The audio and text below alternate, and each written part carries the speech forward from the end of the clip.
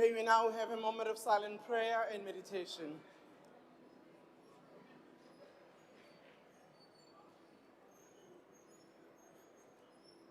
May we be seated?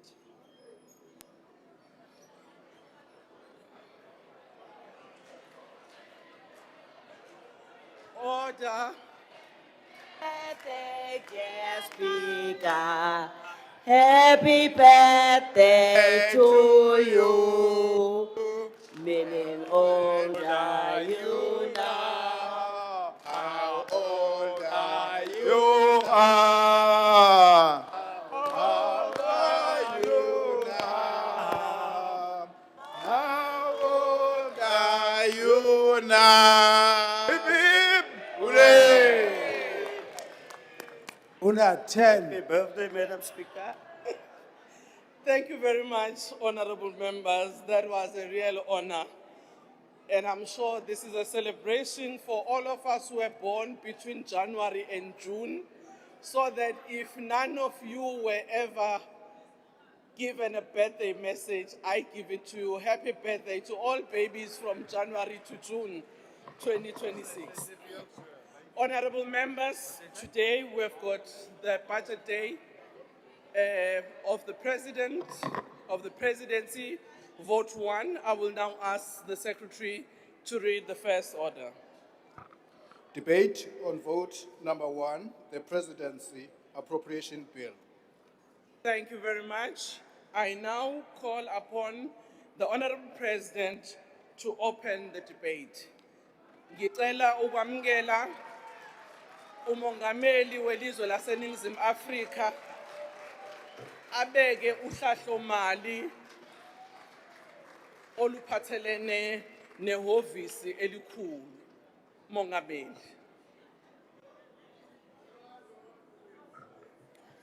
Thank you. Honorable Minister of Minerals and Energy, please take your seat. Thank you very much. Honorable President. The Speaker of the National Assembly, Ms. Togo Didiza, the Deputy President, Paul Mashatile, in absentia, as he is traveling in India, ministers and deputy ministers, honorable members and fellow South Africans. Ndilibuwa chifinga hechi chinenda kochipiwa uri ndive bajeti ya presidency ka parlamente ya hashu. Honorable Speaker, 30 years ago, the people of South Africa adopted a constitution that transformed our country from a divided past into a democratic future. The Constitution remains our national covenant. It is the foundation upon which we are building a society founded on freedom, dignity, equality, and opportunity for all. Our Constitution essentially mirrors the hopes and aspirations of millions of South Africans who played collectively a direct role in drafting this Constitution.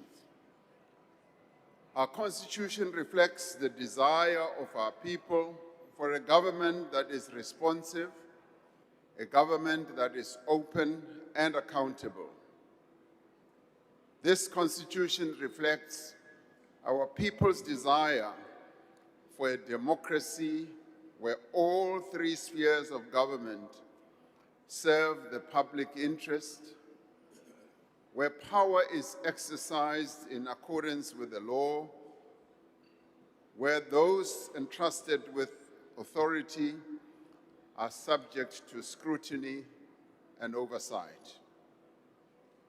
This presidency budget vote is the first to be considered since the National Assembly's Committee on the Presidency was established in December 2025. The Presidency welcomes the establishment of the committee, and members of this House can be assured of our full support for the work of this committee.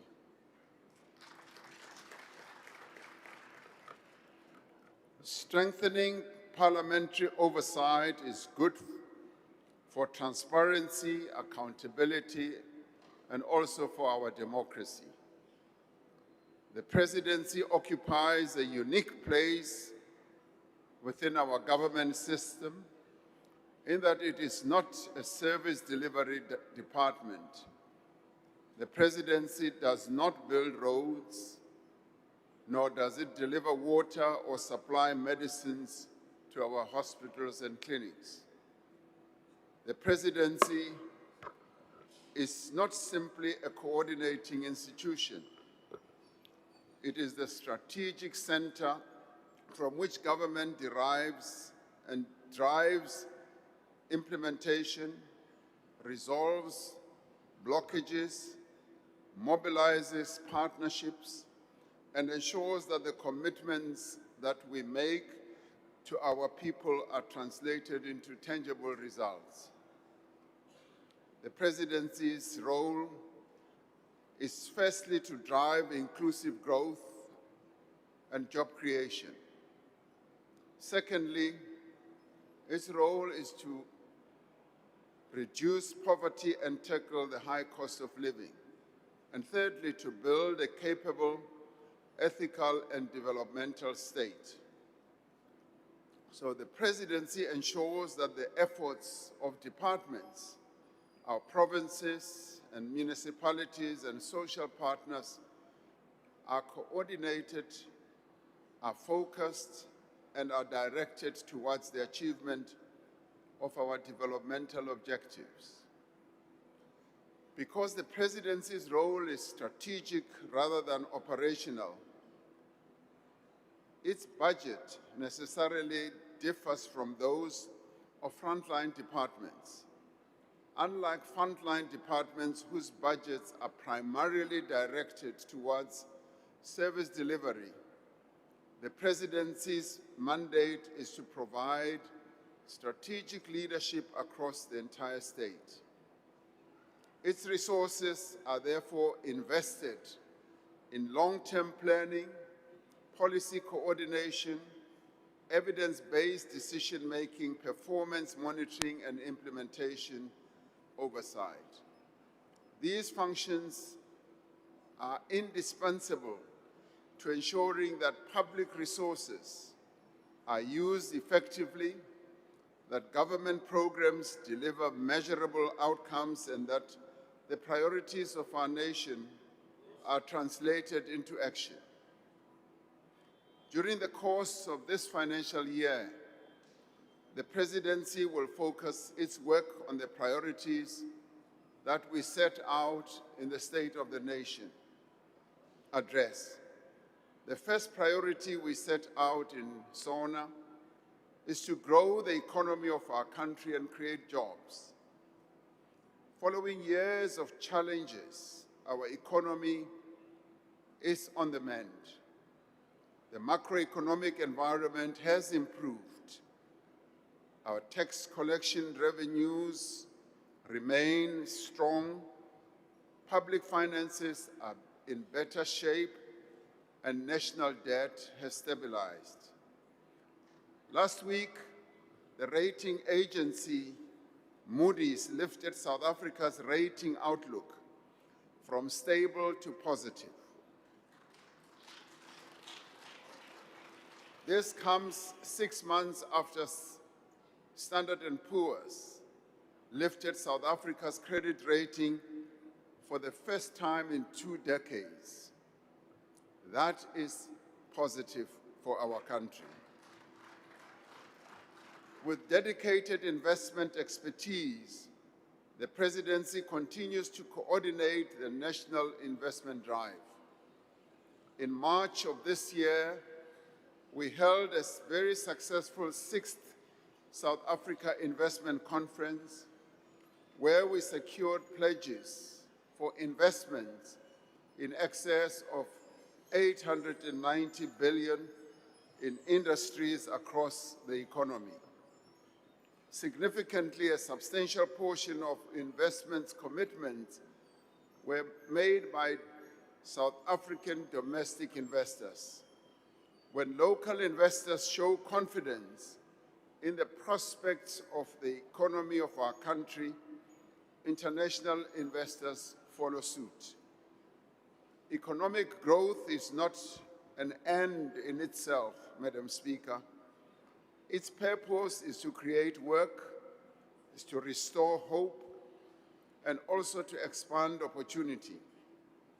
Every investment secured, every infrastructure built and completed, and every reform implemented must ultimately improve the lives of ordinary South Africans. The Presidency is also working with the relevant department to protect jobs in the auto industry, in the cement, in steel, and other distressed sectors of our economy. We have embarked on the largest infrastructure build in South Africa's history. Over the next 3 years, the state, as we have said before, will be investing up to 1 trillion rand in building and refurbishing roads, dams, schools, hospitals, clinics, as well as energy, logistics, and transportation infrastructure. Our office is coordinating efforts to broaden markets for South African goods. We continue to strengthen our trade relations with our main trading partners, including a number of countries on our continent, the European Union, the United States, and China, while expanding the diversity and volume of our exports to other parts of the world.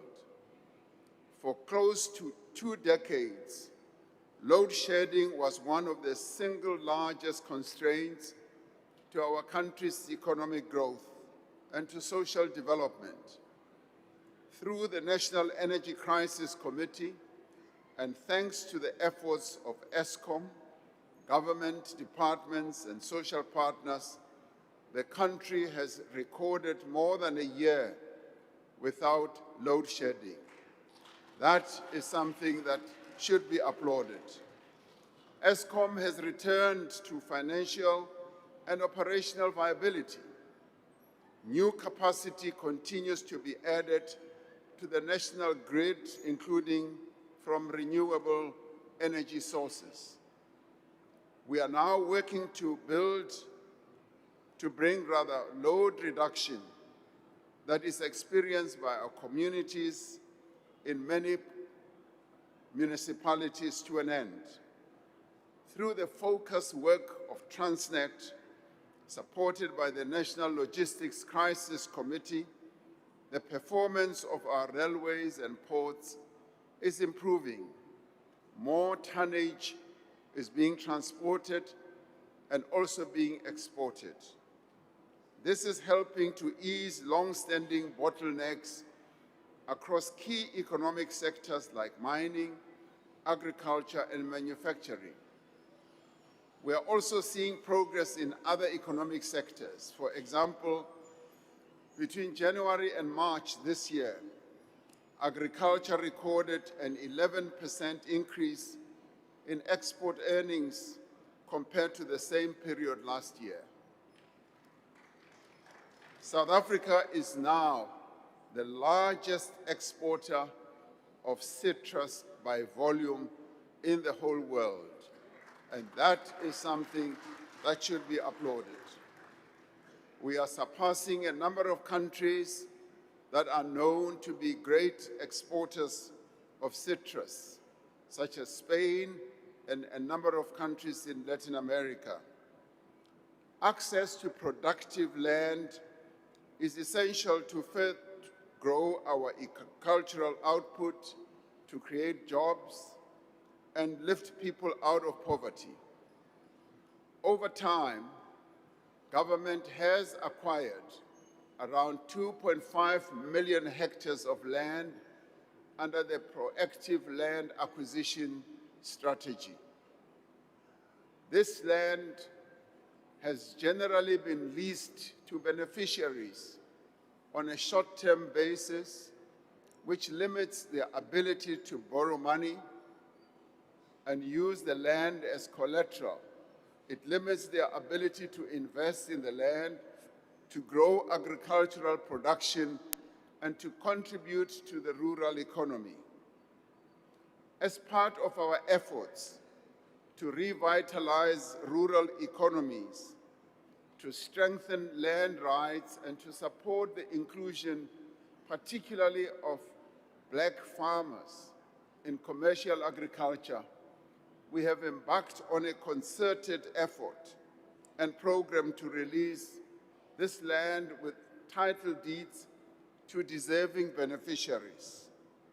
Recently, I was in Northwest, where we were handing out land, and the quest of our people was largely that the land must now be handed over to them in title deeds rather than in leaseholds. And we are going to respond to this. The Minister of Land Reform and Rural Development will outline the details of the program to convert agricultural leases to title deeds.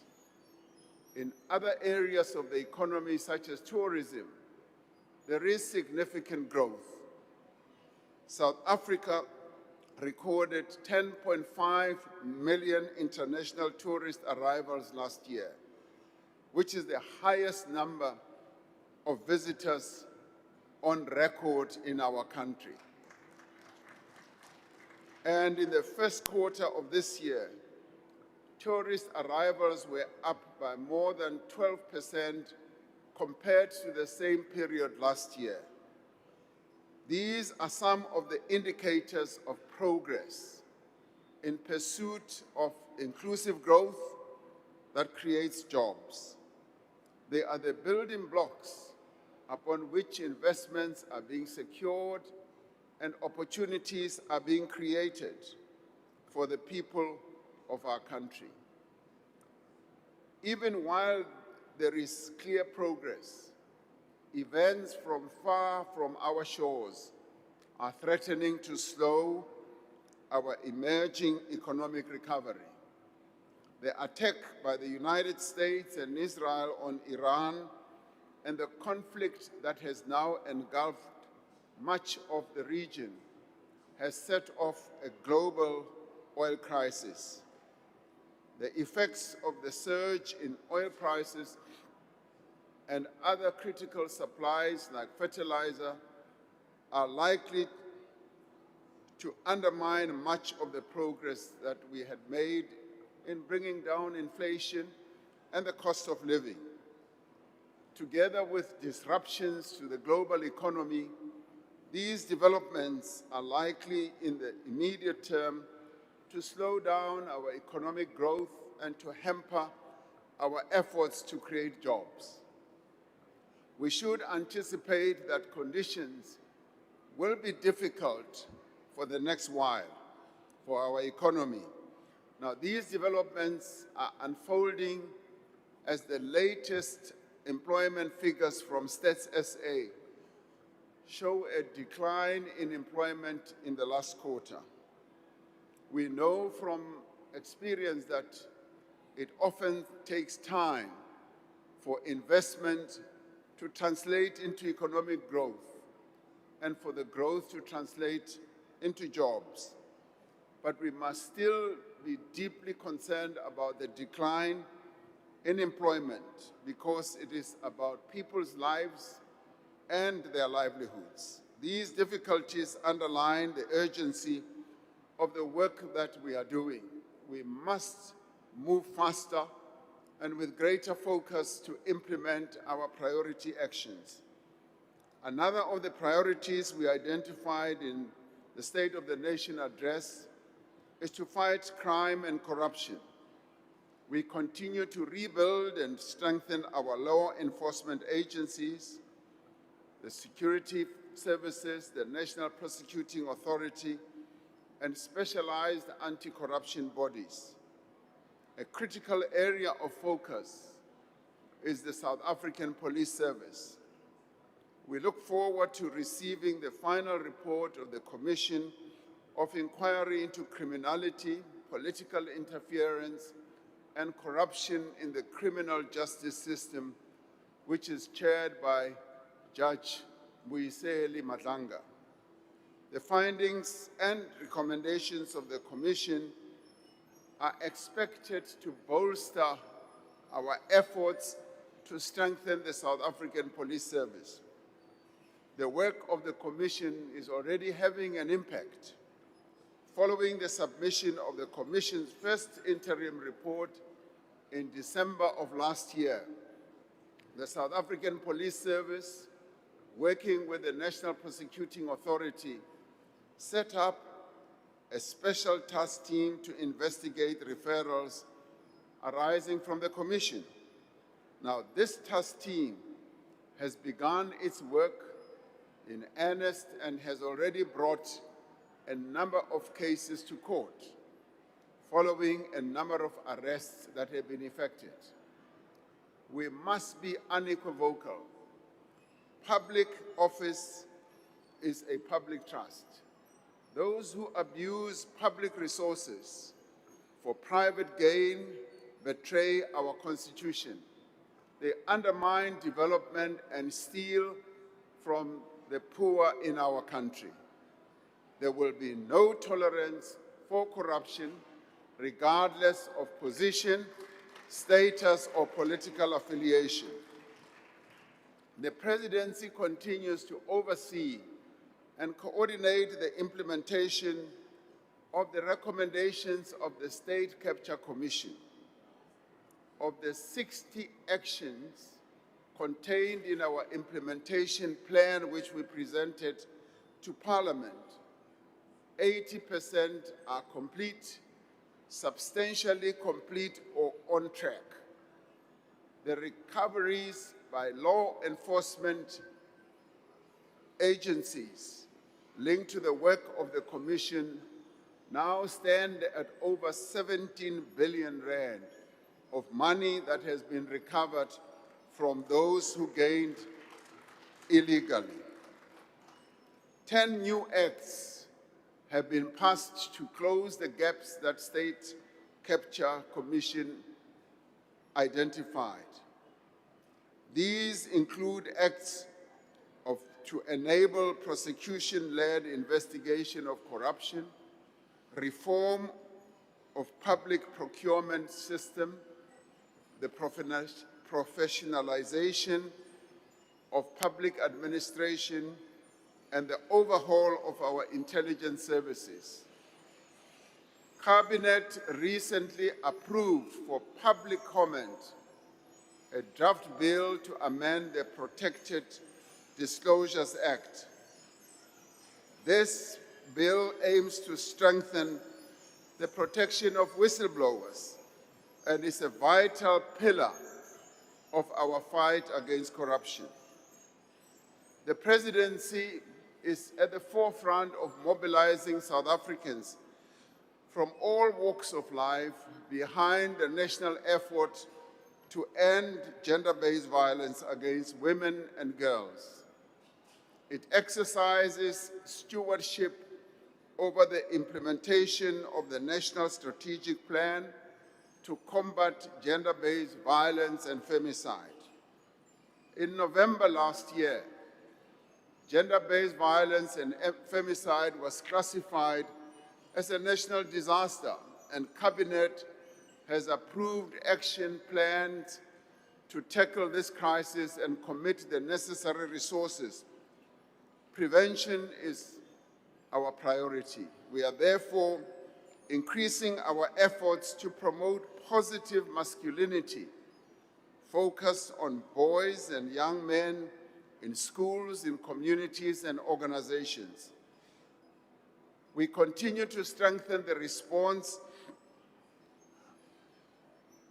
of the police, prosecutors, and courts, and continue to improve support for care of survivors of gender-based violence. Another important area is the economic empowerment of women through capacity building, improved access to public procurement, and greater involvement in the value chains of key industries in our economy. As we work to build a safer, more stable, and more prosperous society, we do need to address the challenge of migration. When it is well managed and regulated, migration can help to drive economic growth and opportunity for all. However, we need to deal with illegal migration.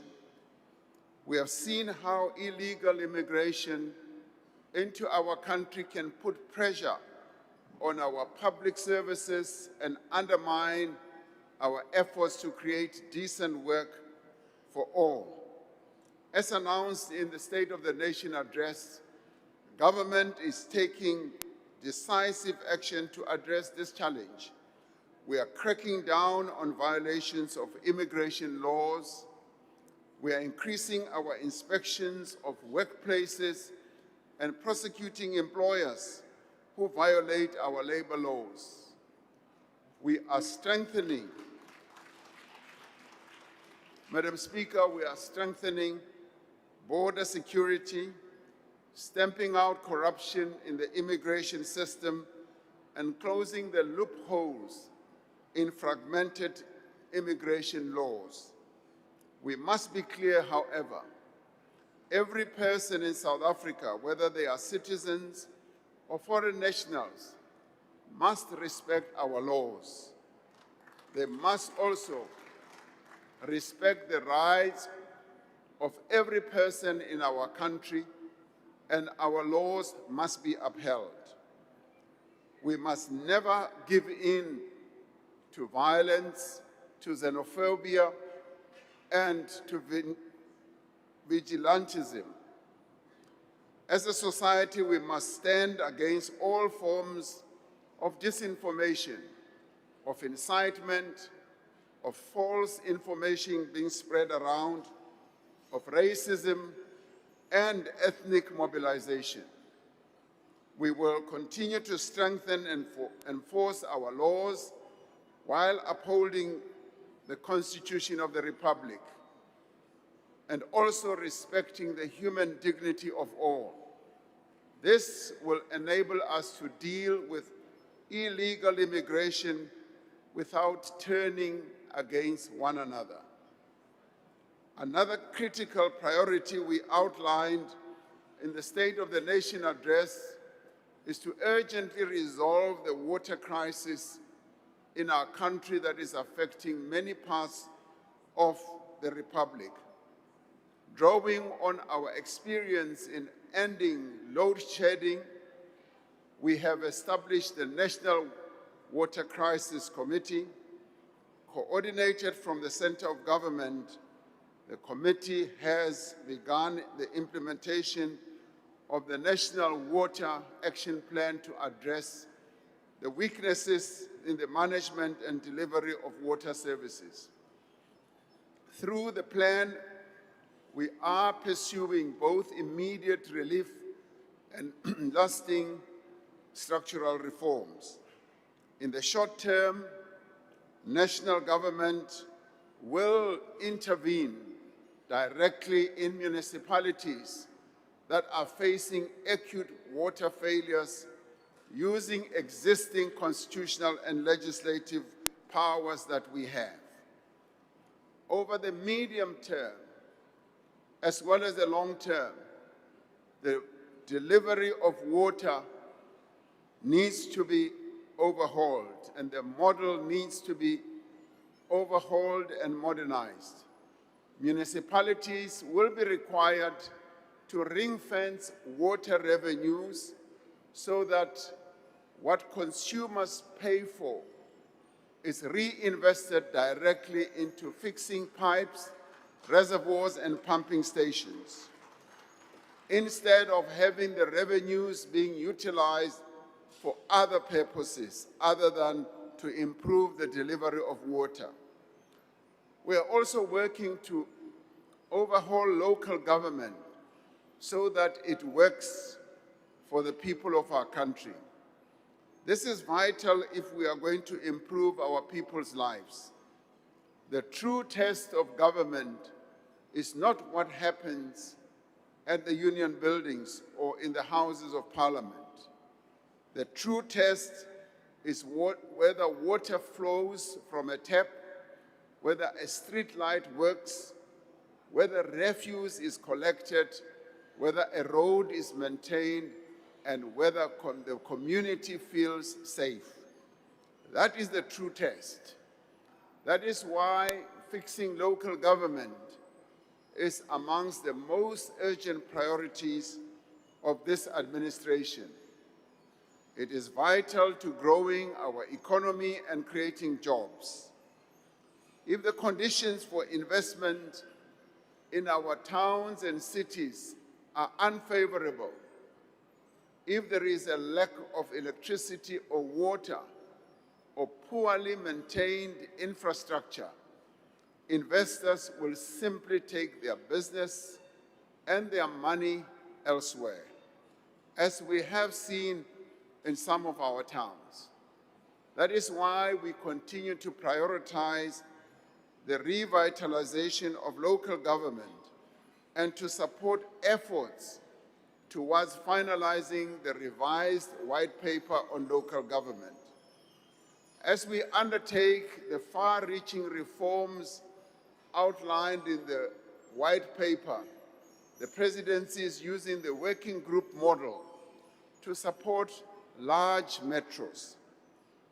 This model brings together the Presidency, provincial governments, municipalities, business, state-owned enterprises, organized labor, and representatives from community-based organizations to implement priority interventions to turn municipalities around.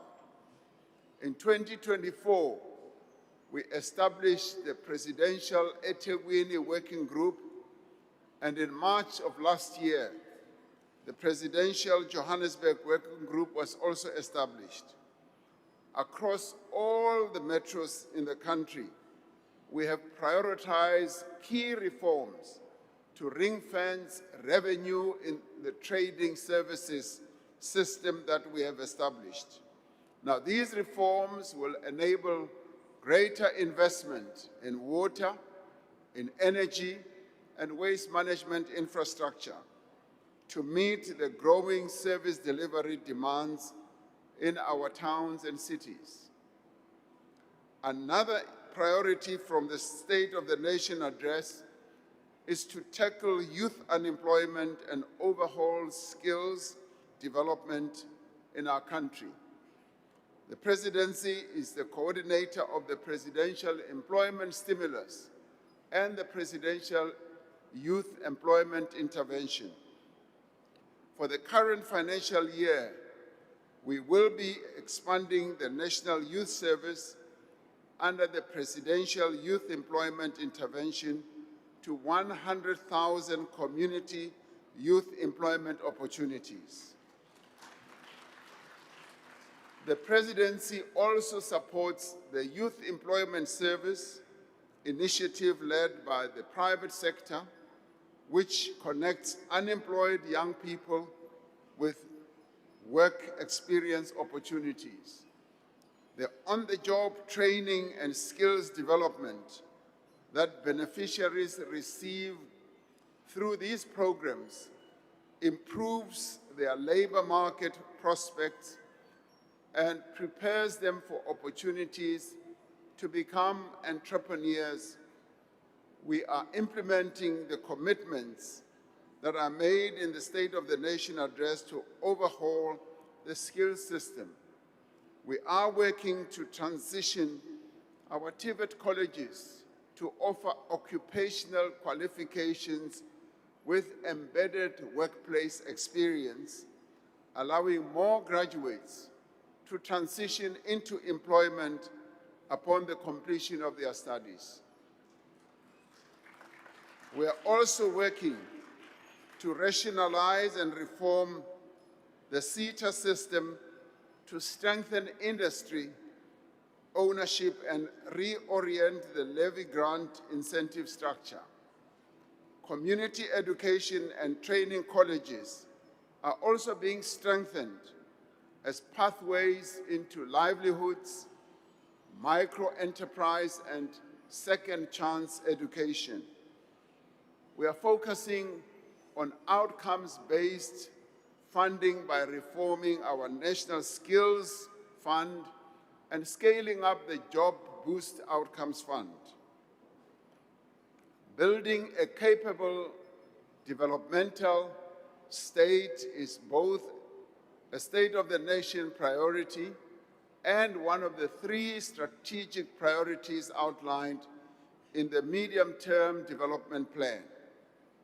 A strong, capacitated, and professional presidency is the engine room of the capable, ethical, and increasingly digital developmental state that we are striving to build. We are undertaking a broad range of initiatives to strengthen accountability, to promote participatory democracy, and deepen intergovernmental coordination. We are also advancing participatory democracy through the various presidential imbizos that we hold through our provinces. Through the district development model, we are mobilizing all spheres of government and local stakeholders to coordinate planning, budgeting, and service delivery implementation in local government. The presidency has a central role in advancing South Africa's global and continental agenda. The President and the Deputy President continue to participate in outward investment missions, together with our ministers, as well as various business forums that always accompany us on these outward investment missions. This is part of deepening economic diplomacy efforts to attract investment in key sectors such as agriculture, critical minerals, and manufacturing value chains. A central part of this work is the advancement of the Africa Continental Free Trade Area, which presents in many ways unprecedented opportunities for trade and investment, as well as industrialization for our economy across the continent. We continue to support key initiatives of South Africa's G20 presidency. These include the International Panel on Inequality, which is in the process of being formally established. This year, South Africa will be assuming the chairship of SADC and will focus on advancing stability, cooperation, and integration across our region. We will continue to be involved with diplomatic efforts in support of peace processes in areas such as Eastern DRC and South Sudan, as well as Sudan itself. We continue to use our membership of the G20, of BRICS, of the non-aligned movement, and other bodies to assert the primacy of international law and the centrality of the United Nations in global affairs. We remain convinced, Madam Speaker, that the right to sovereignty and self-determination should be extended to all people, including the people of Palestine, Western Sahara, and Cuba. The country will soon also be embarking on the next phase of the national dialogue as we strive to chart a new course for our country by getting our people to be involved in various dialogues that will be held across the country. These will include ward-based engagements, digital engagements, and sectoral dialogues. And I call on all South Africans to come together once more and be part of crafting a new vision for our country. Madam Speaker and honorable members, the State of the Nation address sets out the line of march for all of us. The budget process gives effect to government's plans and programs for the year ahead. Various departments have presented their budgets, and our ministers and deputy ministers have shown the work that they will be doing through their various budgets. We have sought to outline the role of the presidency in driving our national priorities. We have sought to demonstrate the value of this strategic coordination, the progress that has been made, and how we plan to build on that progress in the year ahead. The progress we have made to date is not a product of chance. It is the result of deliberate state action to drive structural reform agenda across government, working together with our social partners. The progress we are witnessing owes much to strategic direction from the presidency, as well as our various departments and the work of our ministers and deputy ministers and directors general. Even as our economy is recovering, there is much still to be done. Local government must be fixed with urgency, and the state of service delivery must be turned around. Corruption must be uprooted, crime must be stamped out, and government must serve the people and treat them with respect and dignity. And work must continue in earnest. And all of us should ourselves never be deterred by distractions or political intrigue. The National Executive, Parliament, and our courts are mandated to serve the people of South Africa and give effect to the promise of our Constitution.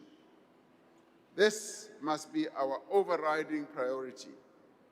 As I conclude, Madam Speaker, I want to express my gratitude to Deputy President Paul Mashatile, the Minister in the Presidency, Ms. Kumbuzo Nchaweni, and the Deputy Ministers Nongeba, Mhlauli, and Kenny Murolo, who through the work that they continue to do in the Presidency strengthen our resolve.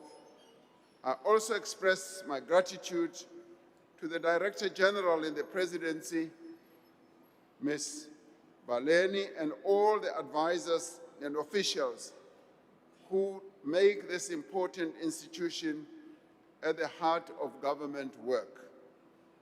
Madam Speaker, I therefore commend this budget vote of the Presidency to the National Assembly, and I look forward to the debate that will ensue throughout the afternoon into the evening. Thank you, Madam Speaker. Thank you, Honorable President.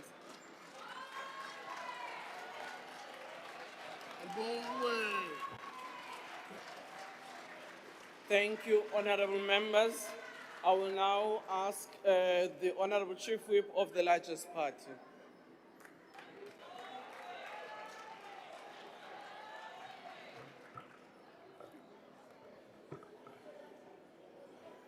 Thank you very much, Madam Speaker, Your Excellency, the President of the Republic of South Africa, honorable members and fellow South Africans. On behalf of the African National Congress, I rise to express our unequivocal support for the adoption of the Budget Vote 1, the Presidency. We do so because this is not an ordinary budget vote. The Presidency is the center for strategic leadership in the democratic state. It is the institution through which the President, as a head of state and as a head of the national executive, exercises the constitutional responsibility to uphold, defend, and respect the Constitution, to promote the unity of the nation, to coordinate the work of the executive, and to ensure that the machinery of government is directed towards the realization for a better life for all. When we vote for this budget, therefore, we're not merely approving administrative expenditure. We are resourcing the center of government to coordinate delivery, enforce accountability, accelerate reform, rebuild state capacity, and give practical expression to the priorities of the medium-term development plan, inclusive growth and job creation, poverty reduction, a capable state, and a society founded on human dignity, equality, and non-racialism. We debate this vote in a year of historic importance. In 2026, South Africa marks 30 years since the signing of the democratic constitution. This is not a ceremonial milestone. It is a moment to reflect, renew, and recommit ourselves to the unfinished task of social and economic transformation. The Constitution was born out of bitter struggle. It emerged from the long night of colonial dispossession, land conquest, migrant labor, racist exclusion, past laws, burnings, massacres, detention without trial, and the brutal arrogance of a parliament that once believed it could turn injustice into law, simply because the white minority commanded the numbers in the House. That is why our democracy is not a crude parliamentary democracy, in which a majority may do as it pleases. Ours is a constitutional democracy. Parliament makes laws, but the Constitution is supreme. The executive governs, but only under the authority of the Constitution. The courts interpret and enforce the Constitution not as enemies of our democracy, but as guidance on the compact that the people of South Africa made with one another after generations of division and suffering. The preamble to the Constitution describes our supreme law as a bridge from a past of deep division, strife, conflict, untold suffering and injustice, towards a future founded on democratic values, social justice, and the fundamental human rights. That bridge was not built so that the poor may admire it from a distance. It was built so that the dispossessed, the unemployed, the landless, women, workers, young people, and rural communities may cross into the new society. It is therefore profoundly mistaken to present the Constitution as an obstacle to transformation. The Constitution is not a brake for transformation. It is the mandate for transformation. It authorizes restitution, redistribution, and the tenure reform. It protects workers. It requires the state to take reasonable measures to advance access to housing, healthcare, food, water, social security, and education. It permits and indeed demands measures to overcome the legacy of unfair discrimination. The failure to fully use the transformative instruments of the Constitution cannot be blamed on the Constitution itself. To blame the Constitution for unemployment, inequality, and poverty is to misdiagnose both the history of apartheid colonialism and the practical weaknesses of the implementation. Our task is not to weaken the constitutional order. Our task is to make the Constitution live in the factory, the farm, the township, rural village, the classroom, the clinic, the police station, and the household, where dignity is still daily denied. The ANC does not approach the Constitution as a matter of convenience. We do not celebrate judicial authority only when it flatters us and attack it when it corrects us. A constitutional court is not an external assault on the democratic state. It is one of the ways in which the Constitution speaks to all arms of the state. When the court pronounces on parliamentary procedure, executive accountability, the processing of legislation, or the obligations on public power, it strengthens our democracy. It reminds that no party, no minister, no official, and no institution stand above the Constitution. That is why the ANC, as a liberation movement that fought for this constitutional order, must be first in line to defend judicial independence, legality, accountability, and the separation of powers. Of course, that does not mean there would be no instances where the movement or even the democratic state will disagree with certain positions adopted by courts. However, there is no contradiction between a revolutionary transformation and a constitutional discipline. In fact, without discipline, transformation becomes a slogan. Without accountability, power becomes patronage. Without the rule of law, the poor suffer first and suffer the most. Honorable members, this budget is also considered at a time when the world is marked by dangerous fragmentation, wars, unilateralism, protectionism, debt distress, climate shocks, food insecurity, disinformation, and narrow nationalism are reshaping global politics. South Africa is not insulated from these storms. We have seen attempts, particularly from the right-wing quarters abroad and their local echo chambers, to distort South Africa's reality, to weaponize our internal challenges, and to punish our country for pursuing an independent international foreign policy. This includes hostilities towards South Africa's principled stance on the devastation in Gaza and the case we brought before the International Court of Justice regarding what South Africa has characterized as a genocidal conduct by the State of Israel. But South Africa must not be bullied into silence. The ANC-led government has placed our country on the side of the international law, human rights, multilateralism, and the right of all people to self-determination. This is consistent with the best traditions of our movement and with the Constitution's injunctions that South Africa should build a united democratic country able to take its rightful place as a sovereign state in the family of nations. The legacy of South Africa's G20 presidents under the theme of solidarity, equality, and sustainability must be understood in this context. We use that platform to lift the priorities of Africa and the global South: fair trade, debt sustainability, climate justice, development financing, food security, industrialization, and a more equitable world order. This budget ensures that the presidents can continue to coordinate that global work while strengthening the domestic foundation of our democracy.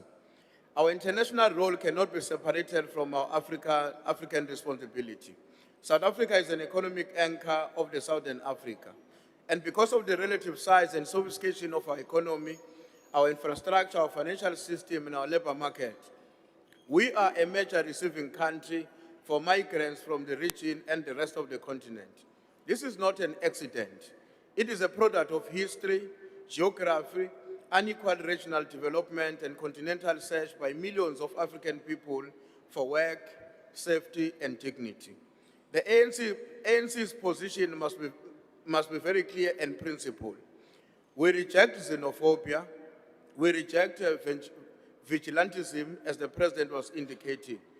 But we reject the demonization of African migrants too. We also strongly condemn and reject the display of arrogance and contempt from some of our foreign nationals living in our country. No human being should be attacked, humiliated, or denied basic rights because of nationality. We must never confuse criminality with nationality. The criminal conduct of the few must never become the identity of the entire people. At the same time, Pan-Africanism cannot mean that South Africa alone carry every social, administrative, and security consequences of regional underdevelopment or an irregular migration.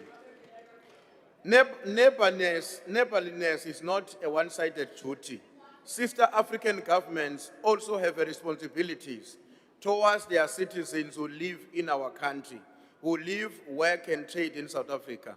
They have a responsibility to cooperate on documentation, consular support, law enforcement, voluntary return where appropriate, skills partnership, reintegration, and conduct of their nationals abroad.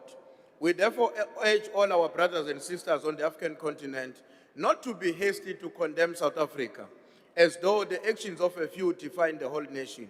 Such an approach risks deepening suspicion, fragmentation in the continent, and isolation of South Africa from the very African solidarity that we all need. Equally, we urge all South Africans not to surrender to anger, prejudice, and vigilantism.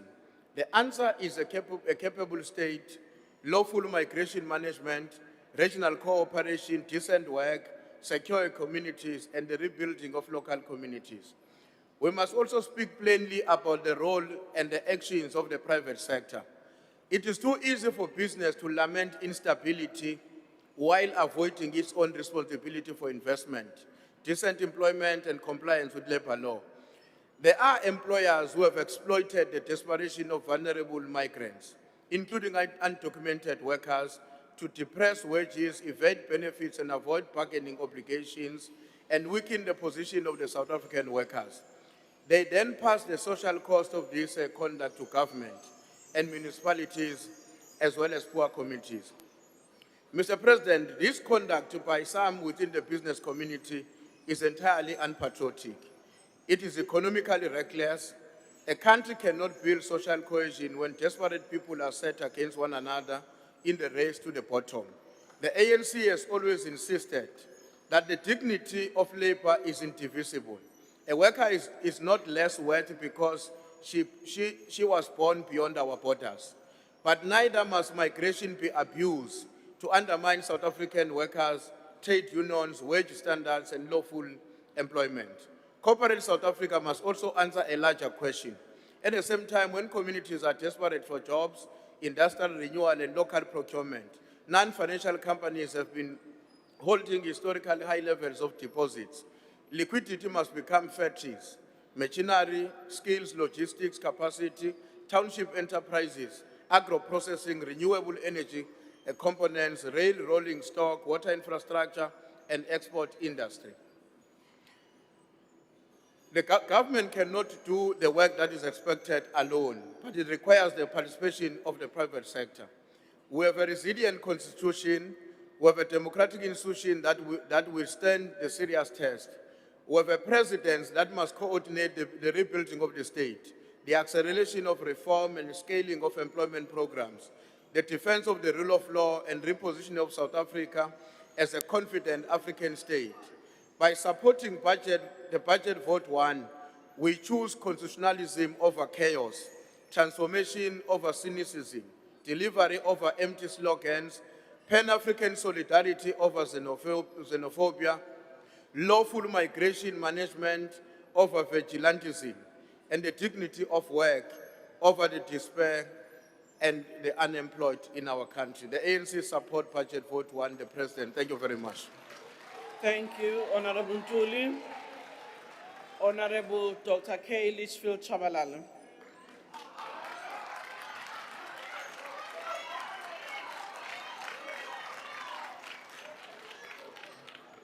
Ngiyabonga mgcini sihlalo. Gwaza mkhonto. Gwaza mkhonto. Sibulise emakhaya, sibulise nakumongameli we-MK Party, President Jacob Zuma, nabaphulaphula emakhaya. Athe Maswati cha, ayikusisiyala, asiphumeleli. We can never pass this budget with such lofty ideals. Number one, it grow the economy. You can't grow the economy, Mr. President. You don't have that power under a neoliberal economy. And a neoliberal economy for us Africans become a neo-colonial economy. Because once you liberalize your economy, you know it yourself. You will reduce tariffs, you are going to deregulate, you are going to rely on forex, which is why you are going to tell us about attracting foreign direct investment. When you do those things, you are going to shut down your local industries in favor of external ones. You are going to face unemployment. Let's look at the textile industry. It's the industry that we're teenagers in the 80s. That's what supported us. Our mothers worked in factories and firms.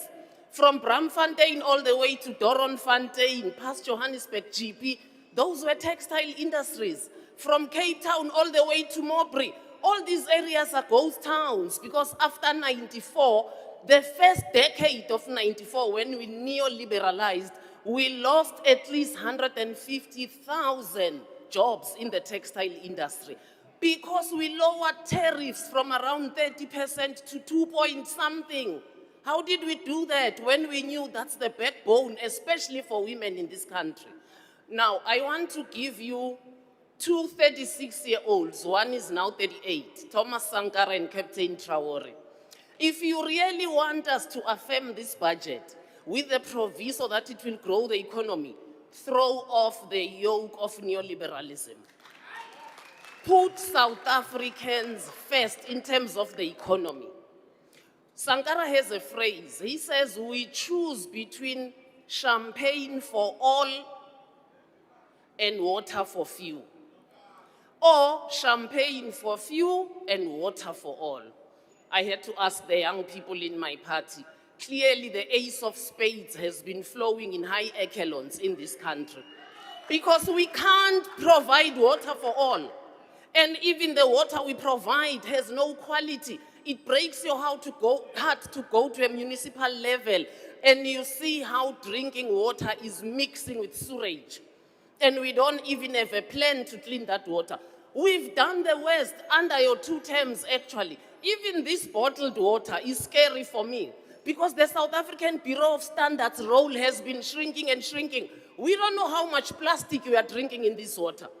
So you moved us from water that was deemed the best in 94. Tourists who came here said, South Africans, why drink bottled water? You have the best water, it is clean. We are now reliant on bottled water, which is not even properly checked if it is up to standard in terms of the plastic that's melting into the water. Now, look at infrastructure. And there's nothing you can do about it, really. You can give us lofty promises. I don't know if we should even call it infrastructure. We've become a country of potholes. In big cities like Johannesburg and Pretoria, so how does the rural area look? If that's how it looks there. Unemployment, I'm only looking at one category of young people, 24 to 34. It's sitting at 40%. And then you are telling us you're going to grow the economy. How?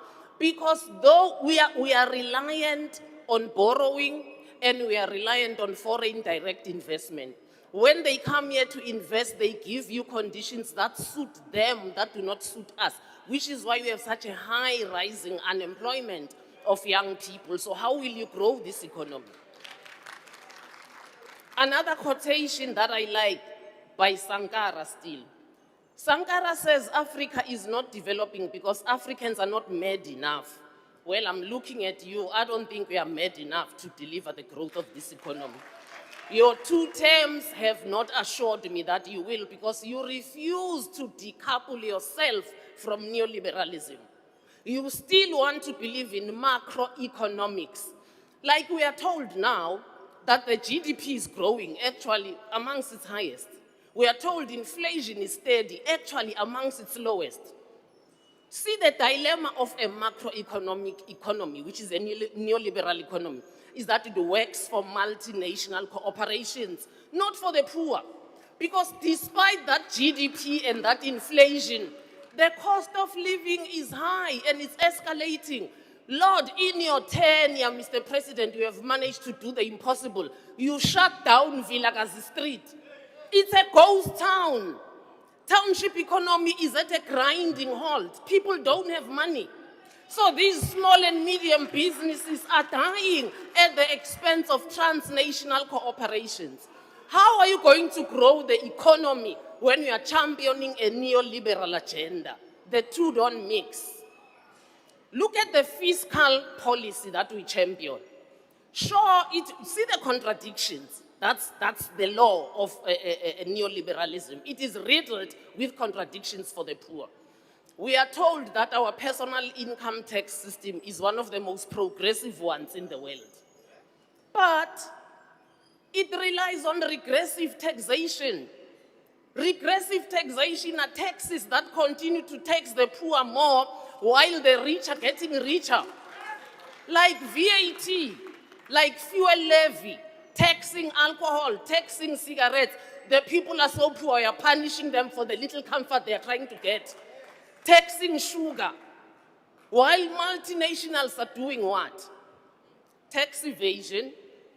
They are transferring their profits abroad without us taxing them adequately. They are price misinvoicing.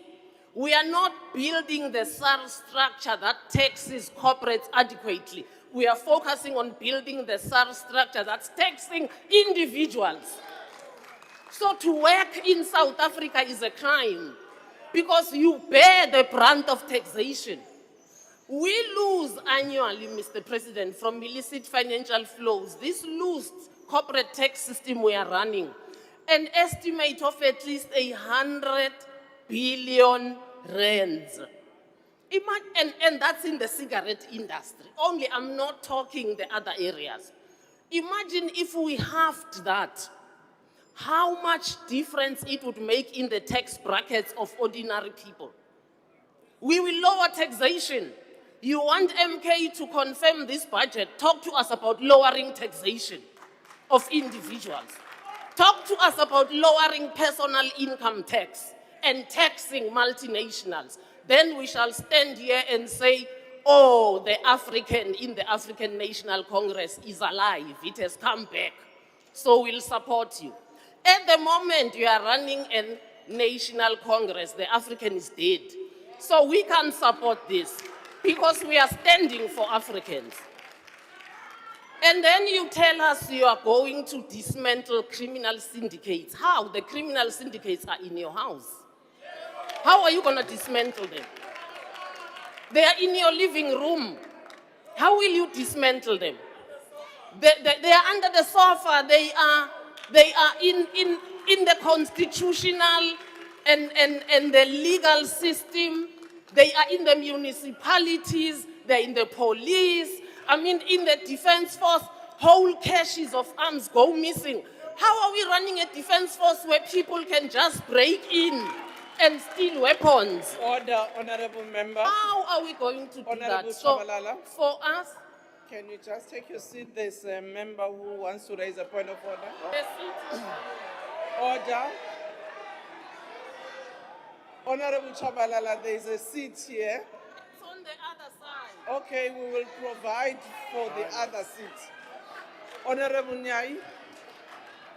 Honorable Speaker, I rise on Rule 85. The honorable member casts expression that in the House of the President there are criminal syndicates.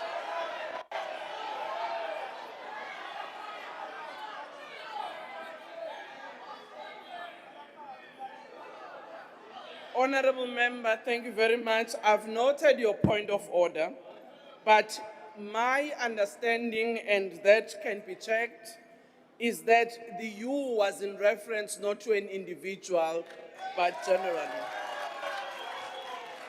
Honorable member, you can continue. Thank you very much, Honorable Speaker. You know, these interruptions do not actually tamper with my trail of thought because it's not me speaking, it's ancestors. So let's continue. Mr. President, if you really want us as MK Party to support this budget, Africanize it. Get in touch with your Afrocentric side. I know you lost it long ago, but it's not a lost cause. You can still get it back. Gwaza mkonto gwaza. Gwaza mkonto gwaza. Vote MK Party, vote. Vote MK Party, vote. Amandla Progressive Alliance, Amandla. Amandla. Thank you, Honorable Member. Honorable Leader of the Democratic Alliance, Honorable Michalakis.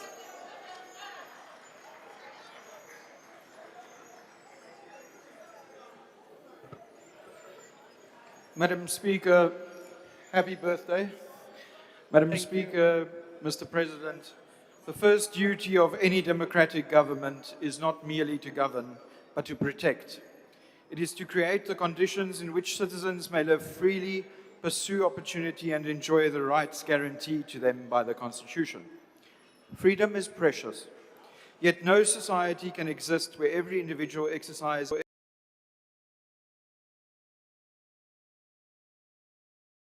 willing a measure of that freedom in exchange for something greater, the protection of their lives, their liberty, and their property under the rule of law. This is the essence of the social contract.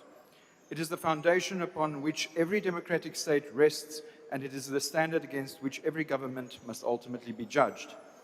When the state fails in this responsibility, the consequences are devastating. Not only are lives lost, but public confidence in government, democracy, and the Constitution itself begins to erode.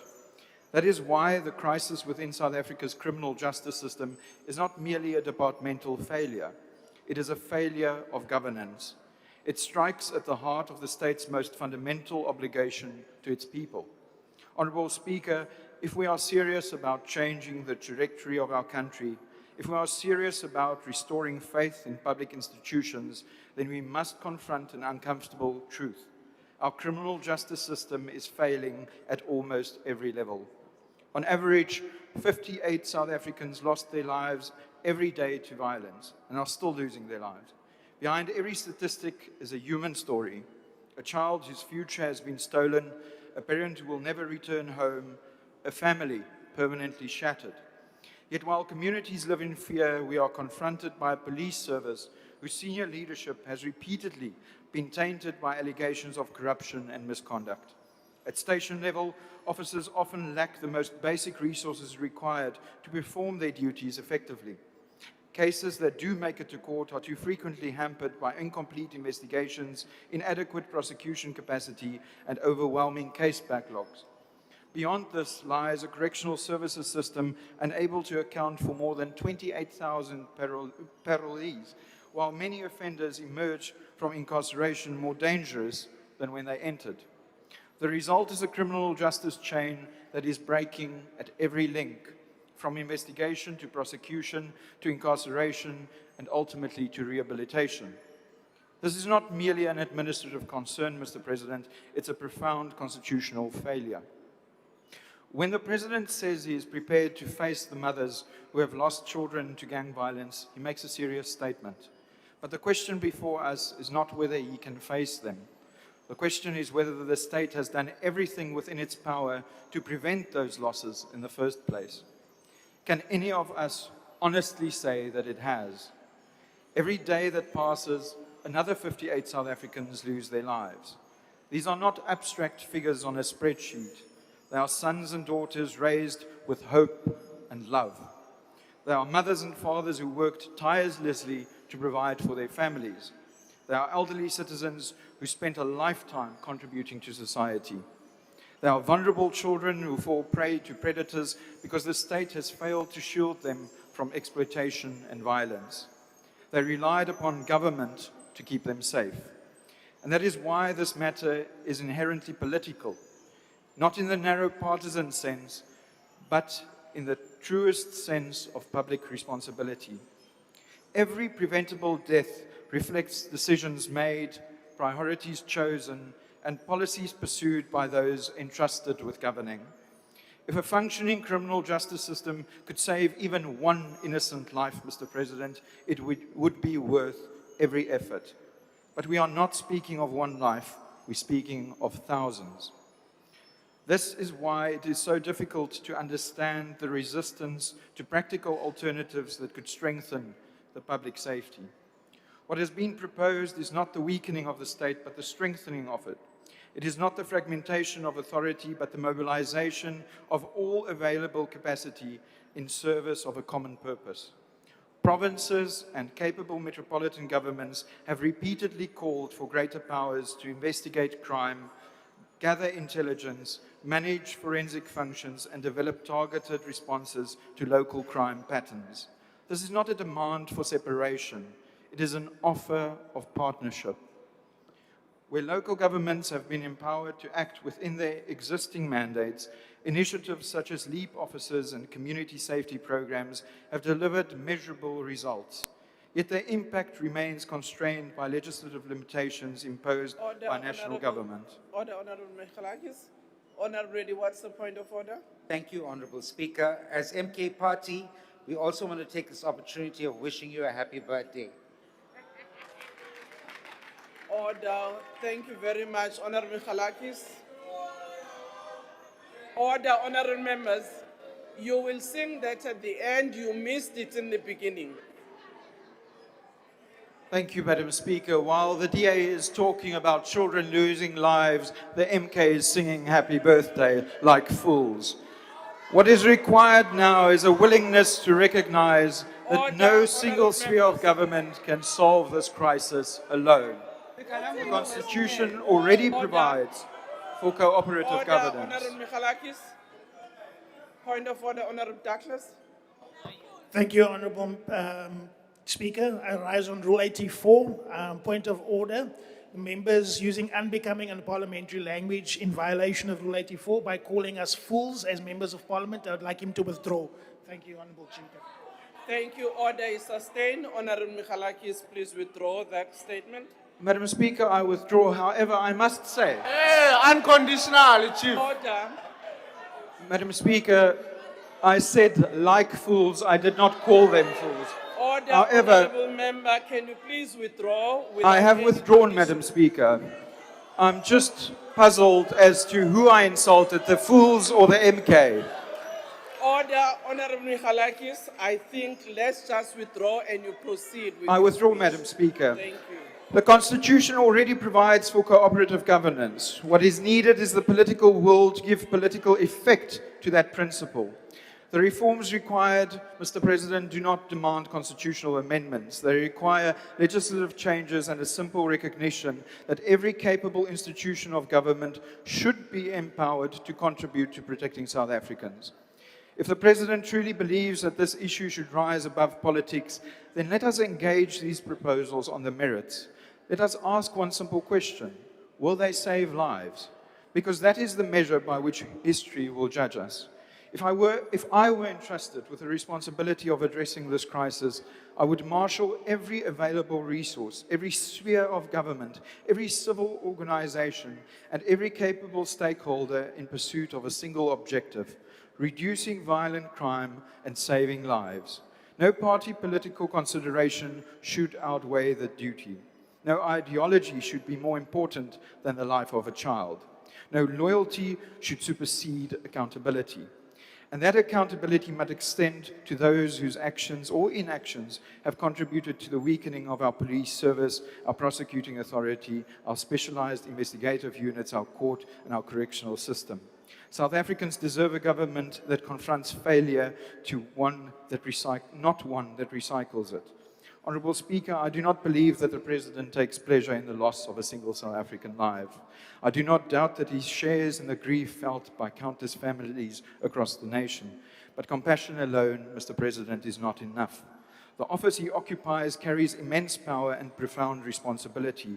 Through decisive leadership, principled decision-making, and meaningful reform, lives can be saved. The people of South Africa deserve a government that can look them in the eye and say truthfully that it has done everything within its power to protect them. They deserve a government that treats every preventable death as a call to action. They deserve a government that understands that public safety is not merely another policy priority. It's the very foundation upon which freedom, dignity, and democracy depends. It's not too late, Mr. President. I thank you, Madam Speaker. Thank you, Honorable Paulson.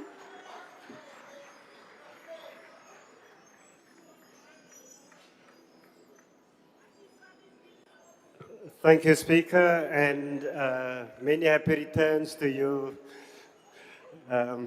Greetings to the Commander-in-Chief, the officials of the EFF, commissars, fighters, the members of the Congress of the Left, revolutionary forces across Africa. Speaker, vandag debatteer ons oor toesig oor die Honorable Paulson, can you take a seat? Honorable Dagmar, what's the point of order? Thank you, Speaker. My point of order is the following, that the honourable member always greets the Commander-in-Chief, who is never in the House, but he still greets him. Honorable Dagmar, that's not the point of order. Thank you. You can proceed. Speaker, vandag debatteer ons oor toesig oor die presidentskap van Cyril Ramaphosa se administrasie, 'n administrasie wat fundamenteel losgemaak is van die nasionale krisisse van misdaad, xenofobie en verantwoordbaarheid. President, I just quickly want to go back to a previous life when I worked in my first job as an actuarial clerk at Southern Life.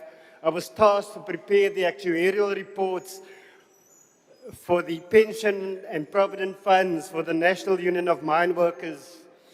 My colleagues spoke glowingly about the General Secretary of the National Union of Mine Workers. Almost all of them idolized him. So when you took the reins on the 15th of February 2018, I was one of those that expected a different trajectory for this country. So today, Mr. President, I want to give a quick valuation of your presidency based on the committee reports. There are stark discrepancies between the core planning documents of the presidency, suggesting an administration in internal conflict. The annual performance plan lists a total budget of R0 for 2026-2027 financial year.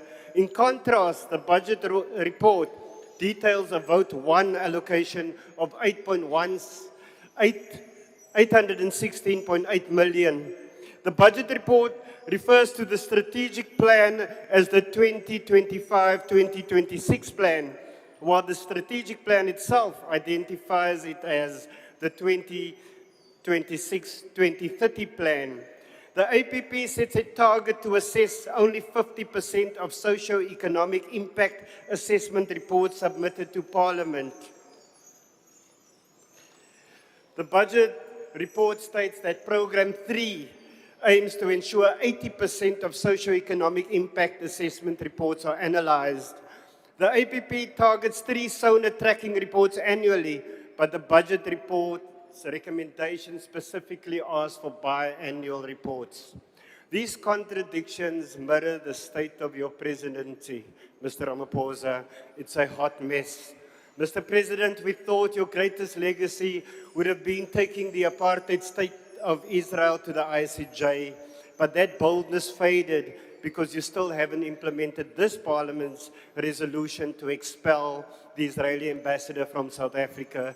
That motion was passed on the 21st of November 2023, 2.5 years ago. But that is the characterization of your leadership, one of shock and inaction, like a deer caught in the headlights. President Ramaphosa, your administration has an inability to diagnose the depth of national despair. On the 1st of May, you again expressed astonishment and confusion at the ANC's declining support. It's like the day in the Oval Office when Donald Trump played a video of the EFF's 10th anniversary. And instead of discussing bilateral relations with the United States, you took the instructions to persecute the Commander-in-Chief of the Economic Freedom Fighters. In the book, The Pitfalls of National Consciousness, Frantz Fanon warns of a national bourgeoisie like the ANC that will use a nostalgic approach to draw legitimacy from the past while overseeing the decay of essential services. Fanon het opgemerk dat leiers dikwels die massas paai en hulle vra om terug te val in die geskiedenis terwyl hulle honger ly. The ANC had an opportunity to attend the conference of the left and join all progressive forces in South Africa in coming up with a plan to build a viable socialist alternative to the current GNU. Just like the ANC was a late signatory to the Freedom Charter, a document they now claim to own, we remain hopeful that he will join the Council of the Left. The ANC did also not attend the Congress of the People in Kliptown in 1955. Jou administrasie se primêre reaksie op die bloedbad op die Kaapse vlakte waar 157 kinders oor 5 jaar in bende geweld vermoor is, was die herhaalde ontplooiing van die weermag onder operasie Prosper. Terwyl die regering geweld projekteer, lei misdaadsbrandpunte soos Mitchells Plain, Manenberg, Delft en Gugulethu onder massiewe hulpbron uitputting. Relying on soldiers to stem the increasing violence is like putting a plaster on a gaping gunshot wound. Die EFF se beroep op elke Suid-Afrikaner, jonk en oud, wat gebuk gaan onder hierdie GNU-regering, die toenemende werkloosheid, die gewelddadige en onveilige lewensomstandighede en die gebrek aan basiese dienste, soos skoon drinkwater en bekostigbare elektrisiteit, om seker te maak dat hulle geregistreer is om op die 4 November 2026 hierdie ANC uit elke munisipaliteit te stem. Baie dankie, Thank you, Speaker. Honorable Member. Your time is up. Honorable Tabekulu.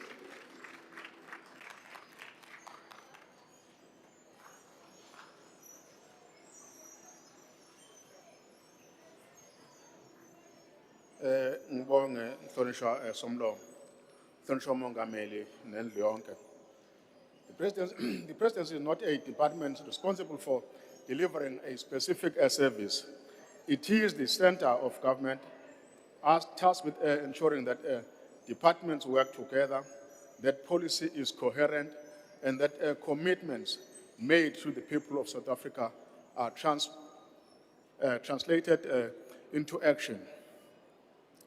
For this reason, Budget Vote 1 should not be measured by the number of programs it administers, but by whether the government as a whole is functioning more effectively because of its leadership, Mr. President.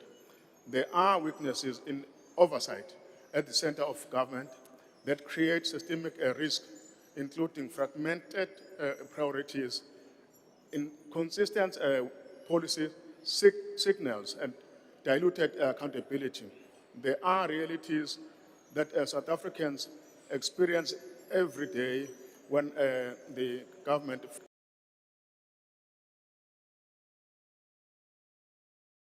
to strengthen executive coordination, improve policy coherence, and professionalize the public service.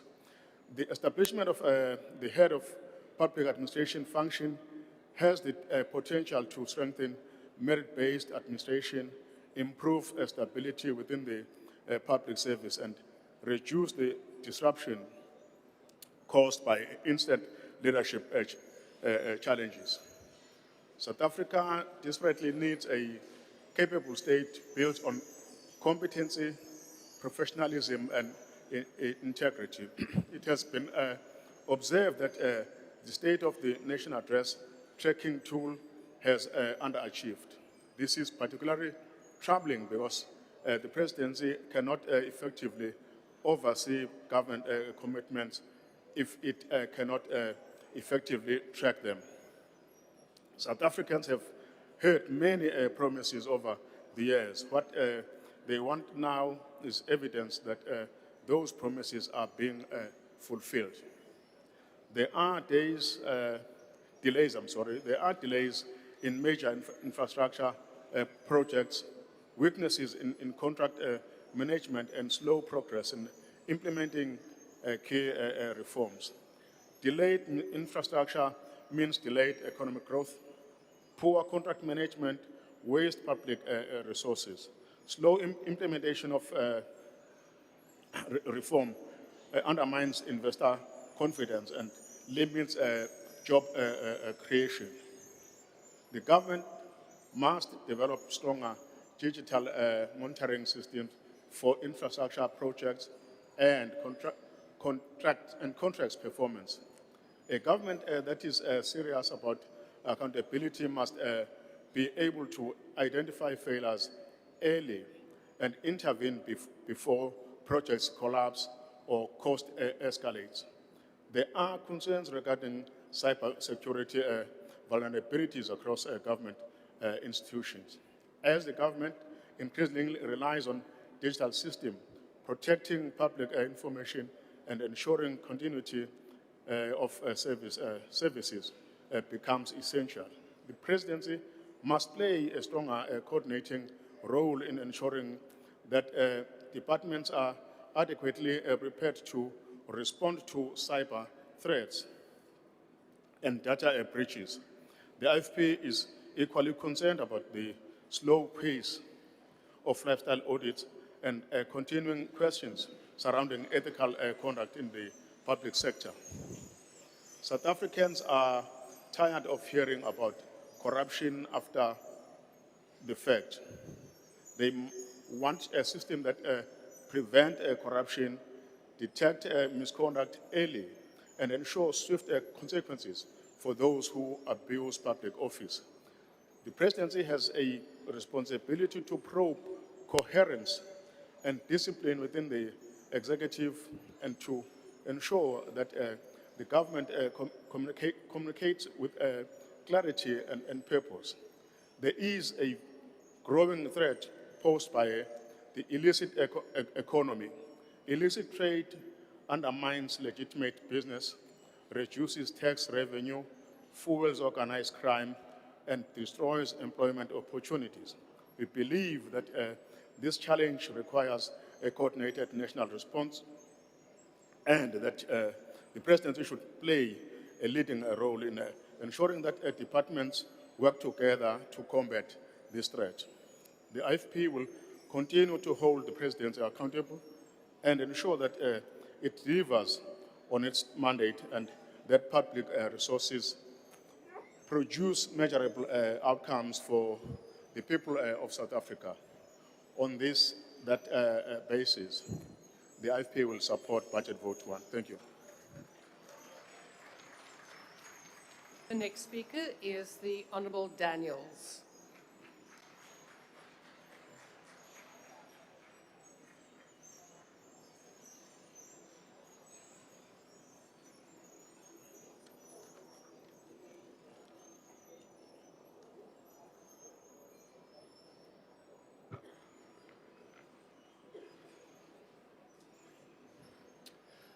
Good afternoon. Thank you, Honourable Deputy Speaker, the Honourable President, all ministers, colleagues, good afternoon, fellow South Africans. We are exceptionally grateful. We are grateful and thankful, Honourable President, for dealing with our cry when it comes to illegal and undocumented foreigners. The issue must never be with foreigners, because we welcome tourists into this Republic of South Africa. But all over the globe, we find that anybody illegal or undocumented is dealt with in accordance with the law of that country. So there is absolutely nothing wrong in the Patriotic Alliance saying abahambe, in particularly to the undocumented and illegal foreigners. The lifting of the rating through Moody's is a positive and very exciting thing that we experience as South Africans. It is reflective from stable to positive. It's reflective, it's a mirror image of what the GNU projects to South Africa. So we are very grateful for that. As the head of state, and that of the national executive, the president plays a critical role with national development objectives, amongst many other leadership responsibilities. Therefore, the PA rises in support of this budget, Vote 1, believing also that this budget is very modest, it is very economical, and we believe that the president can do with a bit more funding considering the responsibilities in the office of the presidency. We support this budget vote because South Africa needs a presidency that is capable, responsive, and focused on delivering results for our people. The presidency remains the nerve center of government, hence our position to support what we see is working. The allocation of 1.9 billion rand is necessary investment in governance. We welcome the funding, albeit our view that it's too economical. And it is directed towards the fight against corruption through institutions such as the SIU, National Prosecuting Authorities Investigative Directorate, and South Africans are tired of corruption robbing communities of services, Honorable President. Jobs and opportunities is what we see, and thank you for your address to the nation, because we see that you are committed to turning the corner, and we thank you and the executive therefore. Respectfully, I will say, our support does not mean silence. Too often, government measures success by a number of meetings held, reports produced, and dashboards created. The people of South Africa do not live on reports. They live in communities where service delivery either works or it does not work. Thank you again for committing to turning the corner in that aspect, as per your earlier on submissions, Honorable President. We thank the presidency, who's moved beyond monitoring and become this driving force for implementation. We need struggling municipalities accelerate infrastructure projects and ensure that government commitments translate into tangible results. The Patriotic Alliance therefore thanks the presidency for the committed to strengthen, to support municipalities that are failing residents, to ensure that performance indicators are linked to real service delivery outcomes, and to hold departments accountable when targets are missed. Thank you for the initiatives in aid of our youth, work skills, experiences. We really welcome that, understanding that our youth is looking forward and crying out for help, and they also are very, very, very much responsive to your address, Honorable President. We support because of effective leadership that matters. We support because we're fighting corruption, as we can see. We support because coordination and accountability matters. Our support comes with an expectation that every rand spent must contribute to improving the lives of the Africans and restoring confidence in government. We thank you, Mr. President. Patriotic Alliance is in full support. Thank you. I now invite the Honourable Mulder.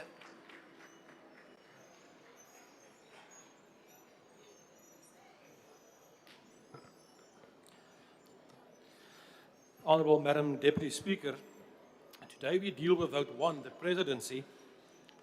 Mr. President, it's common cause that you and your Presidency are currently under pressure. There are direct attempts to remove you as Head of State in terms of Section 89(1), while others pursue options in terms of Section 102(2) to pass a motion of no confidence. All of these is directly linked to the Pala issue. This issue does have the potential to taint your legacy and to paralyze the remaining almost 3 years of your presidency.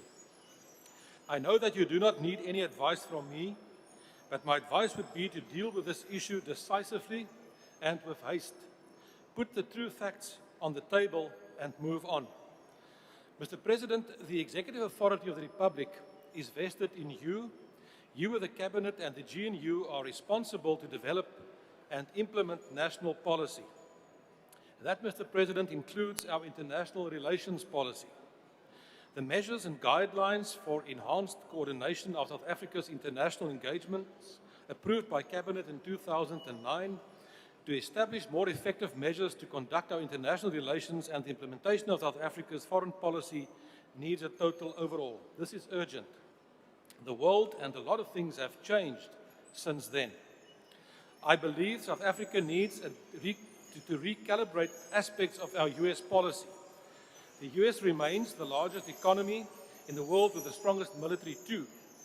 It is positive that both countries are now represented on ambassadorial level.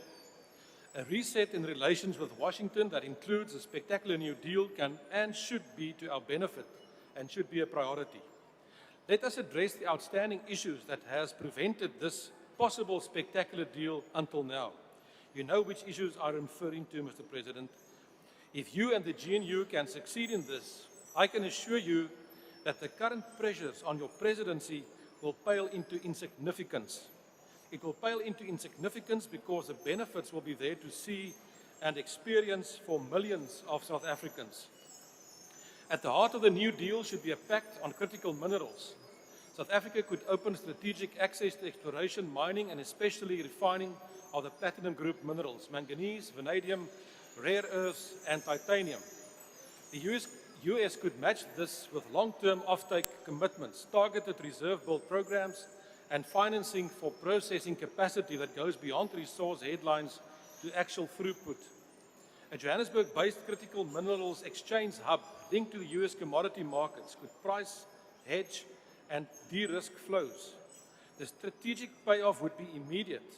The US secures trusted supplies for electrical vehicles, aircraft, and advanced manufacturing, while South Africa positions itself as a global processing and trading hub, not just a mine pit at the end of another country's value chain. A US-South Africa Middle East hub for mining technology, supply chain traceability, and AI-driven monitoring will draw investment from the US private equity firms and Gulf sovereign wealth funds. A minerals first deal offers spectacular returns for South Africa. It could lift GDP by 40 billion US dollars and create about 500 jobs across mining, processing, energy, logistics, and services. The fixed investment rate would rise from 15 to 25%, enabling growth of 5% per year and halving unemployment over time. That is what we need now. Mr. President, our people are desperate for jobs. Such a transformation would stabilize South Africa and secure democracy. There is no comparable alternative trade deal that could make this possible.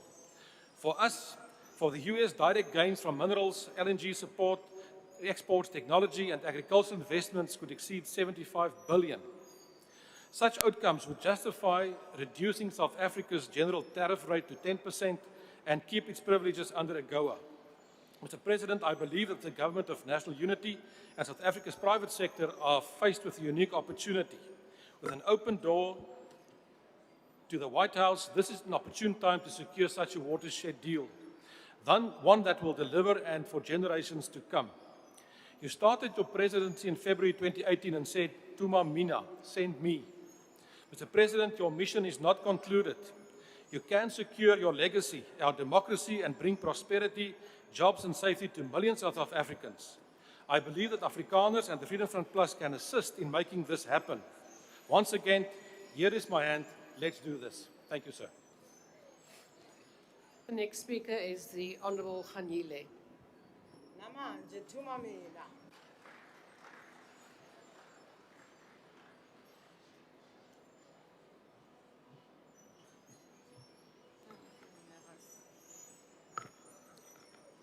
Honourable Deputy Speaker, honourable members, in the words of Kofi Annan, I quote, "Violence against women is perhaps the most shameful human rights violation.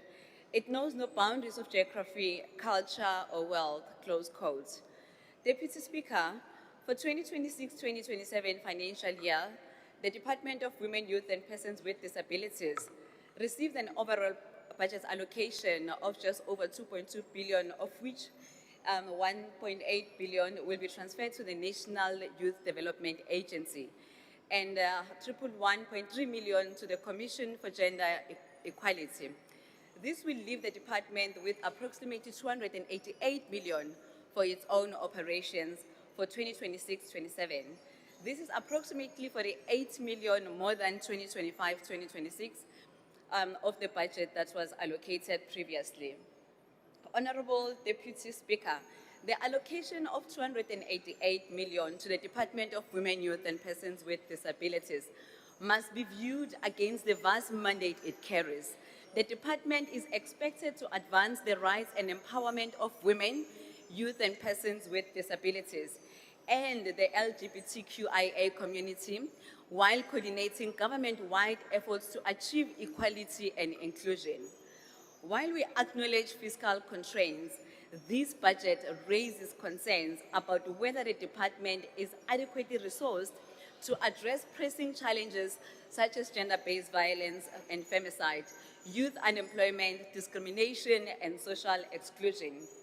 We must strengthen protections for the LGBTQIA+ community by combating hate crimes, ensuring equal access to healthcare, education, employment, and public services, and promoting awareness to eliminate discrimination and prejudice. Most importantly, equality and inclusion cannot be the responsibility of one department alone. Every government department must be held accountable for advancing the rights and dignity of all South Africans. Honorable members, the Presidential Employment Initiative has delivered meaningful results by creating over 1.5 million earning opportunities since 2020 and providing much needed work experience to young people. However, while the initiative has offered hope and relief to many, it cannot be viewed as a complete success when youth unemployment remains alarmingly high. The challenge before us is to move beyond temporary opportunities and create sustainable long-term jobs that restore dignity and economic freedom to our youth. Youth unemployment remains extremely high at over 60% nationally for youth aged between 15 and 35. Many opportunities are temporary rather than permanent. Honorable President, let me paint a picture of what young unemployed people go through on the ground. Vusimuzi, not his real name, lives with his brother, who is the only person with an income. He is only allowed to have 1 meal per day because he is accused of wasting food when he eats more than once. All this, Honorable President, happens because every month when he gets his grant of 350, he has to make a very difficult choice between buying food, buying cosmetics, or save it to use for public transport as he keeps searching for employment. Honorable members, we also need to establish a robust monitoring and evaluation tool to determine whether every rand allocated to the Presidential Youth Employment Initiative is achieving its intended objectives. Without proper oversight and measurable outcomes, simply throwing money at the problem will not reduce the rates of youth unemployment. We must be able to track how funds are spent, how many sustainable jobs are created, and what impact these interventions have on the lives of young people. Without accountability, we risk creating opportunities for corruption where funds disappear while the unemployment crisis persists. As unemployment continues to rise, many young people lose hope and become vulnerable to social ills such as substance abuse, crime, and poverty. We therefore have a responsibility to ensure that every investment made in youth employment delivers real results and creates pathways to sustainable economic participation. Honorable Deputy Speaker, girl learners lose up to 7 days of schooling every month due to lack of access to sanitary products. This is why Parliament introduced the Sanitary Dignity Program for learners in Quintile 1 to Quintile 3 schools. However, a recent report from the Department of Social Development revealed that in Likwa, only 6 out of 20 schools are receiving sanitary towels. This raises serious concerns about whether funds are allocated for this program are actually reaching their intended beneficiaries. It is for this reason that we have written to the National Treasury requesting that funds allocated for sanitary dignity packs be ring-fenced to ensure they are used solely for their intended purpose. No girl child to be forced to miss school because she cannot afford sanitary products. Access to these products is a matter of dignity, equality, and educational opportunity. In conclusion, we concluded the interviews and submitted the proposed names of individuals to serve on the National Council Gender-Based Violence and Femicide Board in March this year. To date, those appointments have not been made. We urge the President to appoint the board members urgently so that it can be able to start to do its work to assist us in dealing with the scourge of gender-based violence. I thank you. I now invite the Honourable Mpapane.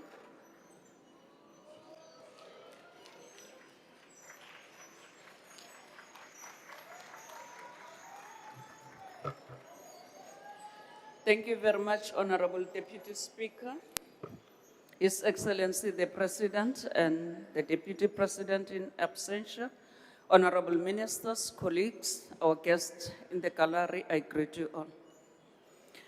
Honorable Deputy Speaker, Budget Vote 1 of the Presidency remains an important instrument of government aimed at supporting the continued constitutional responsibilities of nation building and freeing the potential of all South Africans. The Presidency, which is widely known as the center of government, is charged with the responsibility of turning possibility into progress and the country's vision into tangible societal transformation agenda for the betterment of all South Africans. Statistics South Africa persistently accounts for the country's high level of unemployment, poverty, and inequality. These evidence-based data remind us that government planning, coordination, and oversight roles are not abstract administration functions. They remain the instrument which the state must use to improve the lives of millions of South Africans. The center of government is not merely measured by the power it holds, but by the lives it improves. Allow me to borrow the words of Lee Kuan Yew, who said, and I quote, "The future is not built by chance, it is built by design," close quote. The seventh administration should embrace and intensify efforts to accelerate effective implementation of government plans, policies, programs in order to deliver services to the citizens. South Africans measure government performance by assessing outcomes and their lived conditions, such as the provisions of services, quality healthcare, quality education, safety and security, reliable and affordable electricity, water provision, a government that fights corruption, and whether public institutions work for the benefit of the people. They do not measure government by its sound plans, policies, or programs. Honorable Madams,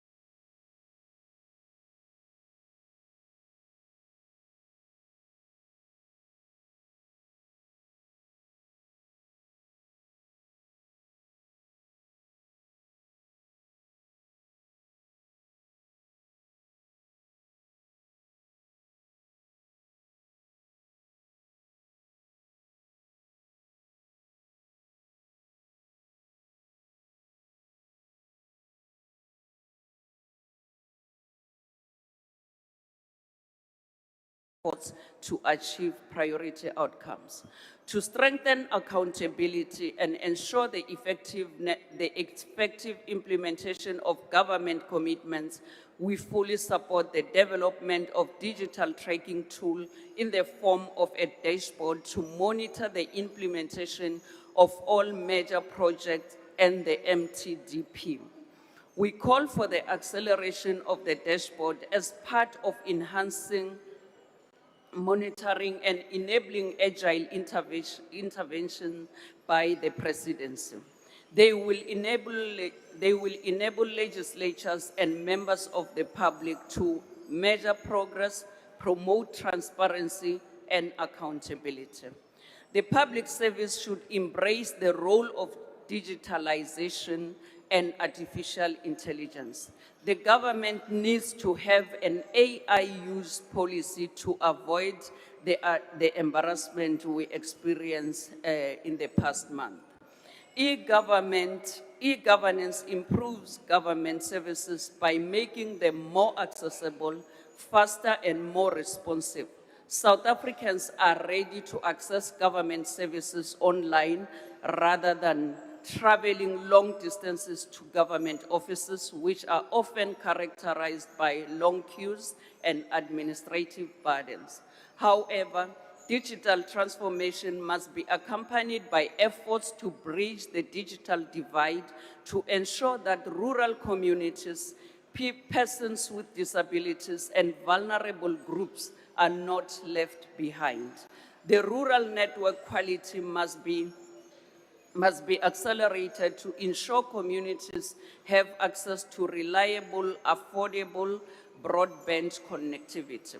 Your Excellency, the full benefits of the release of the spectrum are yet to be experienced in our schools and public facilities.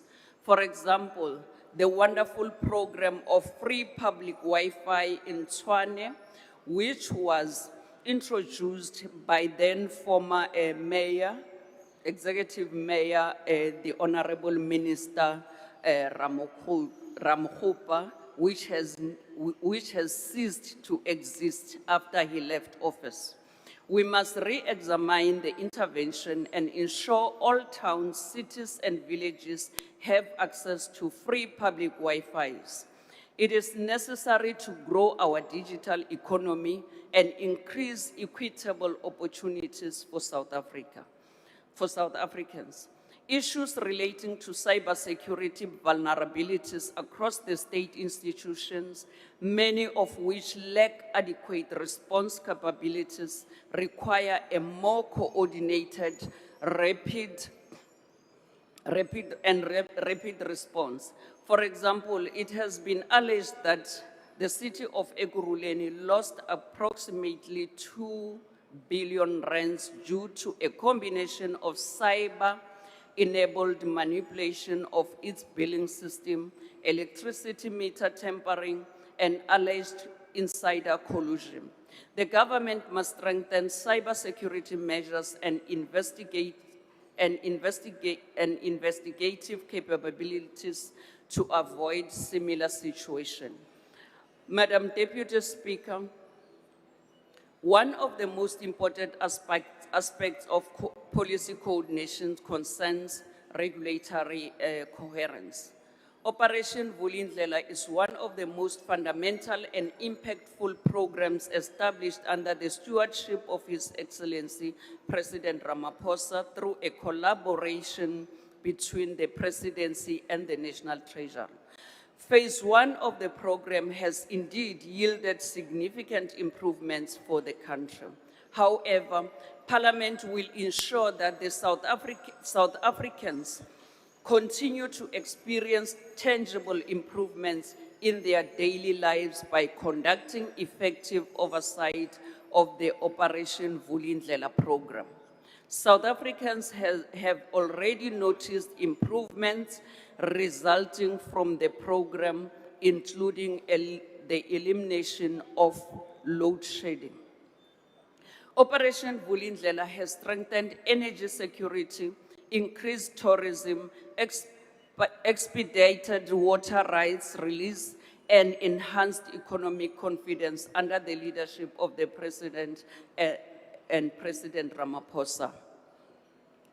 We welcome your focus on fixing local government. The Presidential Working Group in eThekwini and the Presidential Task Team in Joburg are critical measures for the Presidency to get our cities working. We are confident that the implementation of the trading services model will contribute to improving basic service provision. We support the process of the review of the white paper on local government, and we believe that a restructured local government fiscal framework will contribute to improving municipal performance and impact through increased capital investment. The program has demonstrated the importance of removing structural barriers that inhibit economic growth and undermine investor confidence. Through its oversight role, Parliament will ensure that the momentum of these reforms is sustained, implementation bottlenecks are addressed, and responsible institutions are held accountable for delivering on their commitments. We intend to provide rigorous and continuous scrutiny on both phases 1 and 2 of Operation Vulindlela, including its success and shortcomings. In collaboration with other parliamentary committees, we will assist in ensuring that accountability through a well-coordinated legislative oversight process for the delivery of program outcomes. The program must continue to advance the country's development through economic growth, job creation, and poverty reduction. Honorable Deputy Speaker, strengthening preventative measures through compulsory lifestyle audits in the public administration remains one of the most critical tools for detecting officials living beyond their means. Consequence management for wrongdoing among public servants must be enforced.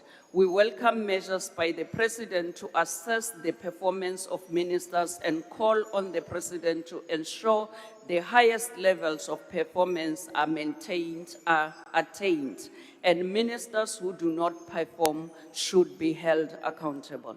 We call on the President to ensure all ministers sign performance agreements with their Director Generals and assessments are done in a robust manner with consequence management for non-performance. Non-compliance with this should not be acceptable at the highest level of government. Furthermore, President, the delegation of responsibilities to deputy ministers is a critical matter which must be clear and publicly pronounced, just as the President assigned tasks to the deputy president. Where clear functions are not assigned, this ought to be concluded. The empowerment of the SIU is crucial in fighting against crime and corruption in the public sector. The SIU should be granted greater capacity, powers, and responsibilities to conduct lifestyle audits across all 3 spheres of government without having to rely on proclamation and memoranda of understanding. This should send a strong message to all public servants regarding government's commitment to combating corruption. As we draw closer to the midterm of the 7th administration, the Presidency has to begin to process. Mafane, your time has expired. Thank you very much, Honorable Deputy Speaker. The ANC supports Budget Vote 1, the Presidency. The next speaker is the Honourable Trollip.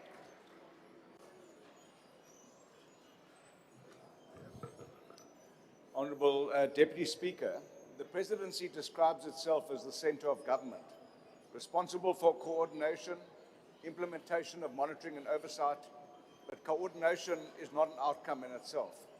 South Africans judge government on job creation, water in their taps, safety in their neighbourhoods, functioning municipalities and a growing economy. You say these things are improving. Public sentiment and the numbers speak of something different. The report expresses concern about the manifestation of SONA promises and tracking of progress. I'll be generous, Honourable President, and I won't question your flights of fantasy this year. But where's the smart city? Where's the bullet train? And where's Tintswalo's job? Your promises have been exposed as venal and empty. Last Parliament has established an oversight committee of the presidency. Now we can have a proper debate. The report notes weak oversight of the presidency creates risks such as fragmented priorities, inconsistency policy signals, and diluted accountability. For example, the lifestyle audits you promised yet have not materialized. The presidency tells us the system is being developed. The emperor has no clothes. Why did the ANC oppose this committee for so long? Even former DGs who admitted opposing its establishment now recognize its importance. Mr. President, you read out a long list of people to thank for their support in the presidency. Deputy President, multiple ministers and deputy ministers whose responsibility is to monitor and oversight performance of government. They've clearly failed their responsibility. Your vote is responsible for the performance of our Chapter 9 institutions created to protect our constitutional democracy. Let's evaluate some of them. The South African Human Rights Council is facing 24,000 signatures calling for their dissolution. The Public Protector is involved with more public controversy than protection, including your own controversy. The IEC, whose independence and dependability are called more and more into question every election. The Auditor General faces and continues an uphill struggle to enforce accountability. All of these institutions are faced with declining trust levels. Chapter 10 institutions deal with public administration and the principles of good governance, yet report acknowledges inconsistent performance, weak recruitment practices, and skills shortages. Administrators guilty of gross misconduct, gross dishonesty, move seamlessly from one institution to the other. You yourself, Honourable President, went to Nelson Mandela Bay and praised the mayor of Nelson Mandela Bay, yet in this parliament in the same week, she was castigated for maladministration and poor management. The presidency is responsible for driving the implementation of the MDP and the MTDP that should focus on jobs and growth creation, poverty reduction, and capable developmental state. Yet the illicit economy and illegal immigration are allowed to negatively impact employment, revenue collection, investor confidence, and economic growth. The question is why? You, Mr. President, are responsible for coordinating strategic infrastructure through the Presidential Coordinating Commission. We still face load reduction. Our taps are running dry, not because there's no water, but there's no maintenance of our infrastructure. And municipal collapse, which is no better on display than in Johannesburg, where water outages prevail despite the Vaal River water system flooding. If your presidency is the center of government, sir, then you must accept responsibility, not only for coordinating plans, but for delivering results. South Africans cannot eat coordination or drink oversight and cannot find jobs in strategy documents.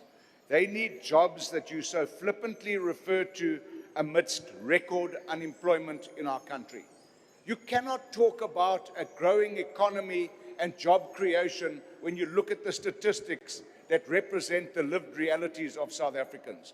If you do that without concern of those realities, it means you actually care less about the realities of those figures. Action SA will not be supporting this budget. Thank you. I now invite the Honourable Meshwe.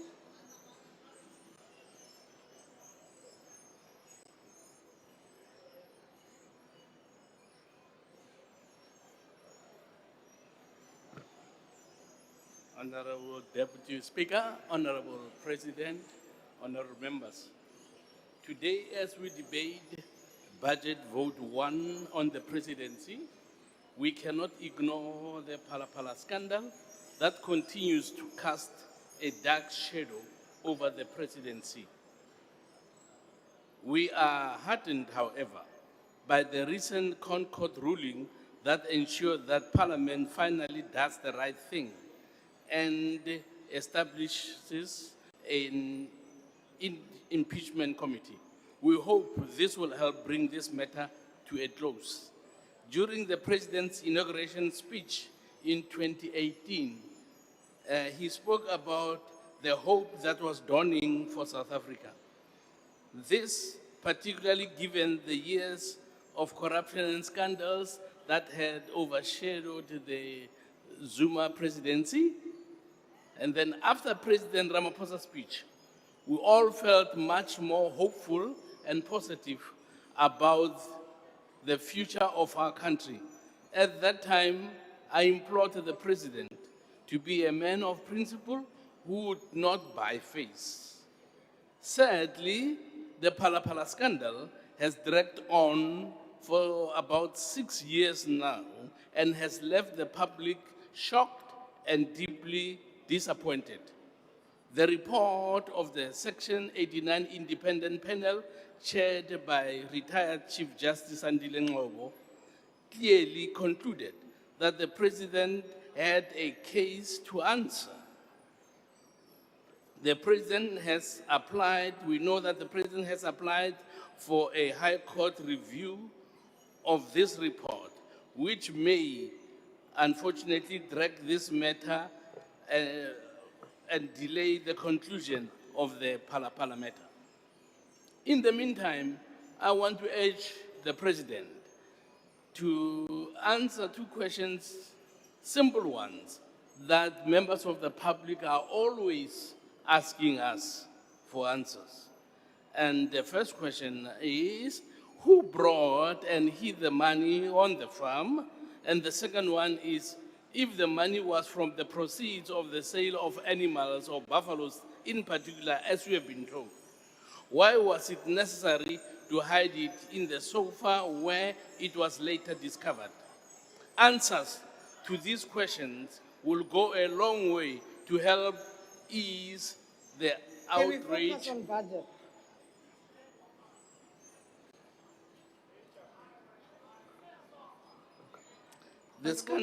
My apologies, Honourable Meshwe. Honourable members, please do not switch on your microphones just to comment. I would also perhaps just alert the Honourable Meshwe that you have to stay clear of Rule 90 in terms of anticipation of matters before the court and parliamentary processes. Please proceed. Thank you. Answers to these questions will go a long way to help ease the outrage so many people feel. The scandal raises serious questions about integrity, justice, financial transparency. How can citizens trust the government when our head of state looks like he is hiding something and evading accountability and justice? With the local government election looming, we do not want the Pala matter to dominate the public discourse. Rather, politicians and political parties should be focusing on finding solutions for the many problems facing our communities and dysfunctional municipalities, where we need stronger accountability and better delivery. May I advise the President to learn from the wisdom of King Solomon, who once said, "A good name is to be desired above riches. To be esteemed is better than silver or gold." Citizens deserve a president that leads by integrity, exemplary conduct, and not by controversy. I thank you, Speaker. And I invite the Honourable Minister in the Presidency.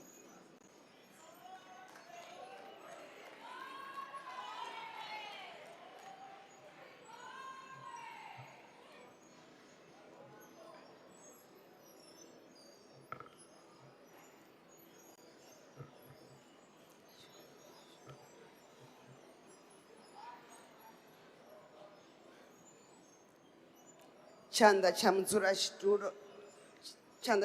xitulu wa ndu ya buthano ya lushaka murangaphanḓa wa shango vho Cyril Ramaphosa, mudzulaxitulo wa portfolio committee ya presidency, dzi colleague dzanga dzi minister na dzi deputy ministers, chief whip of the largest party, miraḓo ya ndu ya buthano ya lushaka, vhaeni vhaṱhonifheaho.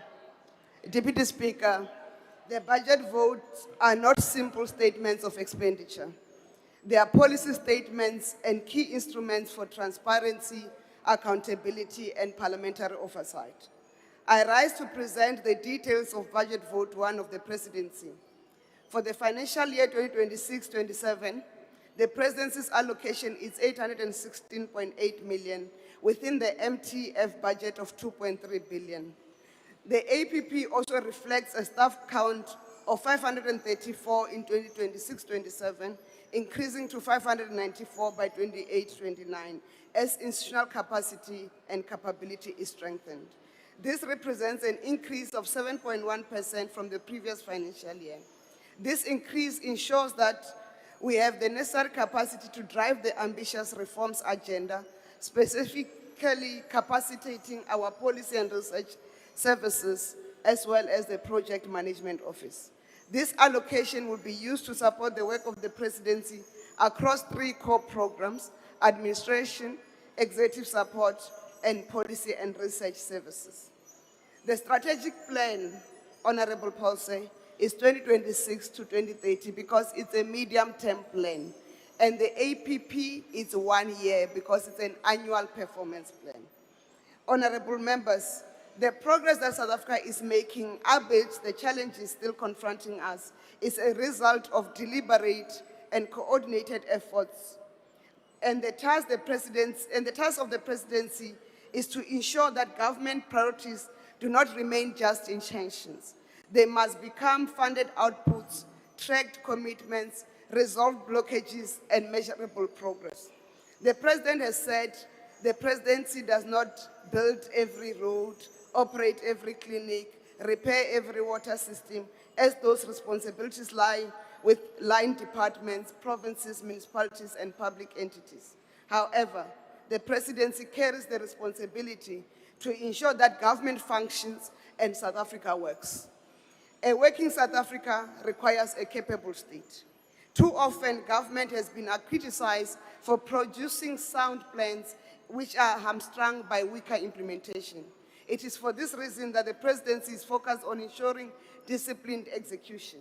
As the institutional mechanism through which cabinet priorities are turned into coordinated action across government departments and spheres of government, the presidency will focus on tracking cabinet decisions to closure, maintaining decentralized records of implementation, ensuring that departments provide to cabinet credible evidence of implementation. To achieve this, the presidency will strengthen cabinet and committee processes, the cluster system, the forum of South African Directors General, and the decision-taking mechanisms that ensure that cabinet decisions are implemented.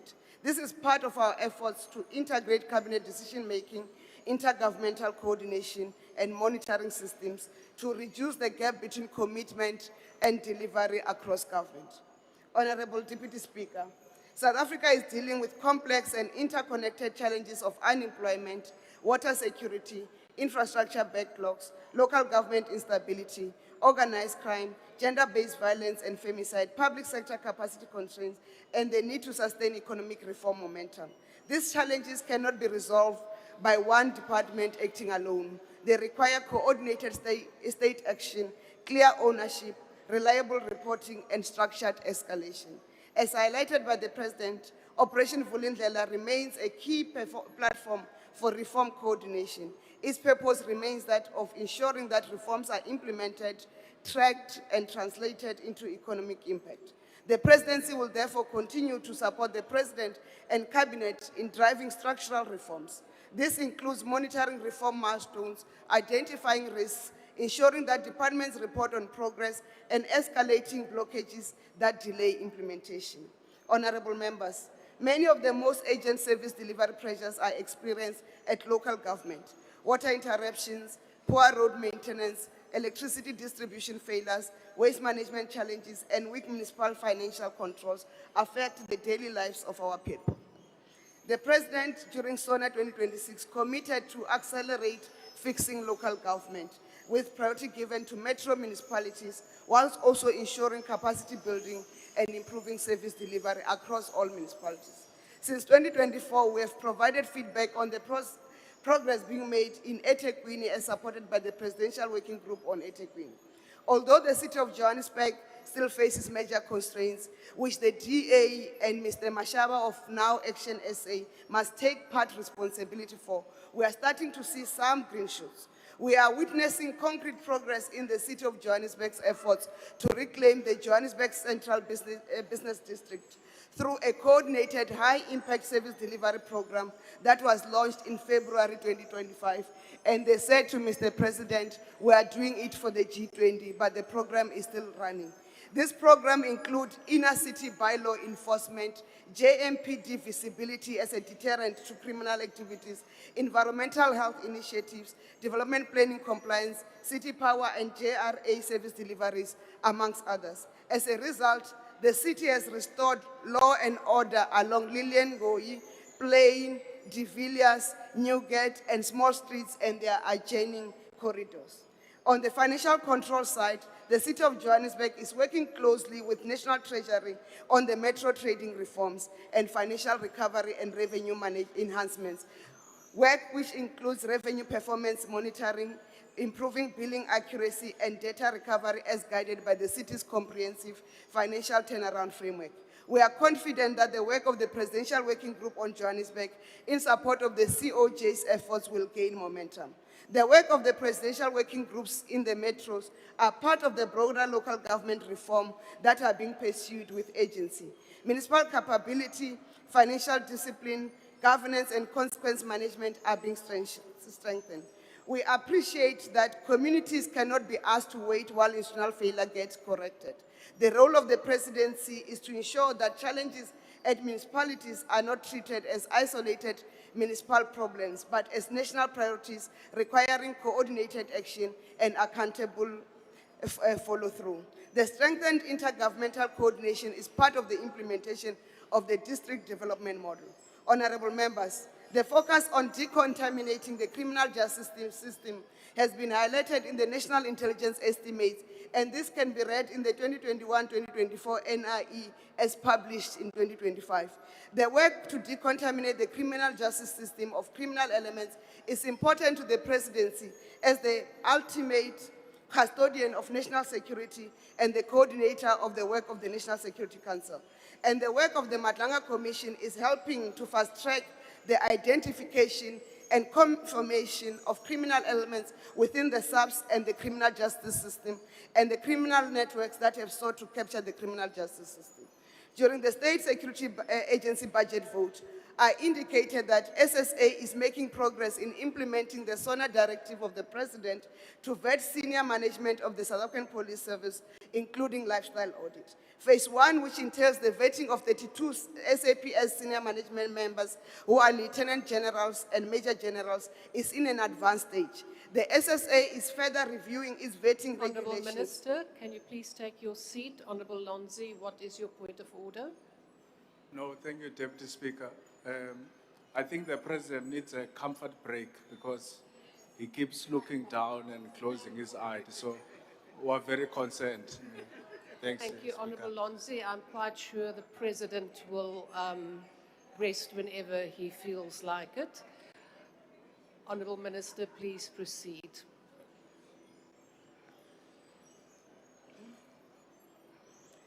The SSA is reviewing its vetting regulations to ensure full compliance to the provisions of the National Strategic Intelligence Act that directs that vetting function includes in-depth lifestyle audit and reporting of criminal activities of auditees to law enforcement. We cannot allow also, ladies and gentlemen, the problem of illegal immigration to threaten national security and social cohesion. As the President has indicated that government has been implementing measures to deal with illegal immigration in South Africa and protect the economic rights and interests of South Africans. In addition to the increased workplace labor inspections, the President has mentioned additional measures include: 1, government in 2023 established the Border Management Authority to address the weaknesses in border management and make sure that our borders are not porous. 2, the Department of Home Affairs has been increasing the number of deportations of undocumented foreign nationals year on year since 2022, despite the capacity constraints. 3, the Cabinet approved the revised white paper on citizenship, immigration, and refugee protection in March 2026. At the relevant post-cabinet briefing, we clarified that the white paper improves the management of migrant reception arrangements and also provides for Section 22 of the Constitution in terms of economic rights of South Africans. 4, the Department of Employment and Labor has finalized the National Labor Migration Policy that introduces maximum quotas for documented foreign nationals and provides for the prosecution of employers hiring undocumented foreign nationals. In addition, Cabinet has approved the submission to Parliament of the Employment Services Amendment Bill, which empowers the Minister of Employment and Labour to set quotas in respect of employment of foreign nationals in any economic sector and occupational category. 5, currently 26,364 criminal offenders who are foreign nationals are held in correctional services facilities, debunking the myth that law enforcement is not able to arrest foreign nationals when they commit crimes in South Africa. In addition, the Department of Small Business Development is continuing to ensure the implementation of the National Micro, Small and Medium Enterprises and Informal Business Licensing Framework, which restricts business licensing to South Africans and individuals with valid migration status. Therefore, there is no need for peacetime heroes in addressing illegal immigration. Law enforcement must be left to law enforcement authority, and the authorities will deal decisively with those who act against the laws of our country and the Constitution of our Republic. Honorable members, the Presidency's role must be clearly understood. The Presidency leads, coordinates, oversees, advises, communicates, and intervenes where necessary. This enables delivery across government. The Presidency will continue to track implementation of SONA and MTDP commitments, assess progress across clusters, and ensure that delivery failures requiring executive intervention are escalated. This work is not administrative, it is political and constitutional accountability in practice. Citizens must be able to see what government committed to, what has been done, what is delayed, and what corrective action is being tabled. Honorable members, the third apex priority of government is to build capable, ethical, and developmental states. The Presidency will continue to support the professionalization of the public service, performance management reform, ethical governance, and consequence management. Corruption and weak governance undermine delivery. They drain resources, damage public trust, and weaken the legitimacy of the state. The Presidency will continue to monitor and report to Parliament on the implementation of the National Anti-Corruption Strategy, the State Capture Commission response actions, the SIU reports and referral processes. Our quest is to move from culture of delayed consequences to a culture of visible accountability. The public must know that government takes seriously the responsibility to protect public resources and to act against wrongdoing. Delivery in the modern state requires reliable information systems.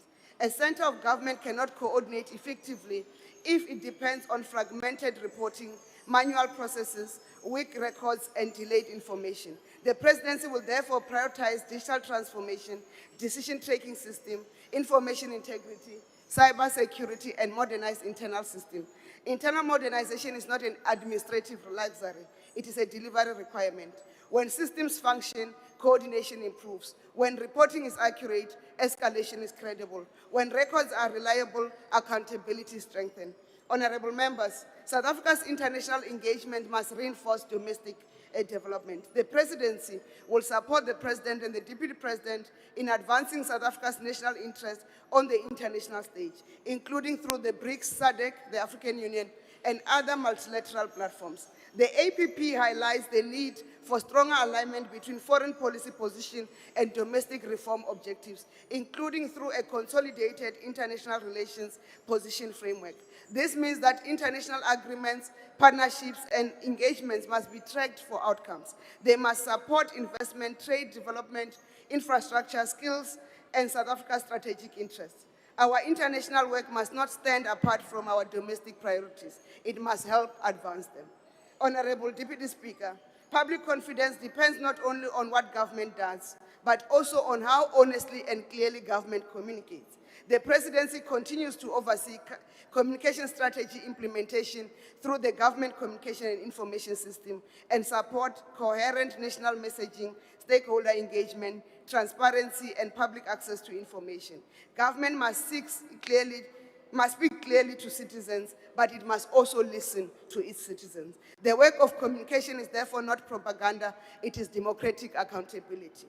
Honorable Deputy Speaker, 2026-27 is the year of acceleration. Acceleration requires focus. We do this in a year of profound national significance.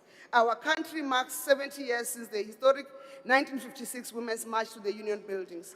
We mark 60 years since the District 6 forced removals. We mark 50 years since the 1976 Youth Uprising. We also mark 30 years since the adoption of our democratic constitution. These milestones remind us that freedom was never achieved through symbolism alone. It was achieved through courage, organization, sacrifice, and action. Therefore, our commemoration of these moments cannot be ceremonial only. It must be reflected in the lived experiences of South Africans. To honor the women of 1956, we must strengthen the fight against gender-based violence and femicide and advance women empowerment unashamedly and unrelentingly.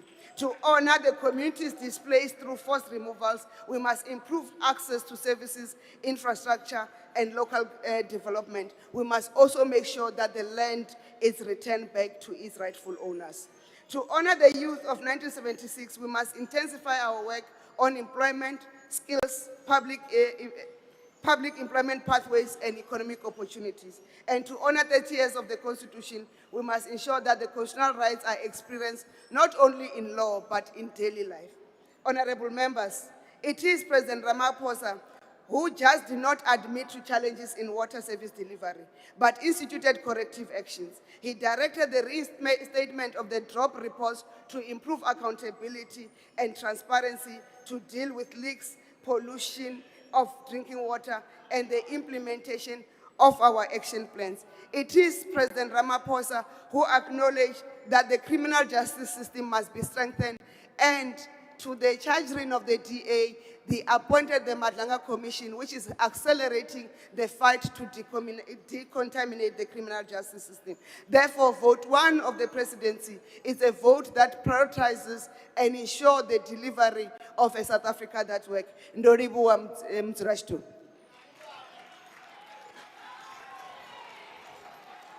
And I invite the Honourable Kwankwa.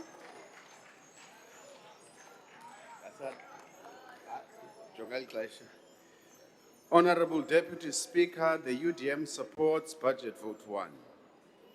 South Africa faces enormous socio-economic challenges: stubborn unemployment, deep poverty, rising inequality, and sluggish economic growth. Yet, despite these challenges, our economy remains one of the most developed and diversified on the continent. That reality makes South Africa a magnet for migrants seeking economic opportunities, including those who enter or remain in our country illegally.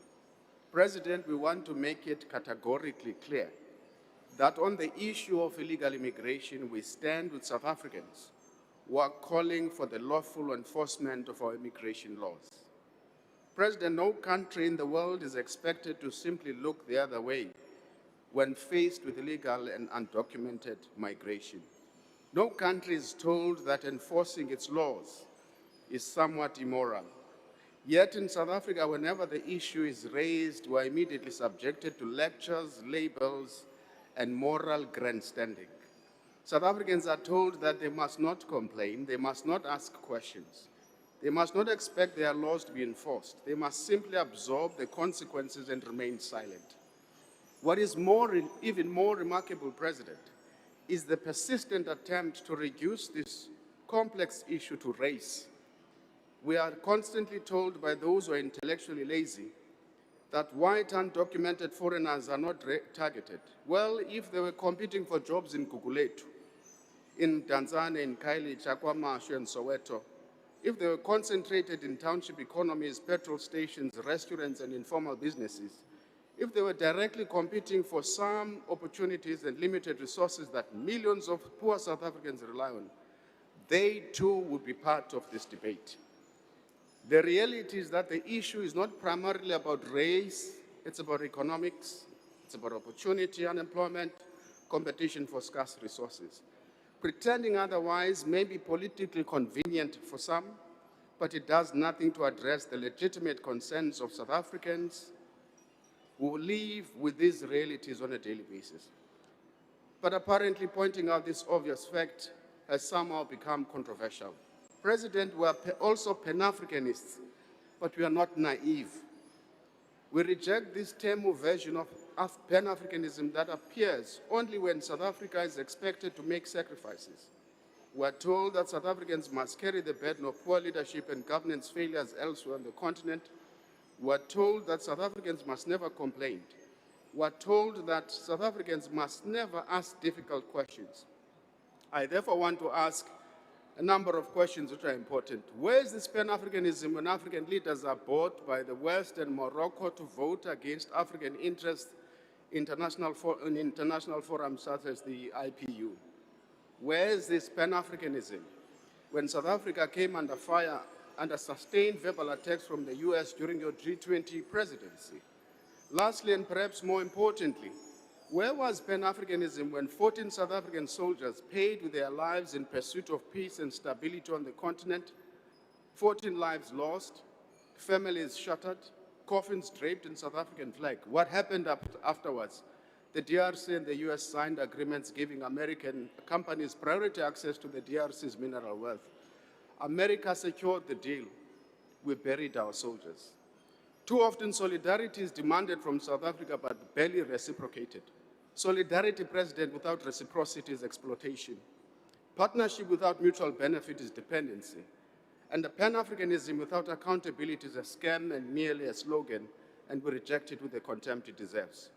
We therefore support the enforcement of South Africa's immigration laws. At the same time, we reject violence, intimidation, and attacks against foreign nationals. The rule of law must prevail. The next speaker is the Honourable Milam.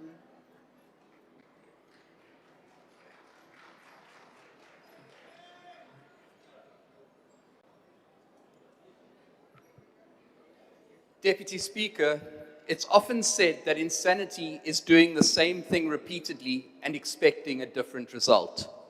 In South Africa, we call that energy policy.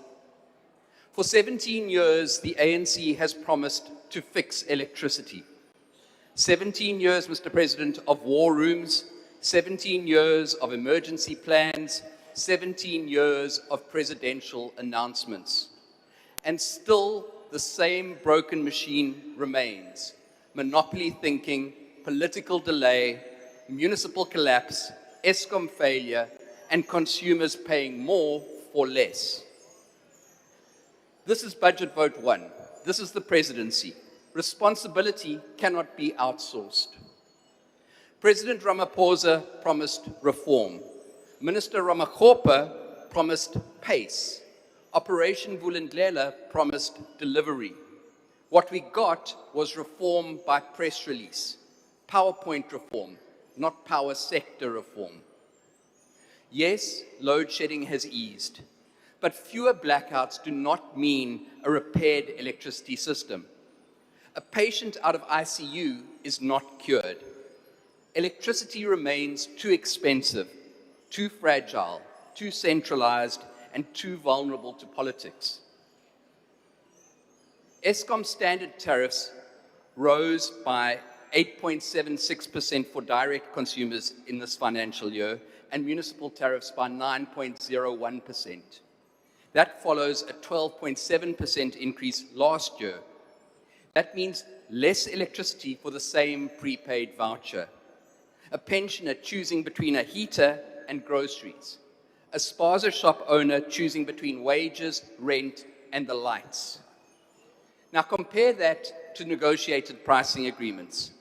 In April, Eskom announced a proposed 62 cents per kilowatt hour tariff for Salmon-Core Chrome and Glencore Marafe smelters. Make no mistake, we understand industrial distress. We understand jobs. But why must families absorb double-digit pain while special deals are negotiated behind commercial confidentiality? The mother buying 50 Rand of prepaid electricity gets no negotiated pricing agreement.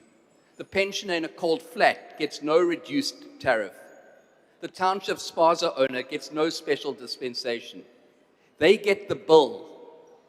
That is punishment pricing for consumers and sweetheart pricing for the connected. In March 2026, Eskom said municipal arrears had passed 110 billion rand. In May, Johannesburg and City Power owed 5.2 billion rand in arrears, excluding 1.5 billion in their current account. It is a governance sinkhole, and the causes aren't mysterious. Non-payment, illegal connections, meter tampering, ghost vending, cable theft, weak enforcement, political protection for theft dressed up as compassion. President Ramaphosa, you don't need another plan. You need the political will to confront the people who are profiting from failure. Ring-fence electricity revenue, install smart prepaid meters, prosecute those ghost vending syndicates, cut off the illegal connections, protect paying residents, stop rewarding municipalities that collect from citizens and fail to pay Eskom. Now, distribution agency agreements may help in some places, but they're not a national solution. They're a band-aid on bullet holes. And then we come to Eskom governance. Eskom has confirmed an investigation into diesel procurement and storage contracts, but its interim report found failures in procurement and contract management. Amabungani reported that the matter involves 21 billion rand for a diesel contract for Ankelich, including alleged abnormal prepayments. This is why the DA has called for a joint meeting of the Electricity and Energy Committee and SCOPA. It cannot vanish into Eskom's filing cabinets. Bring the board, bring National Treasury, bring the documents. Let's follow the money. Mr. President, we've seen this game before. Gupta's, Tegeta, Optimum. The same warning lights, but much bigger numbers this time.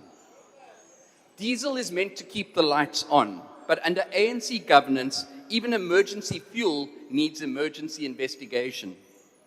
That is why reform cannot crawl. The Electricity Regulation Act commenced on 1 January 2025, but laws do not produce power. We can't measure reform by announcements from the union buildings. We need to measure it by megawatts connected, kilometers of transmission lines built, debt reduced, and thieves prosecuted. The market operator must work. The national transmission company must be independent. Unbundling must be completed, not just performed. The DA argues for a truly independent electricity market operator. Referee, not player. Market, not monopoly. Competition, not cadre deployment. And above all, build the grid. The Transmission Development Plan requires 14,500 kilometers of new lines and 210 transformers by 2034. Without that, reform dies on the road. Wind in the Cape can't reach Gauteng. Solar projects back up. Investors walk away. Communities stay poor because the state cannot provide a plug point. Mr. President, this is the test. Not another committee, not another promise, not another fossil fuel dinosaur dragging its tail through the cabinet room. Execution. Liberalize the market, build the grid, clean up municipal revenue, end the secret deals, publish the diesel report, prosecute corruption, protect poor households, and let capable municipalities procure power. Let private capital build. Let South Africans procure electricity from real deliverers. South Africa is not short of plans. It's short of consequences. It needs affordable power, reliable power, competitive power. It needs a presidency that governs, not one that announces. A minister who executes, not explains delay. Municipalities that pay, thieves who go to jail, and citizens treated as the point of the electricity system, not as a mere afterthought. Thank you. I now invite the Honourable Deputy Minister of Human Settlements.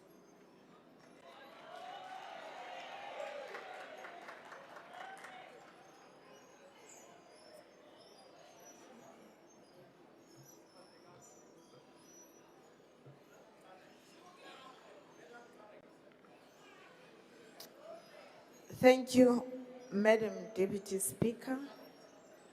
The Commander-in-Chief of the Armed Forces of the Republic of South Africa, Honorable President Cyril Ramaphosa, Allow me to stand on the protocols that are already established. Fellow South Africans, I rise today to speak in support of Budget Vote 1 of the Presidency with conviction, with purpose and with a deep sense of responsibility to the millions of South Africans whose lives are shaped by every rand allocated and every decision made from the union buildings. Today, we gather not just as representatives of our respective constituencies, but as stewards of a vision that has guided our nation for 3 decades. In this debate, we must reaffirm our commitment of this vision, which aims at improving the quality of life for all citizens and freeing the potential of everyone. This is not simply a financial debate. This is a debate about whether government is delivering on the promise made to our people, not just in words but in deeds. It is a debate about whether we are honoring the sacred compact that binds the states to its citizens. Honorable members, this year marks 30 years of our Constitution. That is not merely a document, but a living expression of our collective hope and dreams rooted in transformative aspirations of the Freedom Charter. Arguably, it is one of the most progressive, transformative founding documents in the world. Our Constitution was born out of the vision of the Freedom Charter, which solemnly declares that houses, security, and comfort shall be birthright of every South African, regardless of race, gender, or Honourable geography. Deputy Minister, please take your seat. Honourable Reddy, please take your seat. Thank you, Honorable House Chair. Will the Deputy Minister be prepared to take a question about I will tell now us how many houses now, have been Honourable built? Reddy, Honourable You've given Reddy, us lots of Honourable stories. Reddy, How many houses have been Honourable built? Reddy, I am now ruling you out of order. You know full well. You ask whether the member is willing to take a question. You do not give your question. Deputy Minister, are you prepared to take a question?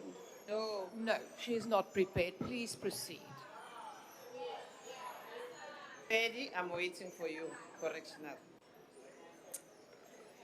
The Constitution is our most powerful tool for change.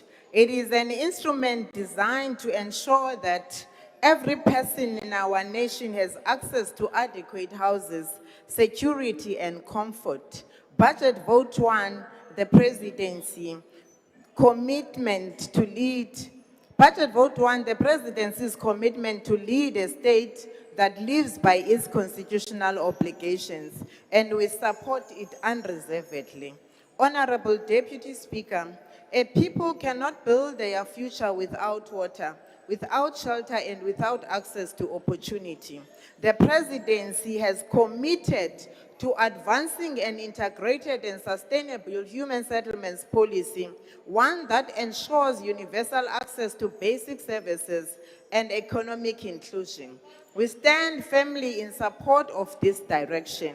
Deputy Speaker, water is life, and for too many communities, that life remains uncertain. We therefore welcome the agency reflected in this budget, together with the Presidency's direct intervention and hands-on approach to strengthen ailing municipalities, restore failing infrastructure, and secure reliable access to water for all. Honorable members, investing in early childhood development is not optional spending, it is economic policy. As President Ramaphosa said in the 2026 State of the Nation address, that, I quote, "Our focus now is not establishing a firm foundation for learning in the early years of a child's life, for it is one of the most powerful levers. We have to unlock the potential of our nation." Close quote. Quality early childhood programs increase school completion, employability, and long-term productivity. Similarly, NHI, despite ongoing contestations, functions are normative and foundation and the foundation of a state that affirms health equity for its most disadvantaged citizens, although debated, anchors the principle that every citizen's health, especially the poorest, carries equal weight in a just health system. All these requires infrastructure, road sanitation, energy connectivity, to name but a few. We support this budget vote's commitment to building that foundation. Honorable Deputy Speaker, freedom finds its fullest expression in dignity. We therefore continue to invest in dignified housing, the upgrading of the informal settlements, and support for military veterans who help secure our democracy. Every home delivered, every title deed issued, and every settlement upgraded brings us closer to the constitutional promise of South Africa that belongs to all who live in it. Yet, the journey is not complete, and that the pace of delivery continues to accelerate. More needs to be done. Honorable members, the storms of KwaZulu-Natal, the floods that displaced thousands in the Eastern Cape and Limpopo, the wildfires in the Western Cape, these are not distant threats. They present realities. Climate change does not discriminate, but it hits hardest those who have the least resources to recover. Through the emergency housing program, the government continues to provide temporary accommodation, relocation support, and restoration of damaged structures, going beyond emergency response to address the root of vulnerability. But our ambition must be greater still. Our responsibility is to build climate-resilient human settlements capable of withstanding future disasters and protecting the dignity of our people. Honorable President, this is precisely where innovative building technologies become not just relevant, but essential. The Department of Human Settlements is embracing faster, safer, and more sustainable methods of construction. The recent Presidential IBT Summit confirmed a watershed moment. These technologies are no longer experimental alternatives. They are necessary and permanent components of modern housing delivery. Our government is now institutionalizing IBTs within the mainstream human settlements program to accelerate delivery, strengthen disaster response capability, support localization, and critically, to create economic opportunities for women, youth, and emerging enterprises. This transformation and infrastructure development working as one. The proof of this concept is not theoretical, it is documented. In Limpopo, 2 IBT houses withstood severe disaster conditions that destroyed surrounding structures, standing firm while others fell, providing safety and protection to families sheltered within them. That is not a pilot project, that is proof of purpose, and this House should take note. Honorable President, we are encouraged by the tangible progress being made in KwaZulu-Natal under the stewardship of Mrs. Boniso Duma, following the commitment by all 3 spheres of government to provide permanent solutions for victims of the devastating 2022 floods. Progress is now being realized, not in promise, but in the keys handed over to qualifying beneficiaries. A few weeks ago, we witnessed the relocation of 113 households from transitional emergency accommodation into permanent homes in Konobia. These are families who endured years of hardship and uncertainty following the 2022 floods. Today, they have a place to call home. Plans are further underway to complete an additional 450 houses in Konobia by March 2027. We applaud this project and urge that momentum be maintained. To further reduce over-resilience on the private sector in disaster response, the department, through the Housing Development Agency, has acquired the Transnet-owned Montclair Lodge facility. Its refurbishment and operationalization will provide dignified emergency accommodation while strengthening the province's preparedness in the face of increasingly unpredictable weather patterns. This is the kind of proactive, state-led innovation this moment demands. As we commend KwaZulu-Natal's national response, we say clearly and without hesitation to the Western Cape Provincial Government, follow suit. Recent flood victims in the Western Cape deserve the same agency, the same commitment, and the same permanent shelter. The people of the Western Cape are not secondary class citizens and must not be treated as such. Honorable Deputy Speaker, land reform remains equally important. It needs ongoing political commitment and leadership. Recent interventions through the upgrading of land tenure program, land distribution and restoration program have extended ownership, security and opportunity to thousands of South Africans. Section 25 of the Constitution is mandatory directive for the state to redress past dispossessions and inequality, not just an idea. The executive committed is essential for meaningful land reform in South Africa, yet must recognize that the struggle for land ownership and economic justice is inseparable from the struggles for women emancipation. Thomas Sankara articulated this truth powerfully when he said, I quote, "The revolution and women's liberation go together. We do not talk of women's emancipation as an act of charity or out of search of human compassion. It is a necessity for the revolution to triumph. Women hold up the other half of the sky." Close quote. Honorable members, few days ago, the President launched the 3 land reforms programs directly in communities awaiting for justice. The Khaisigwe Communal Property Association, which has 4,996 beneficiaries, of whom 1,257 are women-headed households, received 12 title deeds covering 4,187 hectares, with over 20 million in post-settlement support, including 300 cattle and farming machineries. The Barolong Barapulana CPA received 3 title deeds covering 411 hectares as part of the process that has restored 26,066 hectares at a total settlement value of 312 million, with 40 million development programs underway.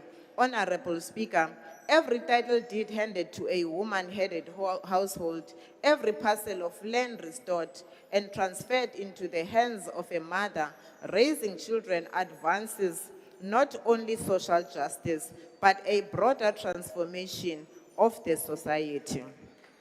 We support Budget Vote 1 because we believe in a South Africa where every children has clean water, every family has a roof with title deed attached, every city dismantled the geographic of exclusion, and every citizen from the Cape Flats to the hillsides of Limpopo can say, this government works for me. Thank you very much, Honorable Speaker.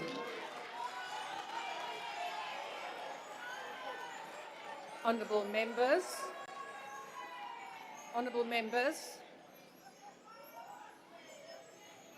I'm sure also that the Honourable Lonzi will be pleased to hear that business will now be suspended for 15 minutes for a comfort break.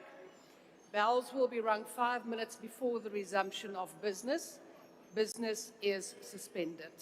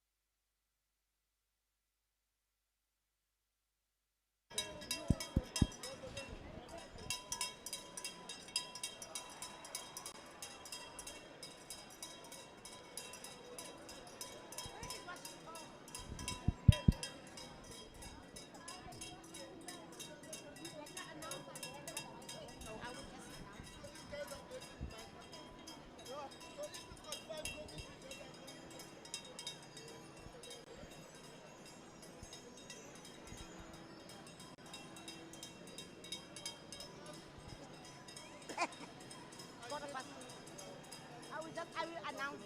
I will have to announce because members are all over. So I just waiting for the president. Oh, all right.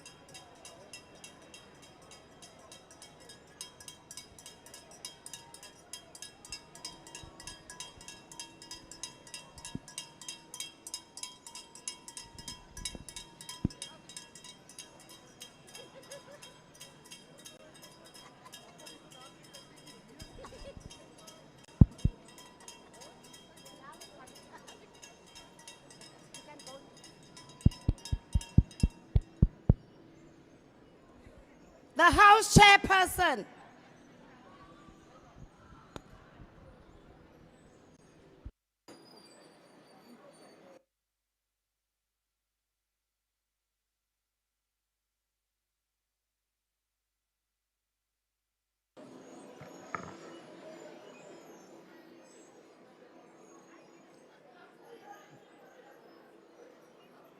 Please be seated.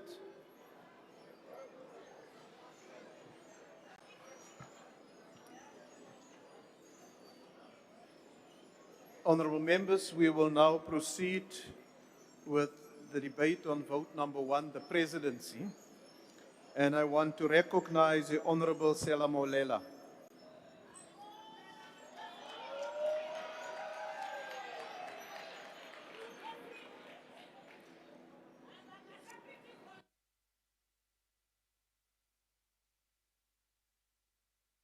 Call, Jimmy Bond. Order, honorable members. Happy. Honorable Speaker, the House Chair, Honorable House Chair, Your Excellency, the President of the Republic of South Africa, Bomatamela, President Ramaphosa. I must also salute the Chief Whip of the Majority Party. The Chief Whip, I must salute you because unlike others who came here and shouted Afrocentrism, I'm sure to still see you next week. And I'm not certain about others, so I must greet you. I must greet colleagues, members of Parliament and people of South Africa.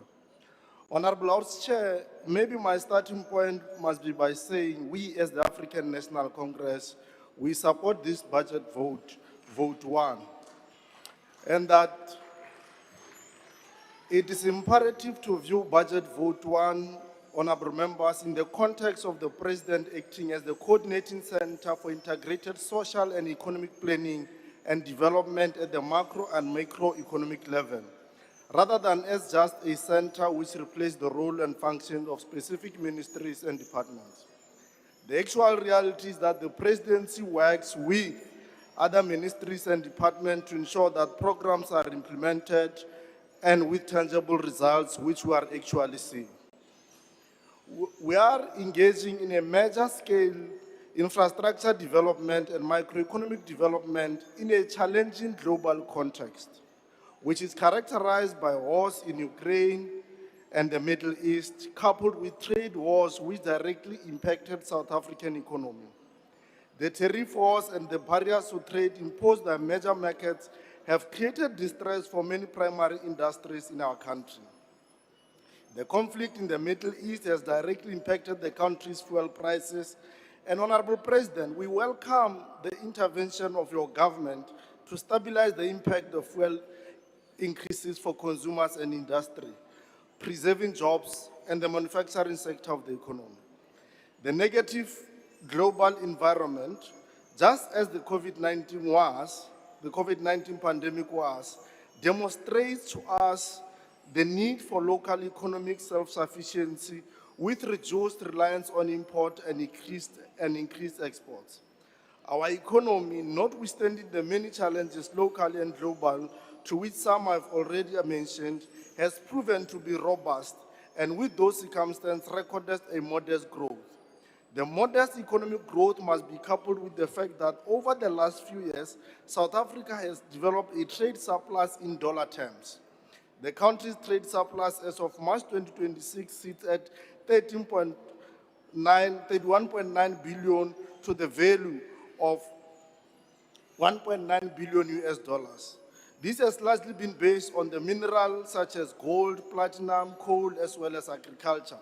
The demand for local assembled motor vehicles was also high and positively contributing to our progressive trade surplus, to which we commend you and your government, Mr. President.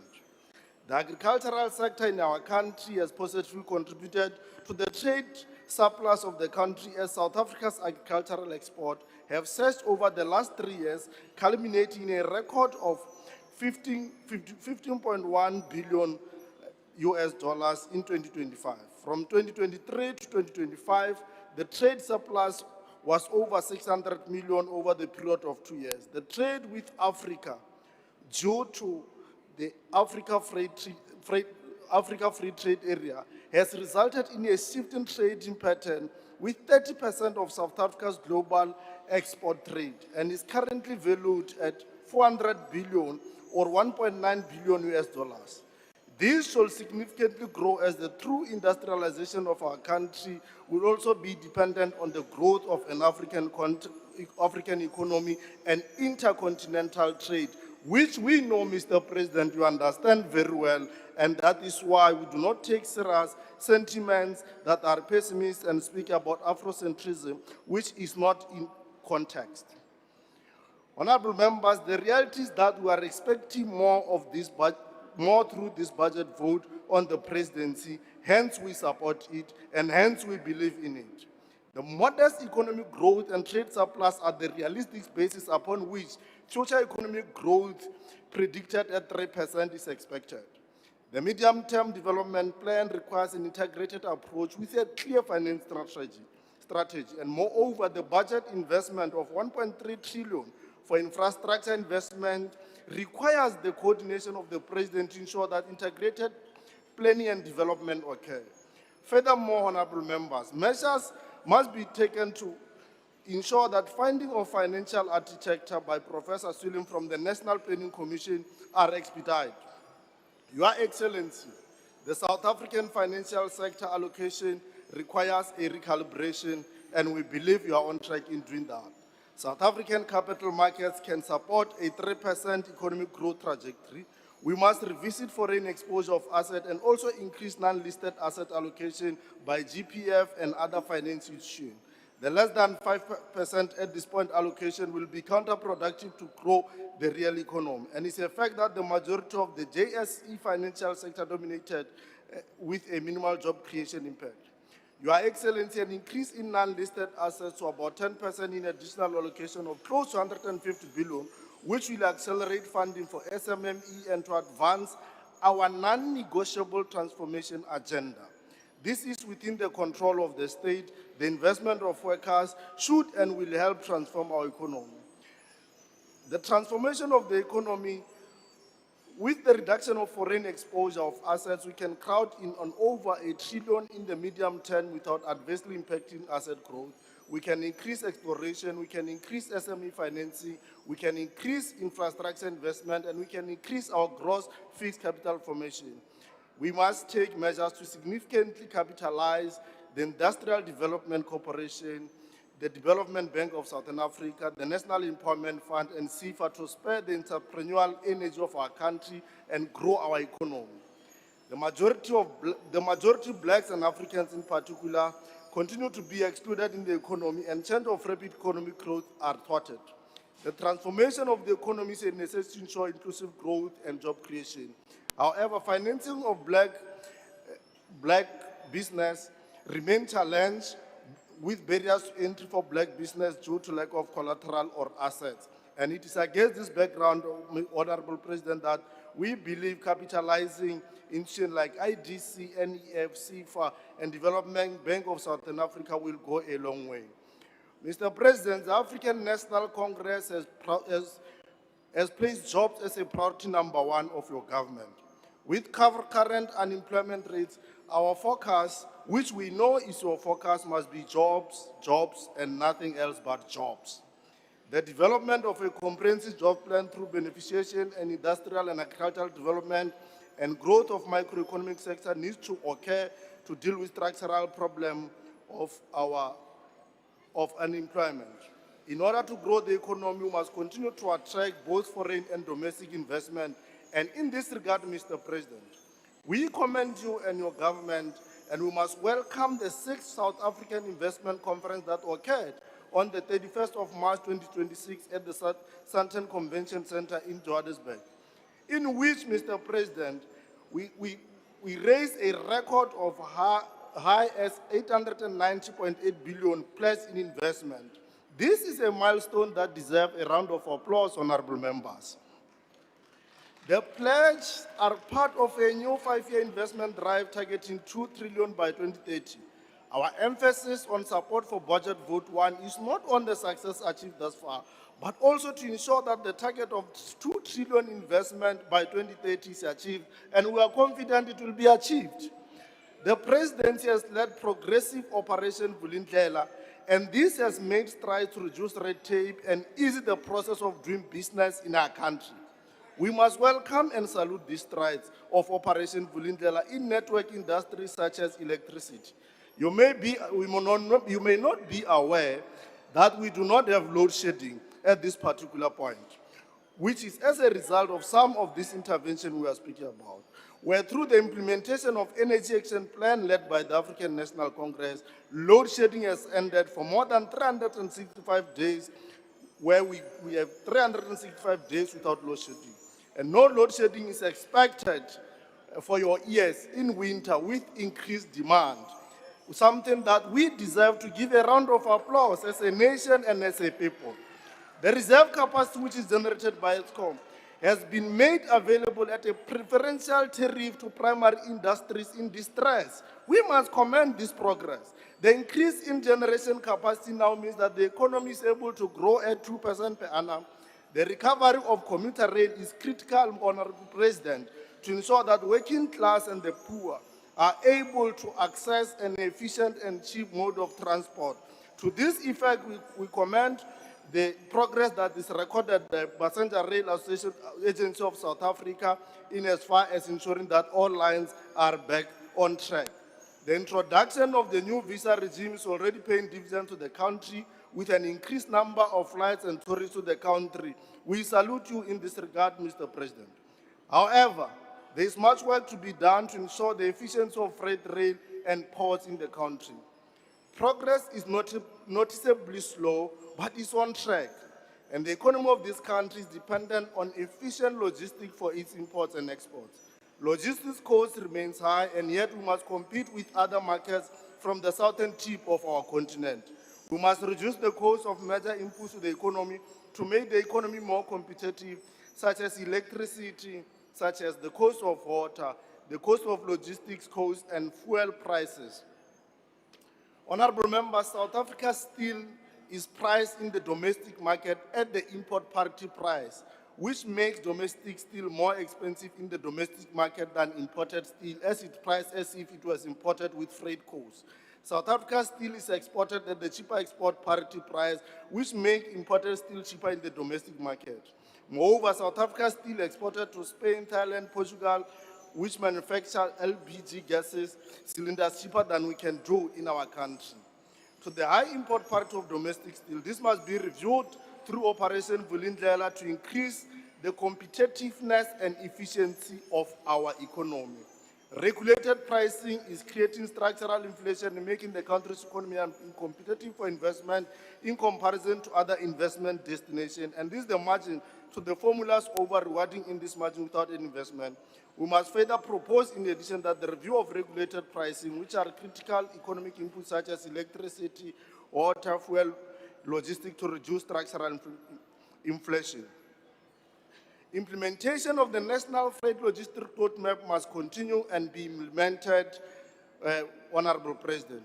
The Presidential SOE Council must be commended for it has played a critical role in repositioning the development of SOEs. SOEs reform should enhance their role. Most OCOE are going concern and need to grow the operation and balance sheet to ensure that public and private partnership can become a reality without eroding strategic ownership of the state. A capitalization strategy for SOE is required to place them on a growth trajectory and to create the required decent job. We have no doubt as the African National Congress that the hands are on deck, that you have put everything, you have spared no energy to make this thing work, and South Africa will work. President, you are leading us well. We salute you. Thanks very much. We support the... Thank you, Honorable Member. Honorable Members, I want to remind you that the use of cell phones to take calls here in the Assembly is not allowed. I had to send service officers to at least 2 members who were on phone calls while the debate is taking place. Please, if you need to make a call, please go outside and do it there. Honorable Members, the next speaker is the Honorable Nketam.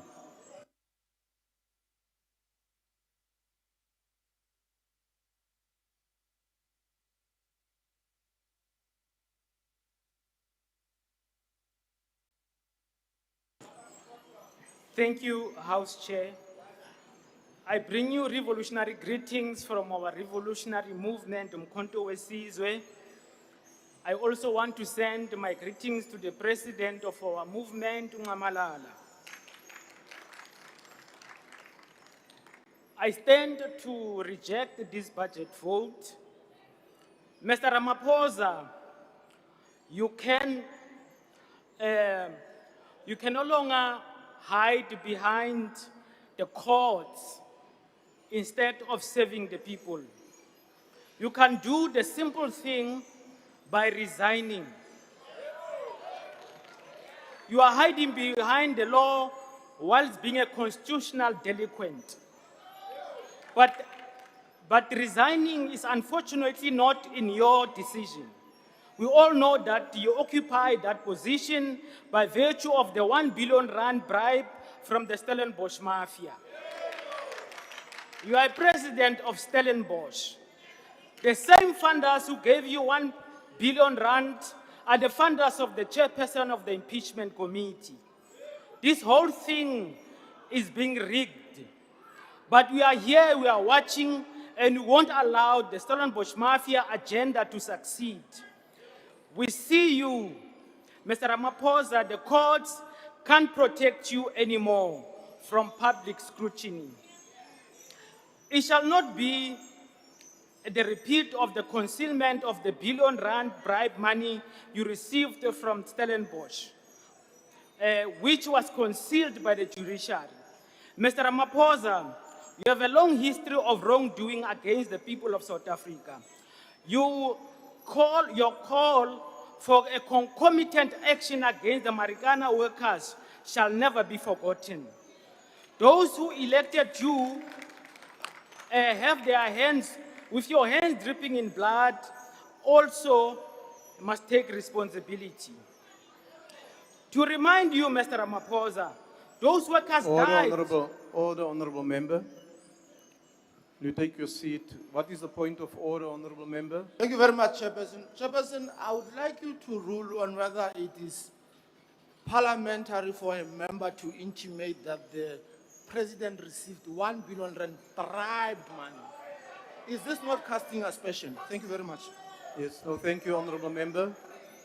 Honorable Members, I would request you that when you follow the debate and a statement is made, that you immediately take a point of order so that I can rule on it. However, in terms of this one, I will request the Honorable Member to withdraw that statement.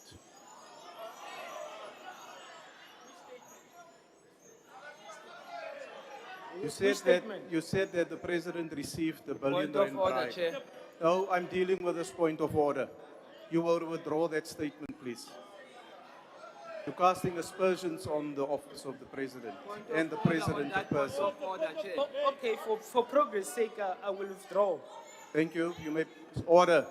You may proceed, Honorable Member. Yes, but the workers of Marikana died because they wanted nothing but a living wage. They wanted education for their children. There were no criminals. You called the police on them and they were massacred. That seemed to be your thing, sir. What happened to the CR17 alleged money launderer lawyer, Wani Eugene? Order, Honorable Member. Will you take your seat? What's the point of order, Honorable Member? Thank you, Chair. Chair, would you please rule on the statements that the honourable member has made in the light of the fact that there has been a commission of inquiry into Marikana and there were not findings made against President Ramaphosa as per the speech of this member, casting aspersions. Honorable members, I listen to a point of order and I make a ruling, right? Don't prescribe to me. Don't prescribe to me. I'm in charge of the session and I will execute it according to the rules. Now, there's a point of order that has been taken. Honorable Dartmoor, I will ask the table staff to assist me and I will come back with a considered ruling. There's three hands. Who is in charge of taking the point of order? Because 3 hands are up. Honorable Douglas. Thank you, Honourable Chair. I will rise in Rule 84. The Honourable Member is improperly imputing motives to another member. They are actually imputing improper motives to our member. And in reality, he's clarifying the reality. I said I'll come back with a considered ruling. He doesn't need to withdraw anything, Mr. Chair. I'll come back with a considered ruling. Yes, Honourable Reddy. Thank you, Honourable House Chair. Please rule on these frivolous points of order by the ANC because it is a fact about the bribery money in the CR17. Honourable Member, I have made a ruling on that matter. You will withdraw that statement now. And if you don't want to withdraw the statement because there's a ruling that I've made on it, then you will face the repercussions of repeating a statement that I've ruled out of order. The statement that you ruled Remove is him. not the statement Order. I've made. Honourable Member, you will withdraw that statement. Oh, for the sake of progress, I will withdraw. Thank you very but much. frivolous points of order, please stop that. Honourable Please. Member, I will Your rule. comrades, please, thank you. I will rule. Please proceed, Honourable Nkitam.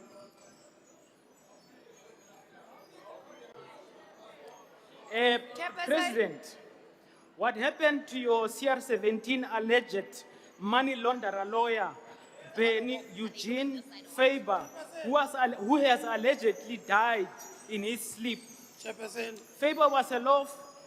Faber's law firm is allegedly to have received the Bosasa 500,000 on your behalf. The lawyer died mysteriously and hurriedly buried.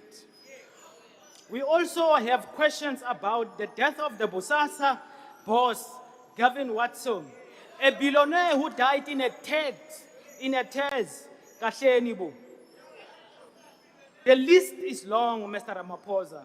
We remind the nation of the mysterious death of Deputy Commissioner of the Police, Crime Honourable Detection. Nkitam, will you take your seat, please? There's somewhere that somebody asked to be recognized there at the back.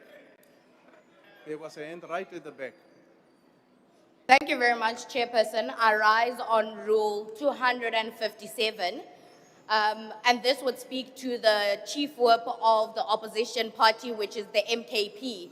We know that the MKP chief whip has been arrested. Just want to find Mr. out Chair, how this will affect Honourable the Member. operation of Point of parliamentary order. proceedings. Honourable As I Member. took note that they left the proceeding Honourable when our Member. president Please ask her was to be speaking, removed from the and perhaps they Honourable were not Member, given please directive take as to your how to seat. behave and conduct themselves Honourable in Member, today's please session. take your Thank you seat. very much. Honourable order. No, we want point of order, Mr. Order. Chair. Honourable Douglas, will you just relax, please? Honourable Member, you asked to rise on a point of order and you raised Rule 257. There is absolutely no relevance to the discussion that is currently taking place. Let me tell you what it deals with. It deals with the composition of the Chief Whip's Forum.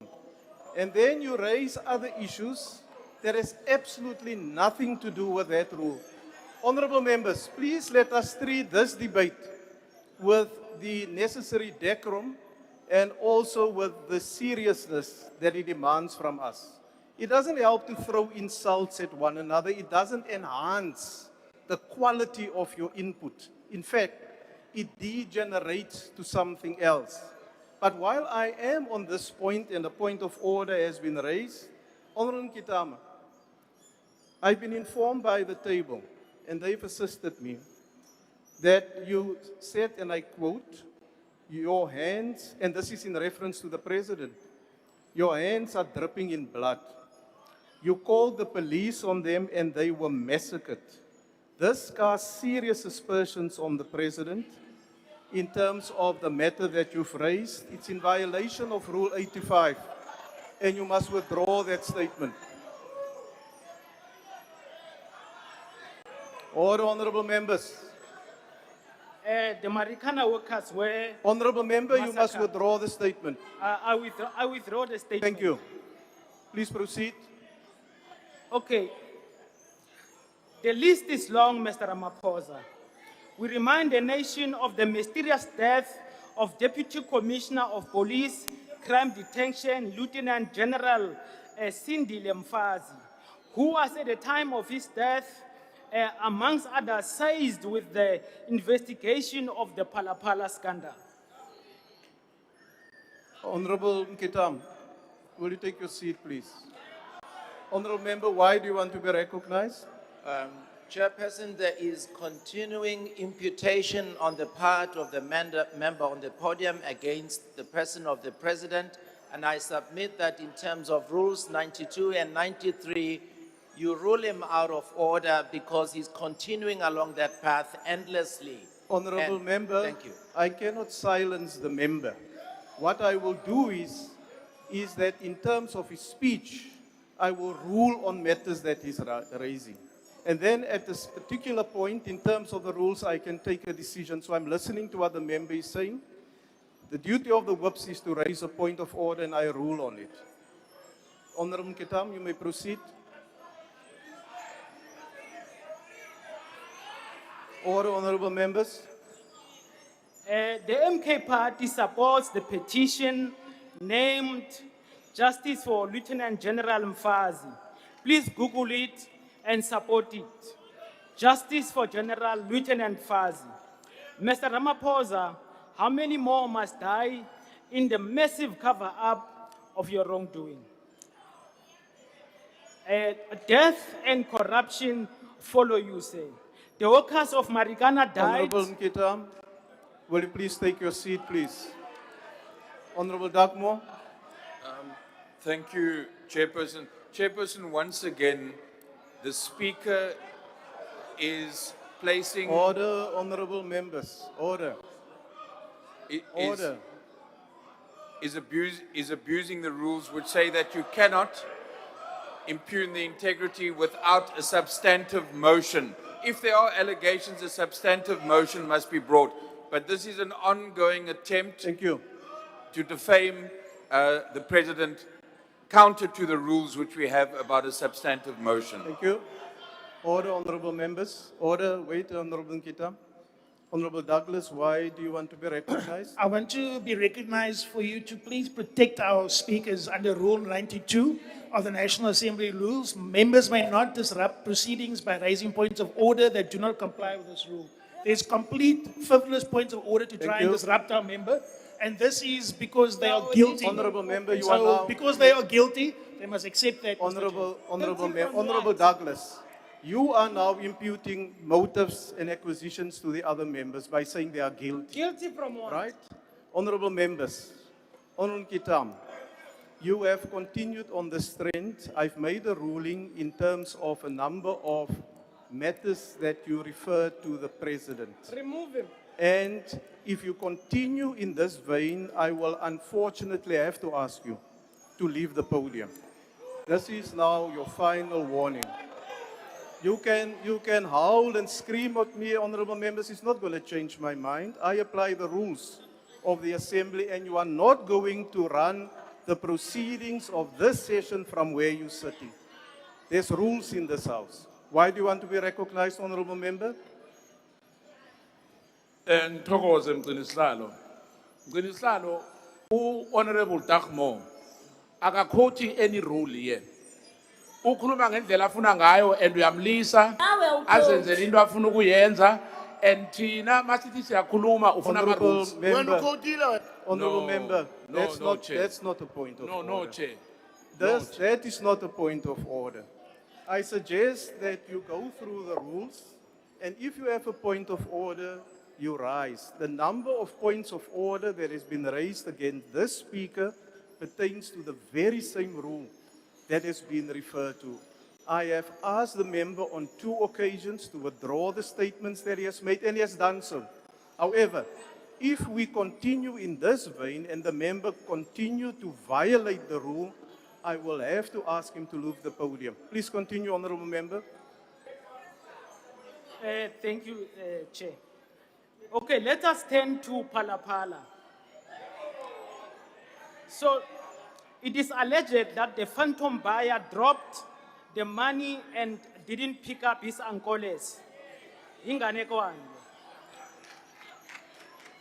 President, you must still tell the nation, how did American dollars arrive in the country?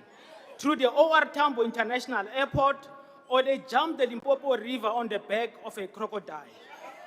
Mr. Ramaphosa, you are likely involved in criminal expanse. Honorable Mkitam. Allegedly. Honorable Minkitam, will you just take your seat? I want to recognize the Honorable Skosana. No, thank you very much, Honorable Chair. I'm rising on Rule 90, on the rule of anticipation, because the matter that the member is quoting, there is a committee of parliament that has been established to look at it. So the member can't make reflection on that particular matter because there's a special committee that has been established by parliament to look at it. Thanks, Chair. Honorable member, if you read Rule 90 in terms of the rule of anticipation, it refers to a matter appearing on the order paper or agreed upon by the programming committee for scheduling. That matter is in front of a committee. It hasn't started its deliberations yet, and it's not on the order paper at the moment. Also the rule order, although the rule of anticipation apply when a committee has completed their work and it is placed on the order paper for debate and for discussion. What I'm doing is to listen very carefully to what the member says, broad references to the matter, that is the member's right to raise it. However, when it goes into other matters that has been raised in terms of Rule 85, I will rule on that matter. Please proceed.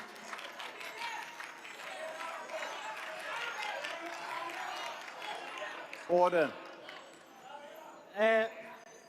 Mr. Ramaphosa, you will not survive the impeachment committee. There is no safety in the so-called GNU numbers. The GNU won't provide protection. It will be you standing alone before the impeachment committee. You will have to answer for all the wrongdoings in your name.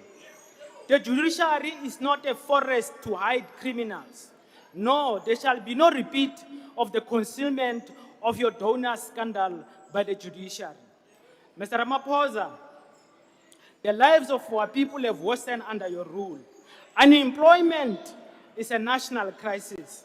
Our youth are abandoned to drugs, alcohol abuse, and economic marginalization. Over 50% are unemployed. What stops you to call a youth unemployment a national disaster so that extraordinary measures can be taken to assist our youth? South Africa is raising a generation of Nyaupe addicts. Why can't you declare that all graduates be employed on a compulsory basis as soon as they graduate? Our children graduate and languish under poverty and unemployment. The landless shall not receive land under your government. Your government shows its commitment to the land reform program through allocating less than 1% of the national budget. This year marks 50 years of the June 16 uprising. A president, to honor those young people, please declare youth unemployment a national disaster. Also, we move as some party that the spaza economy must be reserved only for South Africans. Your comrades in eThekwini, Comrade President, are involved in massive corruption. They are selling land to their friends and on inflated prices sometimes so that they can make money. They're literally privatizing state land instead of giving it to our landless people to address the housing and land question. Please pay attention to them. Okay, later on, the MK party is bringing to this house an amendment of Section 25 of the Constitution to make sure that land is given to our people. We are a black majority in this house. When that amendment comes through, we hope you'll do the right thing and vote so that land expropriation without compensation can become a reality for our people. I do want to conclude by saying only the Mkhonto Wesizwe government shall address the massive problems faced by our people. Mkhonto Wesizwe is going to be in government, and Mkhonto Wesizwe is going to liberate our people. Kwaza Mkhonto, Kwaza. Not gonna be government. Order, honorable members. The next speaker is the Honorable Chirwa Pungoshe.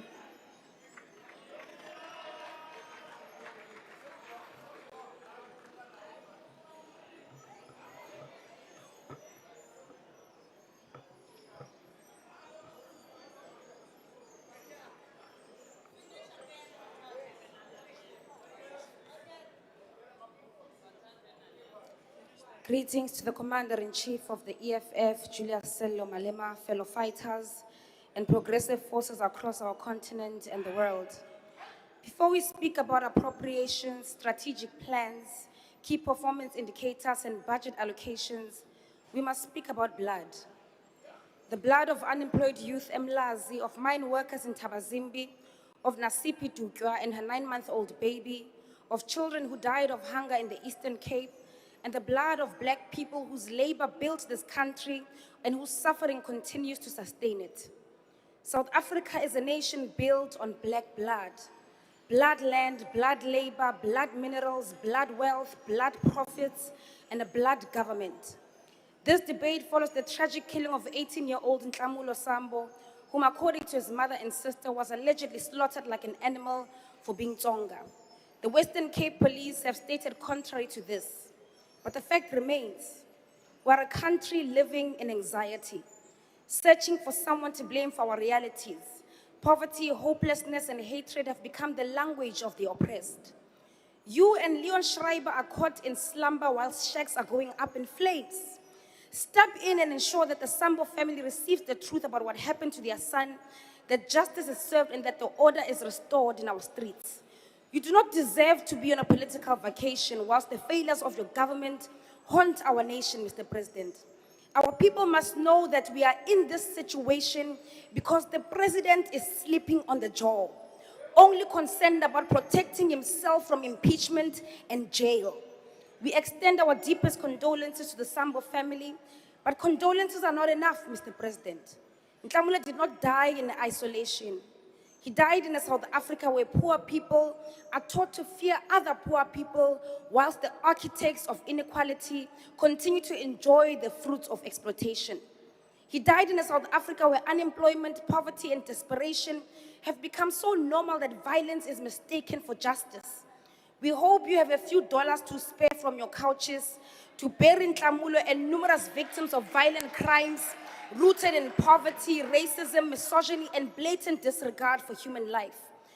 We demand to see you deal with crime against ordinary South Africans with the same speed you sent out our police to go look for your undeclared stolen dollars without even opening a criminal case.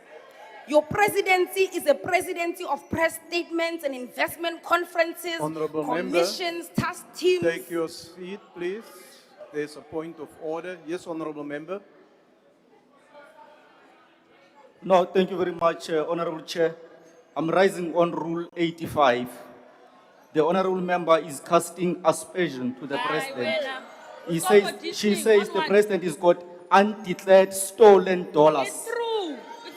Honorable, order, order, honorable members, order. Honorable members, this matter is in front of a committee of parliament that must still deal with the issue. It's also in front of the court that must still look at whatever has been brought to them. Nobody can thus come to a conclusion. You cannot come to a conclusion and state it as a fact. And because of that reason, I will ask the honorable member to withdraw that statement. It's allegations that we are dealing with, and it's not a factual statement until it is proven or otherwise. You must withdraw the statement, honorable I member. withdraw. Your presidency is a presidency of press statements and investment conferences. Honorable member. I said I withdraw, Speaker. Thank you. Your presidency is a presidency of press statements and investment conferences, commissions and task teams, promises without transformation. Most importantly, it is a presidency that is premised on continued flow of blood. The blood of workers whose labor enriches shareholders, the blood of communities displaced by mining, the blood of unemployed graduates denied economic opportunities. Your presidency is built upon the preservation of economic apartheid, and therefore it is a presidency built upon blood. South Africa remains one of the most unequal countries in the world.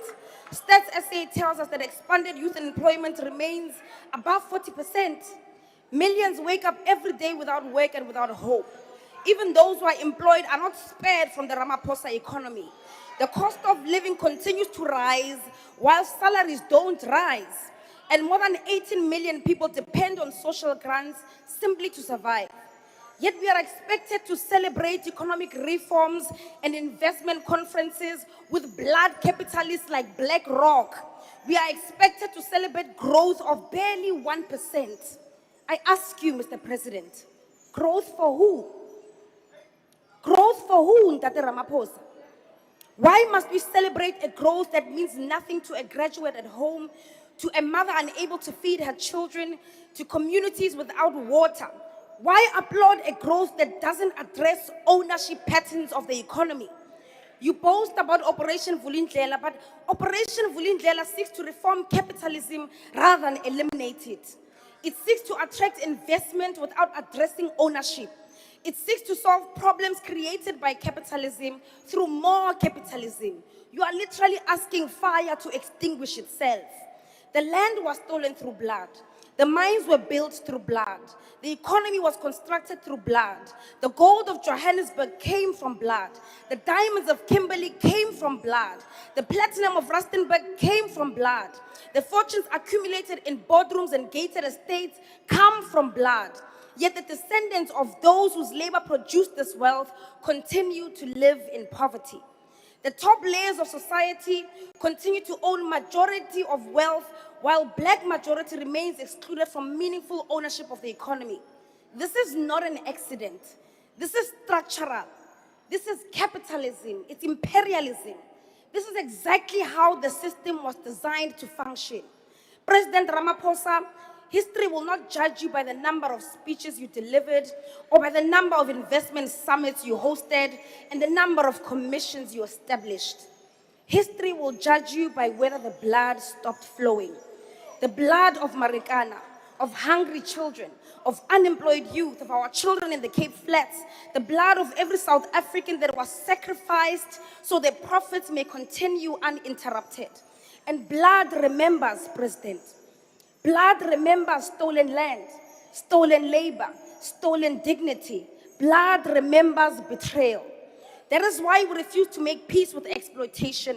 We reject the notion that the market will liberate our people, that foreign capital will save us. Poverty cannot be managed indefinitely. We demand the expropriation of land without compensation, state ownership of strategic mineral resources, a state bank and a developmental state that is capable of industrialization and job creation. We know our problems and we know the solutions. The enemy is not a Tsonga-speaking child. The enemy is exploitation and imperialism. The enemy is a system that allows a handful to own everything while millions own nothing. As long as the land remains stolen, our struggle continues. As long as wealth remains concentrated in the hands of a few, our struggle continues. As long as children go hungry in a country that is rich in resources, our struggle continues. As long as Africans are taught to hate one another while capital continues to profit, our struggle continues. Our people deserve justice and not patience. And we reject this vote. Economic freedom remains unfinished business in our liberation. We reject this vote because we reject you, Mr. President.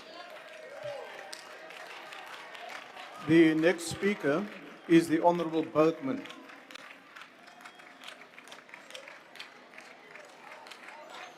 Order, honorable members.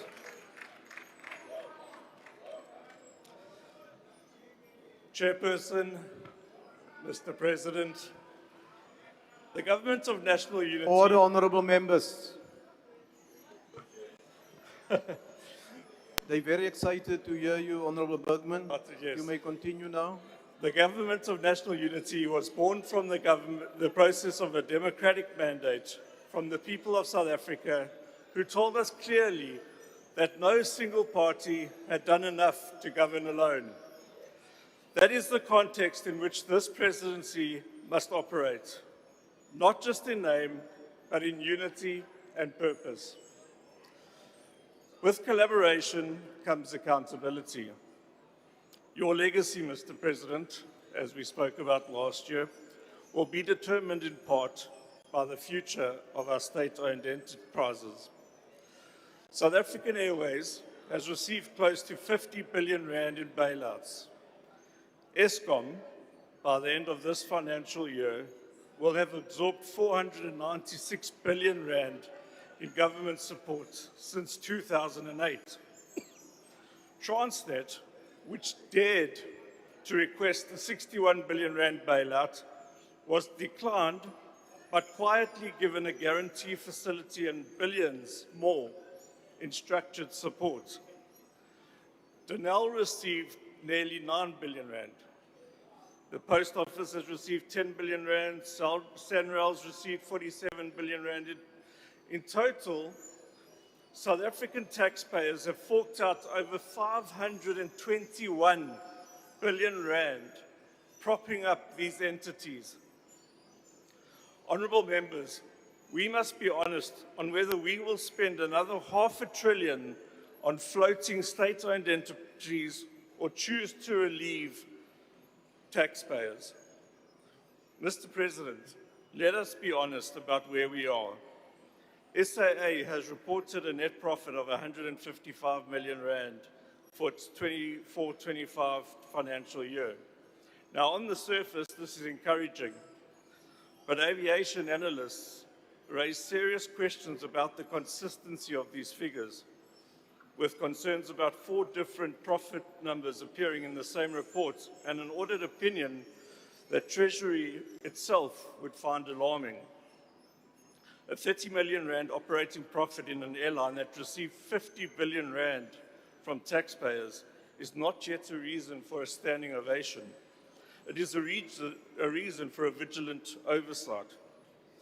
Eskom's situation is more complicated. While its finances have stabilized marginally, Treasury has been explicit. Its finances remain weak and operational. Performance requires significant improvement. The 50 billion rand in restructured advances now replacing the original 70 billion rand debt relief package is not a gift, it is borrowed time. Eskom is expected to warn of potential renewed reliance on the National Treasury by 2028. The clock is ticking. Transnet continues to fall short with its recovery plan described by Treasury as needing to move faster. With rail freight volumes declining and port inefficiency still bleeding billions from our export economy, this is not just a corporate problem. For every train that does not run, that is a mine that cannot export. Every container that sits on a quayside is a manufacturer losing a customer overseas. Then there are our water boards. By June of last year, municipal debt owed to South Africa's water boards had reached 25.1 billion rand. 21.9 billion rand in principal debt and a further 3.2 billion rand in accrued interest. This is a 151% increase over 5 years.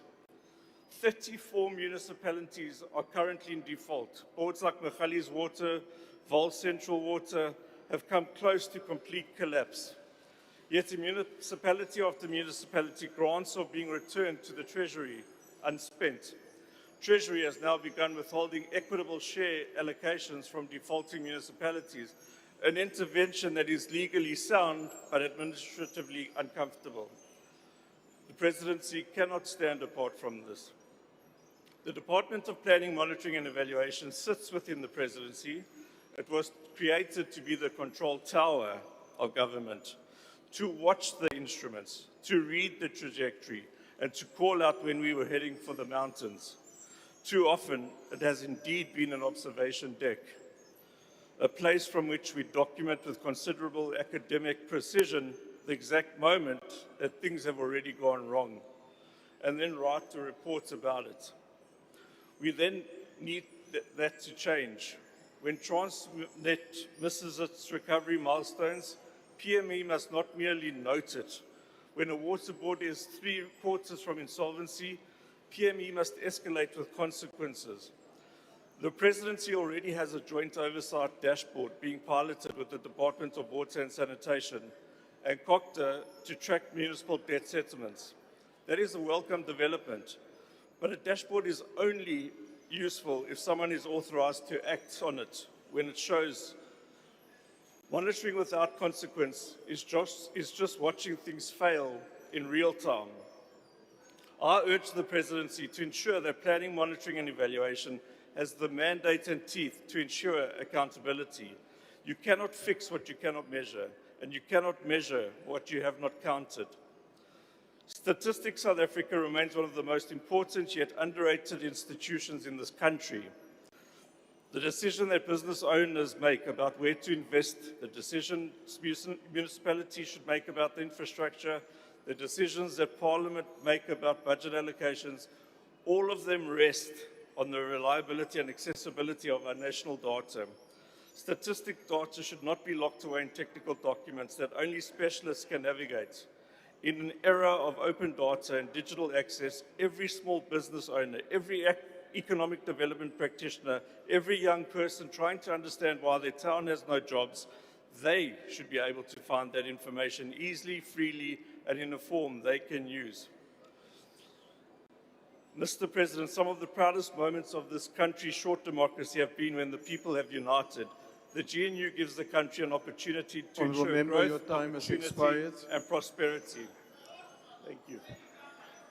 The next speaker is the Honourable Deputy Minister in the Presidency.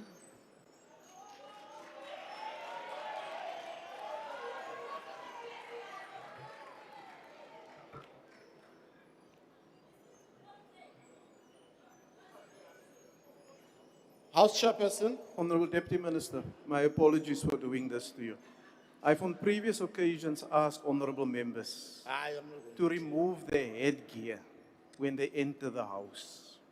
You know who I'm referring to? It's you, honourable member, and the member sitting behind you. Will you remove your caps, please?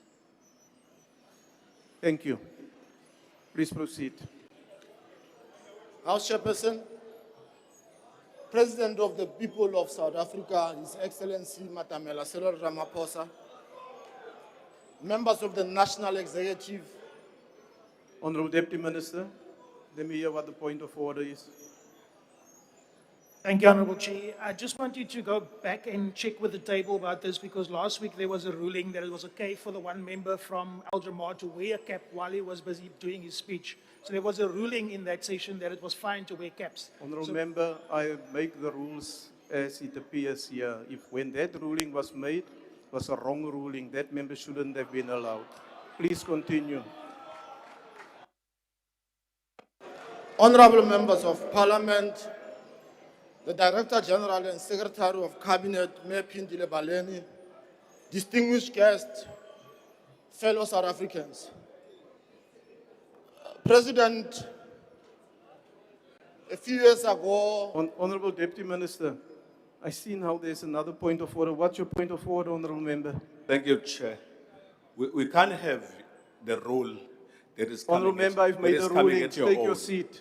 That is coming at your Honourable own. Member, take your seat. The Minister of Finance is always wearing. Honourable Member, take your seat. Yeah. If You've you never challenge ruled me, that. you will leave the House. Please continue, Honourable Member. Order. distinguished guests, fellow South Africans. President, Peter Maibue warned us a few years ago that the beneficiaries of state capture will not give out without a fight. A political party, a relatively new political party, with the biggest human traffic scandal since the dawn of democracy, will not give up without a fight. Jacob Zuma, a man who has evaded prosecution for over 21 years, Honourable will Deputy not give Minister, up without a Honourable fight. Deputy Minister, take your seat. Honourable That is Douglas. why they want to remove him. Honourable Deputy Minister, take your seat, please. Honourable Douglas, why? Order. Order. I recognize the Honourable Douglas. Yes, Honourable Member. I'm raising a point of order under House Chair. Under terms of Rule 85, the member is misleading the House as the statement is factually incorrect and misleading the House because the President has nothing to do with any human trafficking, neither has the MK ever had anything to do with human trafficking. So this is casting aspersions upon the character of our members. Order, Please Honourable ask him to Member. withdraw. Your interpretation of the rule is not correct. The like his reference is to a political party and not to an individual here in the House. If the reference was to a member here in the House, I would have ruled that the Honourable Deputy Minister will withdraw what he said. But it was a broad statement to a political party. And that is the ruling. Honourable Deputy Minister, I see now there's more hands going up. If it seems to me there's... Let me hear. Siyabonga Sihlalo. Is it on the same point? No Sihlalo. Ngiyacheka Sihlalo ukuthi ukhethe iphele emasini yini. Ngoba ngibona nangu ugqoka isigqoko esimnyama uyadla futhi kwi-house. Abomkhonto kuphela fa bekhumula igqoko. Honourable members. Honourable members. Honourable members. Honourable member from Al Jamar. Remove your cap. Please, don't behave like school children. I've made a ruling and it applies to everybody. Please. Continue, Honourable Deputy Minister. President, the Zuma family will still have to account for the children that were sold in Russia. We will make sure of it. Amen.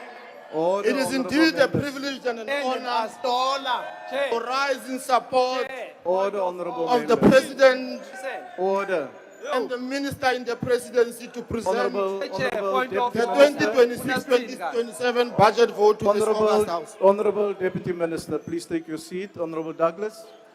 Honourable Chair, I rise in Rule 84. The point of order is the Honourable Member is improperly imputing motives to another member. There are Zuma family members that are MPs, and so he's imputing false motives to our members, and he needs to withdraw. Honourable Deputy Minister. He didn't mention a I name. didn't- House Chair. Chairperson, I withdraw Honourable, unconditional. honourable members. What about Zuma? I withdraw unconditional. Okay, thank you. Please Jacob proceed. Zuma. Order, honourable Jacob members. Zuma, who is not a member. Jacob of Zuma the is a crook. Oh, We'll still have to honorable, make sure of it. honorable Deputy Minister, honorable members, order, order, just calm down, just calm down. Do not switch on your microphones, Honorable Ngola, and just make comments because you do not add and assist the process. You are adding to the order, honorable members. You are adding to the disorderly behavior that is currently prevailing. And the Deputy Minister will now continue with his speech and let us observe the But rules Chair, of the I've been House. saying point of order since. Please proceed. I've been, Chair, ufuna ukungibona makwenze njani? Honorable Deputy Minister, honorable members, I want to remind you that just earlier this afternoon there were points raised on frivolous points of order. And it is covered in the rule. What is your point of order, honorable member? Ngiyabonga Chair ukuthi ungirecognize ekugcineni. Chair, Deputy Minister must not say us Jacob Zuma. For now, His Excellency Jacob No, Zuma. take your seat, number one. honorable member. Take your seat. Chair, Honorable member, take your seat. Ubab Zuma akasabu vula Honorable statement member, sakhe take your seat. Jacob Akasabu vula statement sakhe sasebhenki. Honorable member, take your seat. Jacob Zuma. Statement sakhe- Jacob Zuma. Wankanga. Her. The only president that matters. We do so mindful of the solemn responsibilities vested in the presidency as Honorable, the center of honorable government. members, honorable members, honorable members, honorable members. Just calm down and let us give the honorable deputy minister to make his input in this debate. Avule statement. iqala. Order, honorable members. Honorable members, if you continue in this manner, I'm going to name you. And you will be asked to leave the House. And then you will be referred to the Powers and Privileges Committee. That is the cons. We're at that point now. Continue, Honorable Deputy Minister. Our task is not abstract.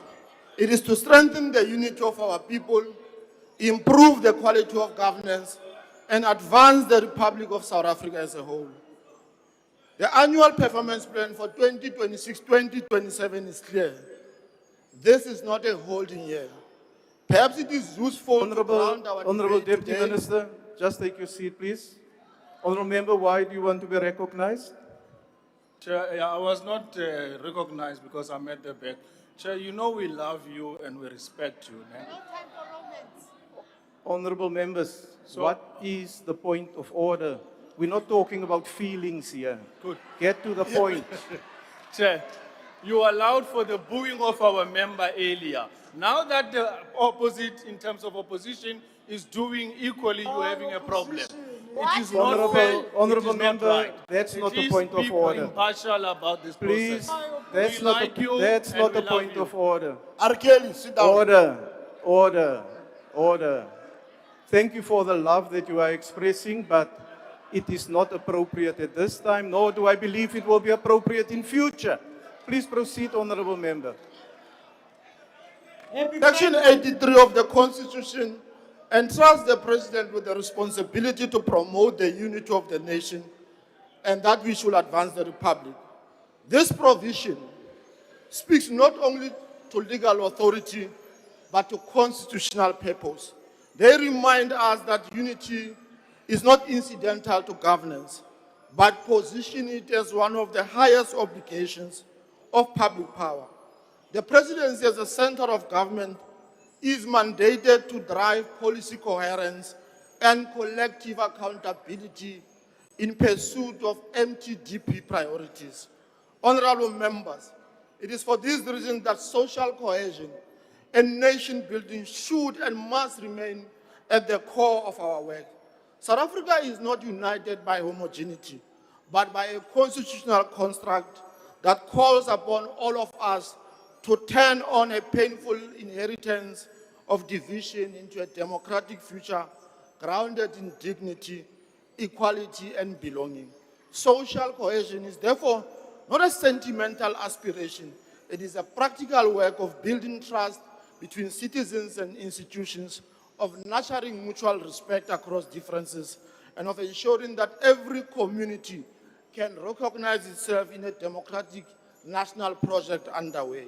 Our annual performance plan gives practical expression to this obligation through a program of action for nation building and social cohesion, with a target of 80% of implementation in 2026-2027, and through a program of action on strengthening partnership with social partners with a target of 90% implementation. These are not mere internal measures. They are instruments for rebuilding trust in the democratic state and furthering the construction of a truly united and diverse nation. In reflecting on these conditions that either strengthen or weaken cohesion, the work of complexity scientist Peter Terjen offers a useful point of reflection. He uses the concept of immiseration to describe the erosion of economic security and social hope among broad sections of the population. His treatise plainly warns us that where exclusion deepens, trust declines, and social fracture becomes more likely. That insight is relevant to our own context. Cohesion cannot be separated from material condition. A society cannot be asked to hold together while too many are burdened by poverty, unemployment, insecurity, and exclusion. That is why our APP speaks directly to the pressures our people feel: stronger employment pathways, lower cost of living, safer communities, and a state that acts with fairness and competence. It asserts that the presidency as a center of government must coordinate the implementation of policy priorities that seeks to deliver on these priorities. In keeping with this coordination role, the presidency, Mr. President, has set itself the task of assessing SONA commitments for socio-economic impact so that delivery is not judged by announcements alone, but by its real effect on the people's life. House Chairperson, for government, this means cohesion must be built through visible action. It must be seen in a capable and ethical state, in institutions that are responsive and fair, in safer communities, in dignified access to services, and in a public administration that treats everyone with dignity and respect. That is why this budget vote supports execution discipline. Honorable members, citizens' engagement remains central to the work of the presidency through both mediated and unmediated platforms. The GCIS and its entities, Brand South Africa and MDDA, are therefore fully poised to support this engagement program. The GCIS is mandated to communicate the broad program of government and empower citizens through disseminating crucial information. In keeping with this mandate, Cabinet has approved the National Communication Strategic Framework to be driven by GCIS through the entire system of government. As a department reporting to the presidency, this work is done through full support of the ministry in the presidency. In this regard, we have started a series of consultations with SALGA and various provincial governments to socialize the national communication policy and align it for provincial implementation. We have already engaged with the Northwest Provincial Government. Free State is scheduled for next week, and plans to engage in Mpumalanga and others is continuing apace. This work seeks to achieve alignment on especially three key aspects. The first one being coordinated government messaging. The second one being ensuring that government departments set aside 3 to 5% of their operational budget to fund their communication function, and ensuring support for community media through a 30% of communication and advertising spent on community and grassroots media through the system of government. This work is further strengthened by the National Communication Strategic Framework, which calls for a more coherent, citizen-centered, and development-oriented government communication system. The National Communication Strategic Framework positions communication not as an afterthought to delivery, but as a strategic instrument for building trust, taking South Africans into confidence, and ensuring that a coherent message is communicated across all spheres of government. Honorable Chairperson, Brand SA is a custodian of our nation brand, mandated to promote our national reputation globally and domestically. Brand SA will only achieve this important task through nation brand alignment with all stakeholders, both in the private and public sector, so that we can all understand that our actions can be brand enablers or disablers. The work that Brand South Africa does through the support of the presidency ensures that South African products are bought abroad, that investors do invest in South Africa, tourists visit our shores, and foreign students choose our universities. Honorable members, the MGDA is mandated to ensure diversified ownership of media platforms and consumption of media products curated by community and grassroots media platforms in their local languages. The MDDA's grant and seed funding program supports the sustainability, growth, and development of community media through both capital and operational investment. This support translates to just over 50 million for 2025, 2026, and 2026 to 2027 financial years in broadcast equipment and operational budgets donated to community media. Honorable President, last week Thursday, I had the honor to preside over the official handover of the state-of-the-art studios to Vaal University of Technology, FM. This moment represented a meaningful investment in the voice, identity, and cohesion of young people and the wider community of Vanderbilt Park. Community radio stations such as VUT-FM hold a unique and powerful place in our society. It is not just about transmitting sound across the airwaves. It's about connecting people. It's about making sure that our communities are not only informed, but also heard. In so many ways, a community radio such as VUT-FM is the heartbeat of our communities. Through our G20 presidency, our country has affirmed that enduring progress depends on partnership, fairness, and our shared humanity. These are apparent lessons even for our domestic governance. No community can flourish while another is left behind.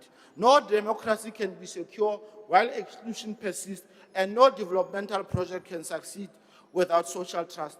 This requires the steady and calm hand of the president, supported by a capable presidency, to ensure that the work that is done in uprooting malfeasance across the system of government, especially the criminal sector, is ably supported.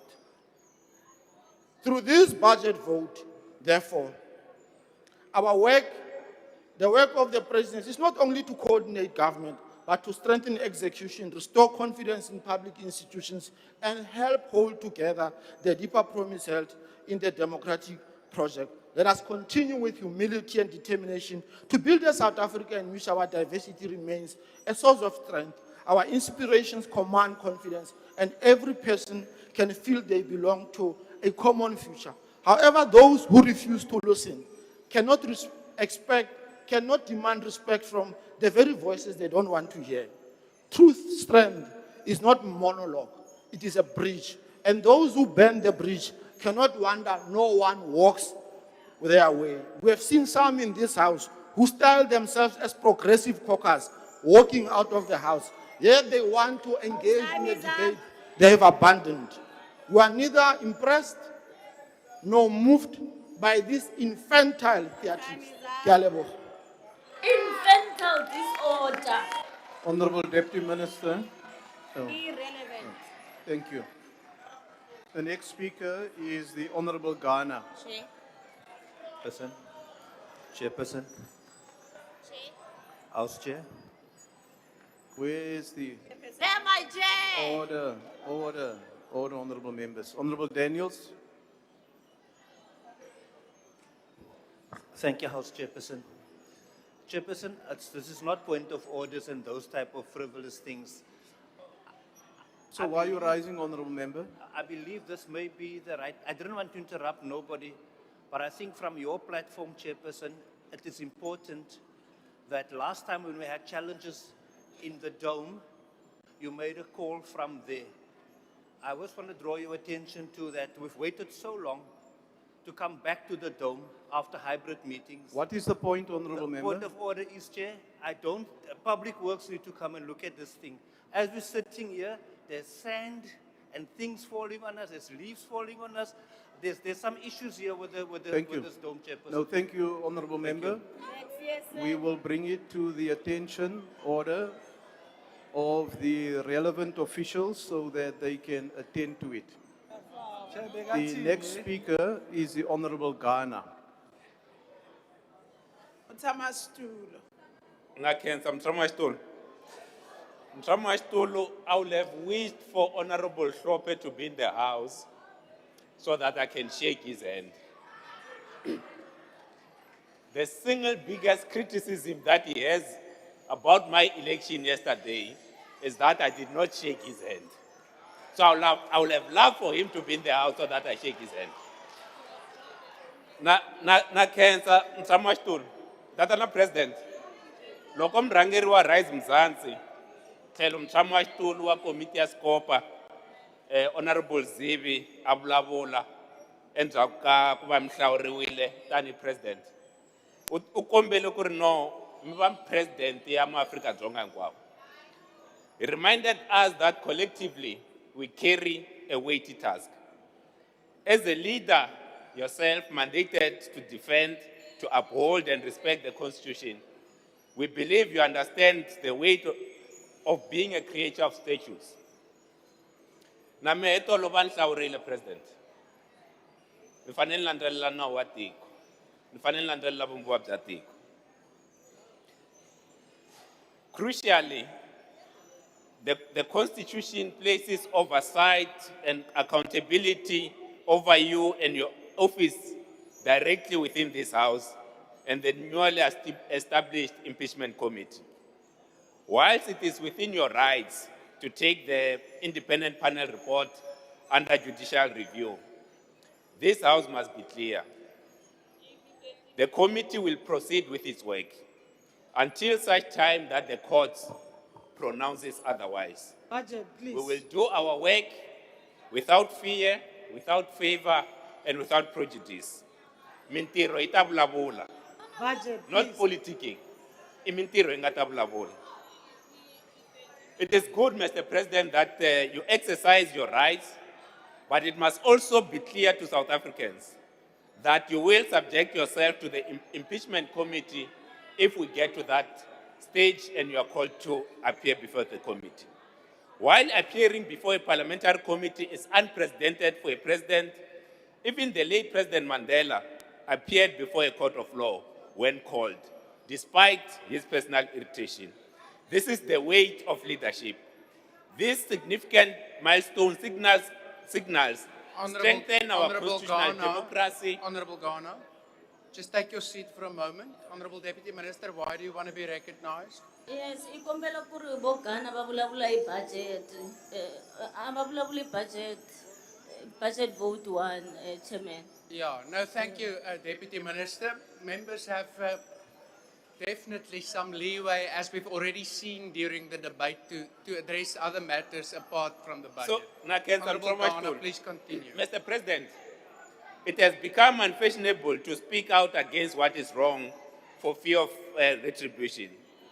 As the head of state, as Rise Mzansi, would like for you to continue to speak out very clearly against violent groups taking the law into their own hands, profiling people, and deciding who is a citizen.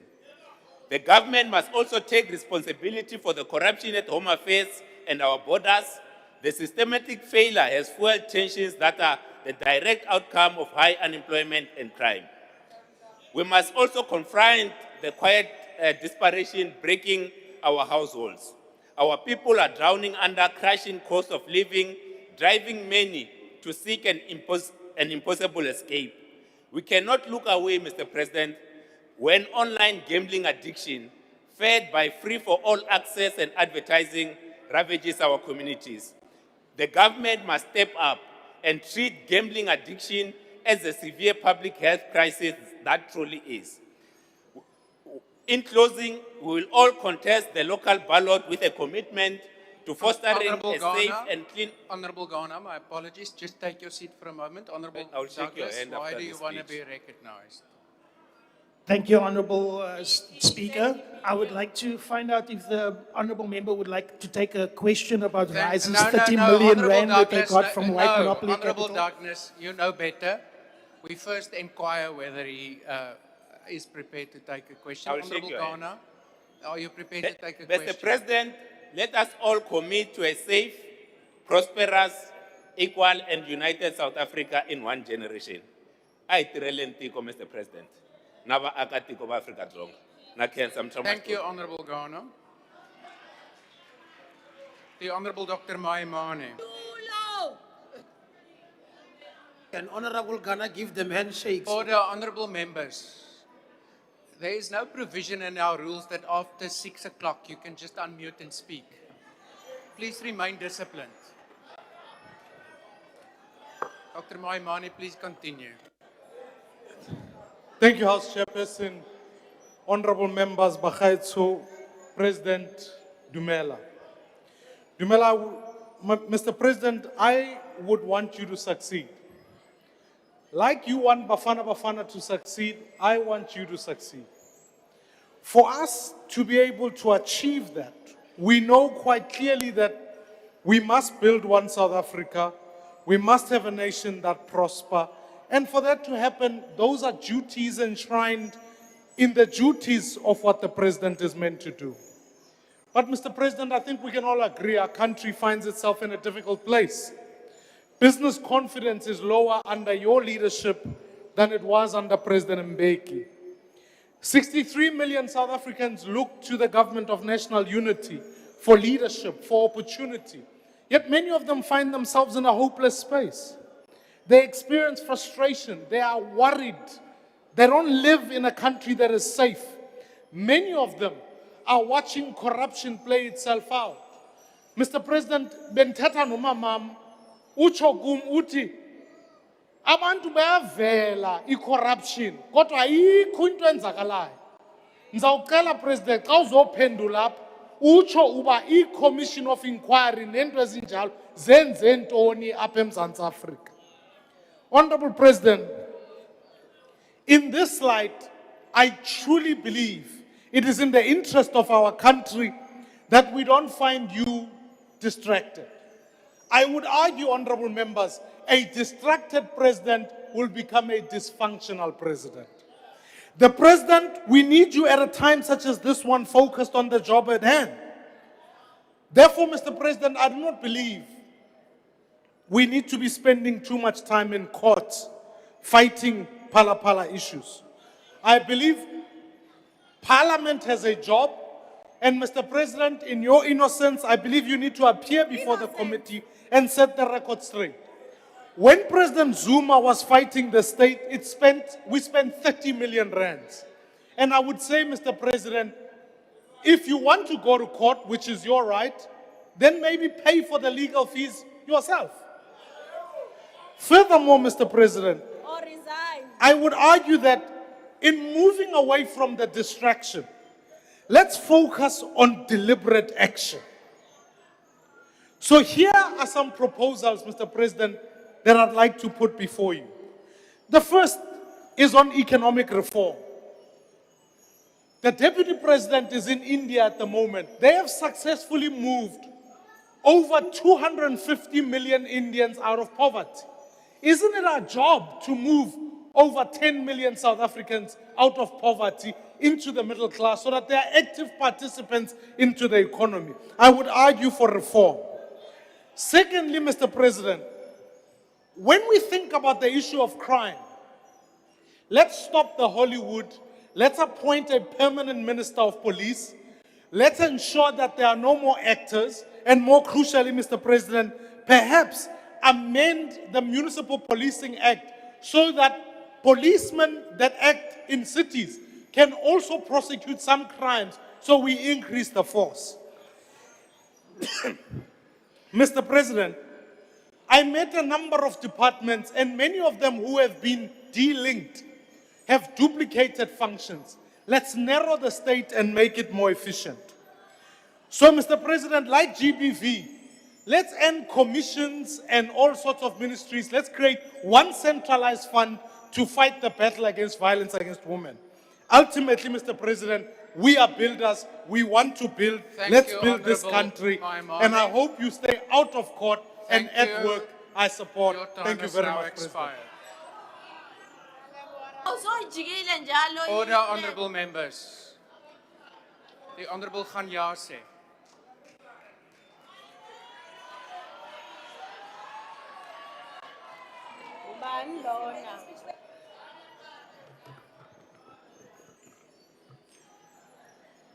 I extend greetings to you, Chair, Chief Whip of the Majority Party, Honorable Nduli, President Ramaphosa, honorable members, and the people of South Africa. Honorable Chair, we gather here today as we begin the month of June, a month which we dedicate to honoring the strength, zeal, and fighting capacity of the youth. In this 50th Jubilee of the June 16 Youth Uprising, we acknowledge that the struggle continues. The youth of today may not burn tires and march on the streets every day. However, they are in a battle for inclusion in the economy and decision-making platforms, access to opportunities, to be heard, to be protected, and kept safe. Today in KwaZulu-Natal, the Department of Education was opening the newly built state-of-the-art Mbuso Bheka ICT, Engineering and Technology School of Excellence. This is progress in action. The youth are in schools, institutions of higher learning, skills centers and programs. They are starting businesses in unfavorable conditions, leading research and innovations that offer South Africa new solutions. They are bold and clear that they want to be part of the solution, and they do this practically. We cannot forget about the youth who are not active anywhere, not in education, not working, not involved in any activity. As we honor the youth of 1976, we do so acknowledging that they laid the foundation for youth to own their power, know their strength, and dare to envision entering spaces that were taboo for them in the past. It is without a doubt that 32 years into democracy, a lot has been done to embitter the lives of the people of South Africa. However, today we face new challenges. Youth unemployment in South Africa has become a crisis, one that can no longer be ignored. The youth of this country suffer under open economic exclusion. This has led to the state of hopelessness, indignity, mental health challenges, drug abuse, and many other social ills. We raise this not in ignoring all the hard work that has been done in carrying out the transformative projects, but in cautioning the need for speed in implementation, the need to roll out all progressive initiatives to more areas in our country, including the deepest rural areas and townships. Honorable President, to whom much is given, much is expected. South Africa is a world-class country, and its potential has been demonstrated by the great strides that have been made to attempt to address the imbalances of the past. The bar has continued to be raised by different terms of government, and now it must be surpassed. Government must continue to act. There is capacity to act. Youth unemployment is linked to broader patterns of economic exclusion, access to quality education, skills development opportunities, financial resource, digital technologies, and entrepreneurial support remains unevenly distributed across South African society. These inequalities continue to reproduce historical patterns of disadvantage and limit economic mobility. Government has significantly expanded access to education through programs such as free fee education, higher education. Challenges remain. Concerns related to student indebtedness and the exclusion of the missing middle who do not qualify for full financial aid yet struggle to afford tertiary education. These barriers constrain opportunities for skill acquisition and labor market advancement. Government has sought to address these challenges through initiatives such as the One Country, One Skills Plan, the Human Resource Development Strategy, and the Master Skills Plan. These initiatives aim to improve alignment between education and labor market requisitions, while promoting skills relevant to the digital economy, technological innovation, and future employment opportunities. Entrepreneurship has emerged as a critical mechanism for addressing youth unemployment and promoting economic inclusion. Micro, small, medium enterprises play an important role in employment creation, innovation, and local economic development. Consequently, strengthening the youth entrepreneurship ecosystem should form a central component of South Africa's youth development strategy. There is increasing recognition that financial institutions, government agencies, and development finance institutions should expand support for youth-owned enterprises. Access to finance, business incubation, mentorship, market opportunities, and enterprise development support are essential components of a successful entrepreneurship ecosystem.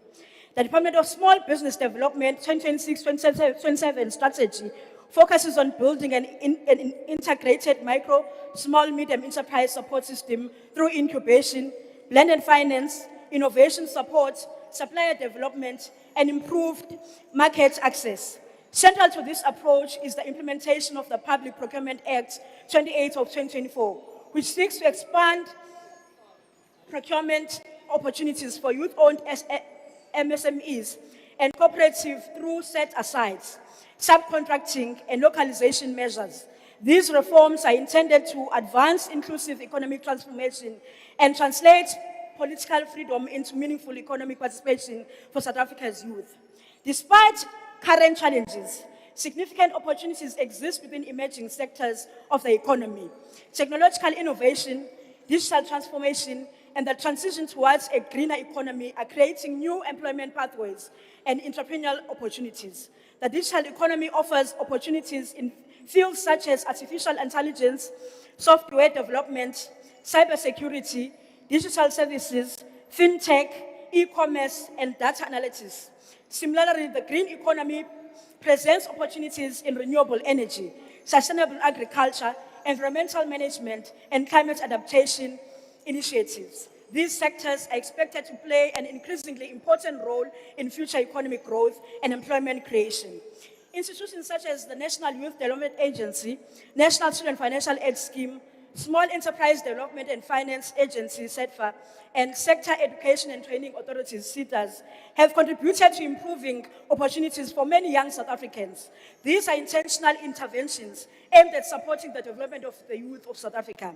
There is a long-term solution for strengthening of our economy, such as that we're able to implement all progressive policies of government to change the lives of all South Africans without worrying about fiscal constraints.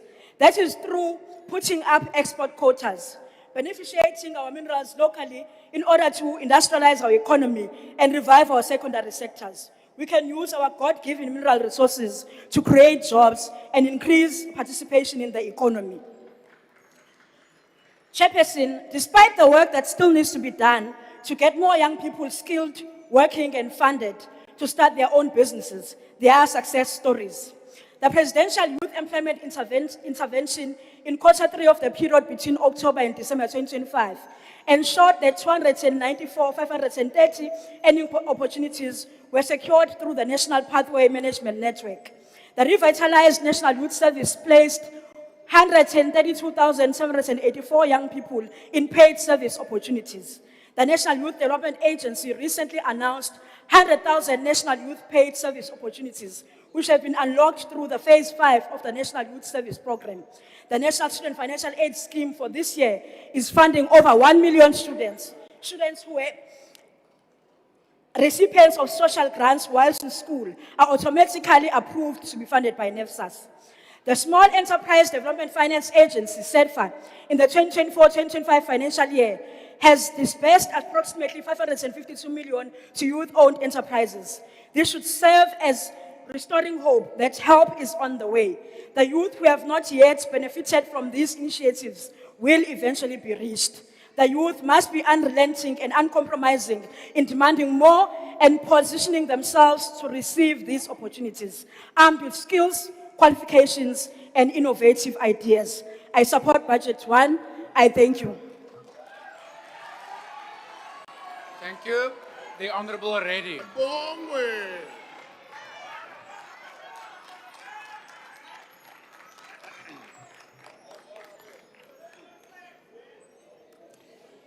What I fear is that the liberators will emerge as elitists who drive around in Mercedes Benzes and use the resources of this country to live in palaces and to gather riches. Chairperson, let me pause here and let me greet the real president of this country, our President Jacob Zuma. I want to greet our ground forces and our commanders who are watching this debate today. I also want to greet our comrades from the Progressive Caucus and the Congress of the Left. After hearing the words of Chris Hani, South Africans and MK Party are asking some very painful and serious questions. Was Chris Hani warning us about apartheid, or was he warning us about what the ANC would become? Because if Chris Hani walked into this chamber today, what would he see? You see, the spirits of Oliver Tambo, the spirit of Peter Mokaba, the spirit of Lenny Naidu, the spirit of Chris Hani, the spirit of Winnie Mandela, the spirit of Nomkosi Mini. These are people that gave their lives, they shed their blood so that we can have freedom. But the freedom we have today was stolen by the ANC of Ramaphosa. You see, when Chris Hani comes here, he's going to ask, how is it that we found ourselves in this position? MK Party cannot call this man here, Mr. Ramaphosa, president. And I'm going to tell you why. His presidency has been marked with controversy. In 2017, we all know it's a fact. To all of you here in this ANC under Ramaphosa, 2017 and CR17 is synonymous. We all know for a fact that billions were spent on his ascendancy to become the ANC president. You know it. Many of you took some of that money too. And you can't challenge me because I was there. Then we also know that there was a public protector called Busisiwe Mkobane. House She Chair, I have an order. found Honorable, that the Honorable president... Reddy, please take your seat for a moment. I have a hand to my right. Honorable Hassan. House Chairperson, thank you very much. I want to rise on an order, but particularly Rule 68, referring to irrelevance and repetition of the Speaker. What is before us is the budget vote debate on the presidency, not the Speaker's opinions and views on these issues. Yeah. Thank you. Thank you, Honorable Hassan. In debates like this, we give a broad political discretion to all matters in the public domain. Honorable Reddy, please continue. So, this is what CR17 was all about, and you may not know Honorable it. Reddy, I have another hand to my right. Please take your seat. Honorable Member, is that a new matter? Yes. Yes, please proceed. No, thank you very much, House Chair. Rules of the House are being breached because the honorable member there on the side is busy taking pictures while we're in session. Can you deal with that? Thank you. Honorable members, earlier in this sitting, the Honorable Frolic already reminded all members that there's the broadcast, there's the YouTube where you can go and clip the parts you like. Please don't do your own recording. It's in breach of our rules. Honorable Reddy, please So we continue. find it difficult as MK Party to refer to president because we know how he became the president. We know what was paid, how much was paid. We know that. And then I also want to tell you why we walked out here in this chamber. We walked out and we did not stay here this afternoon to hear his speech because we cannot consider someone who has so many questions hanging over his head around the Pala Pala issue, where we see a constitutional court ruling that said that he has questions to answer for. Now, there's 31 questions, but he has a habit of going to court to silence the truth. He did it in 2017. He didn't want South Africans to know where the money came from. Now he's doing the same thing. Colleagues, in 2022, this parliament and this speaker, they Honorable silenced the Reddy, truth. Honorable Reddy, just take your seat for a moment. I have hands there at the back. I can only recognize one at a time. Thank you, House Chair. Mr. Speaker, on the podium, I'm prepared to take a question. Thank you. I'll inquire. You want to ask? No. what We first inquire, Honorable Member. Our MK. Order, Honorable Members. Please take your seat, Honorable Member. I'll inquire from Honorable Reddy. Sit down, Order.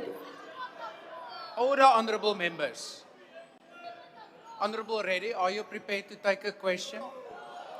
As soon as I'm done, I will take that question, I promise you. I have another hand there at the back. Is that, Honorable Member, why do you want to be recognized? Thank you, House Chair. I rise on Rule 85, reflections upon members and the President. No member may impute improper motives to any member or cast personal reflections upon the President. Honorable Reddy has just done that. I think he must withdraw. Thank you. No, Honorable Member, I think you with the greatest of respect, you need to be slightly more specific. What was the specific words which you deem to be a reflection on the integrity of... He said that he's a constitutional delinquent. Didn't you hear him? Just go to answer. Order, order. Honorable members, I'm not prepared to say that the term constitutional delinquent is unparliamentary. Honorable Reddy, please continue. So in 2022, the ANC used its majority and suppressed this report. And now in 2026, they're doing the same thing, but they don't have a majority. They're using those GNU partners to do it. And if you look at the impeachment committee, it's packed with GNU lackeys. These are parties that all receive cabinet positions from none other than Mr. Ramaphosa himself. And you're expecting those 19 GNU parties.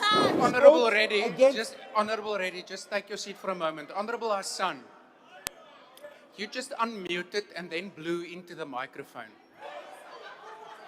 That is very unbecoming of a member of Parliament. Leave the house. Honorable Hassan, if you repeat such behavior, I'm going to ask you to leave the chamber. Noted, House Chair. Thank Yeah, you. Thank you. Honorable Reddy, please continue. Sorry, there's another hand. I hope my time is being monitored. Yeah, please. now, I've got now important things to say. your own chief whip wants to interrupt you. Honorable. No, Mr. Chair, I'm just asking that his time be reset because we could not hear what he said because of that. So please add another minute or two. Thank you. Honorable Dagmore, we're not going to reset any time. We do stop the time of the member at the podium the moment there is an interruption. Honorable Dagmore, why do you want to be recognized? I rise on a point of order, Chair. Could you please rule on whether the description of members of this House as lackeys is parliamentary or not? You're a lackey. Honorable Reddy, I did not give you permission to enter into a conversation with the Honorable Dagmore. Honorable Dagmore, I will look into the context in which it was used. If it indeed refers to this House, I will deem it as unparliamentary. If it is, however, a broader statement not implicating any specific member, I cannot rule in your favor. But I'll consult the Hansard. Honorable Reddy, continue. So in 2026, you see that the ANC is doing the same thing, but there's something else that has Honorable happened. Reddy, I have another hand. Honorable members to my right, I'm going to... The more points of orders Honorable you Reddy, get, please. the more I get promoted in my party. Honorable So Reddy. keep it coming. Honorable members to my right, I'm going to recognize you, but just remember, earlier in this sitting, you pleaded for a ruling against what the members on my left for repeatedly raising points of order to stop the flow of the debate. Don't do the same thing. Honorable member, why do you want to be recognized? Chairperson, thank you. I rise on reference to members as lackeys in terms of Rule 87.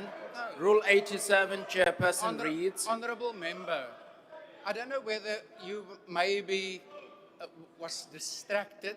I'm not going to say not with us, when the Honorable Dagmore raised his point of order, but he raised that point of order already, and I said I'll look into the answer. Thank you, Chair.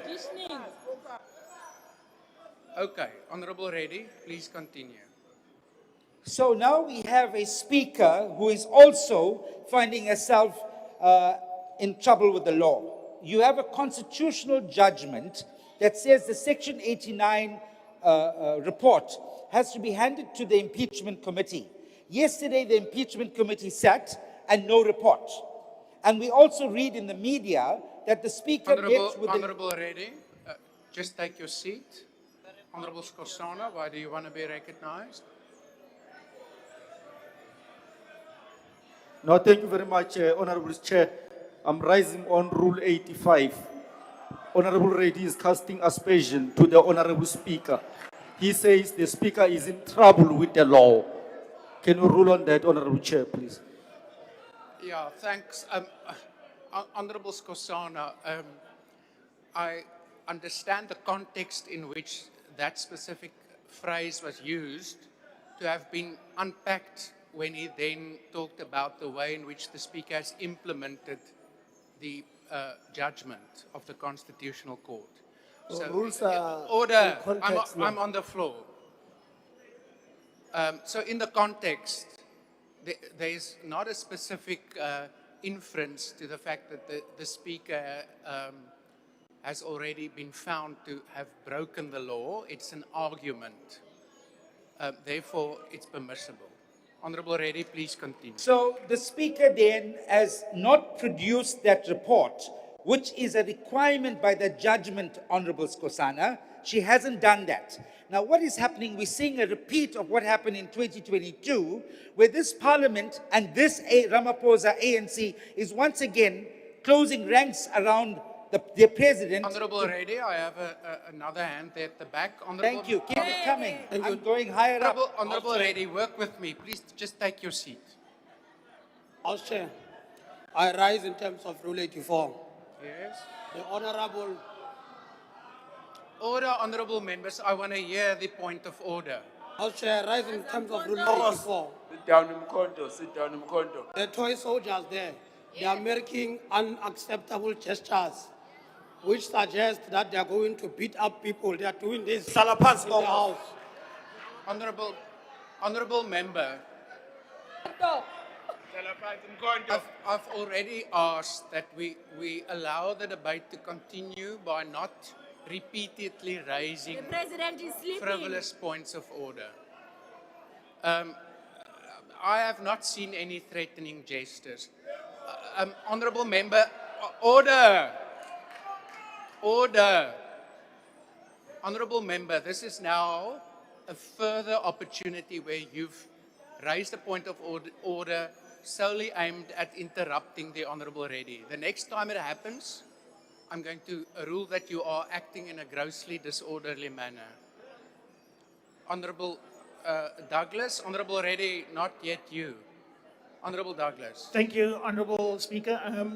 The rules are very clear. The Rule 92 prohibits disruption through improper points of order, and they need to identify what the point of order is. So, Mr. Chair, our speaker is being disadvantaged that he cannot get his points across, and he's being hamstrung by all these frivolous points of order. Could you please rule on this and make sure that it doesn't happen again? Thank you, Mr. Chair. Yeah, thank you, Honorable Douglas. I've now issued a guidance to that specific member that a further frivolous point of order on his behalf will be deemed as grossly disorderly. I will apply the rules. Honorable Reddy, please continue.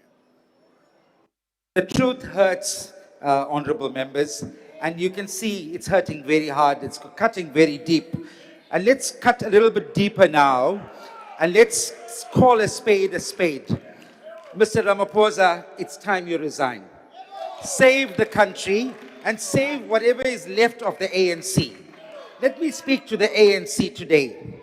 The ANC is now a shadow of its former self. Under President Zuma, the ANC was a mass movement.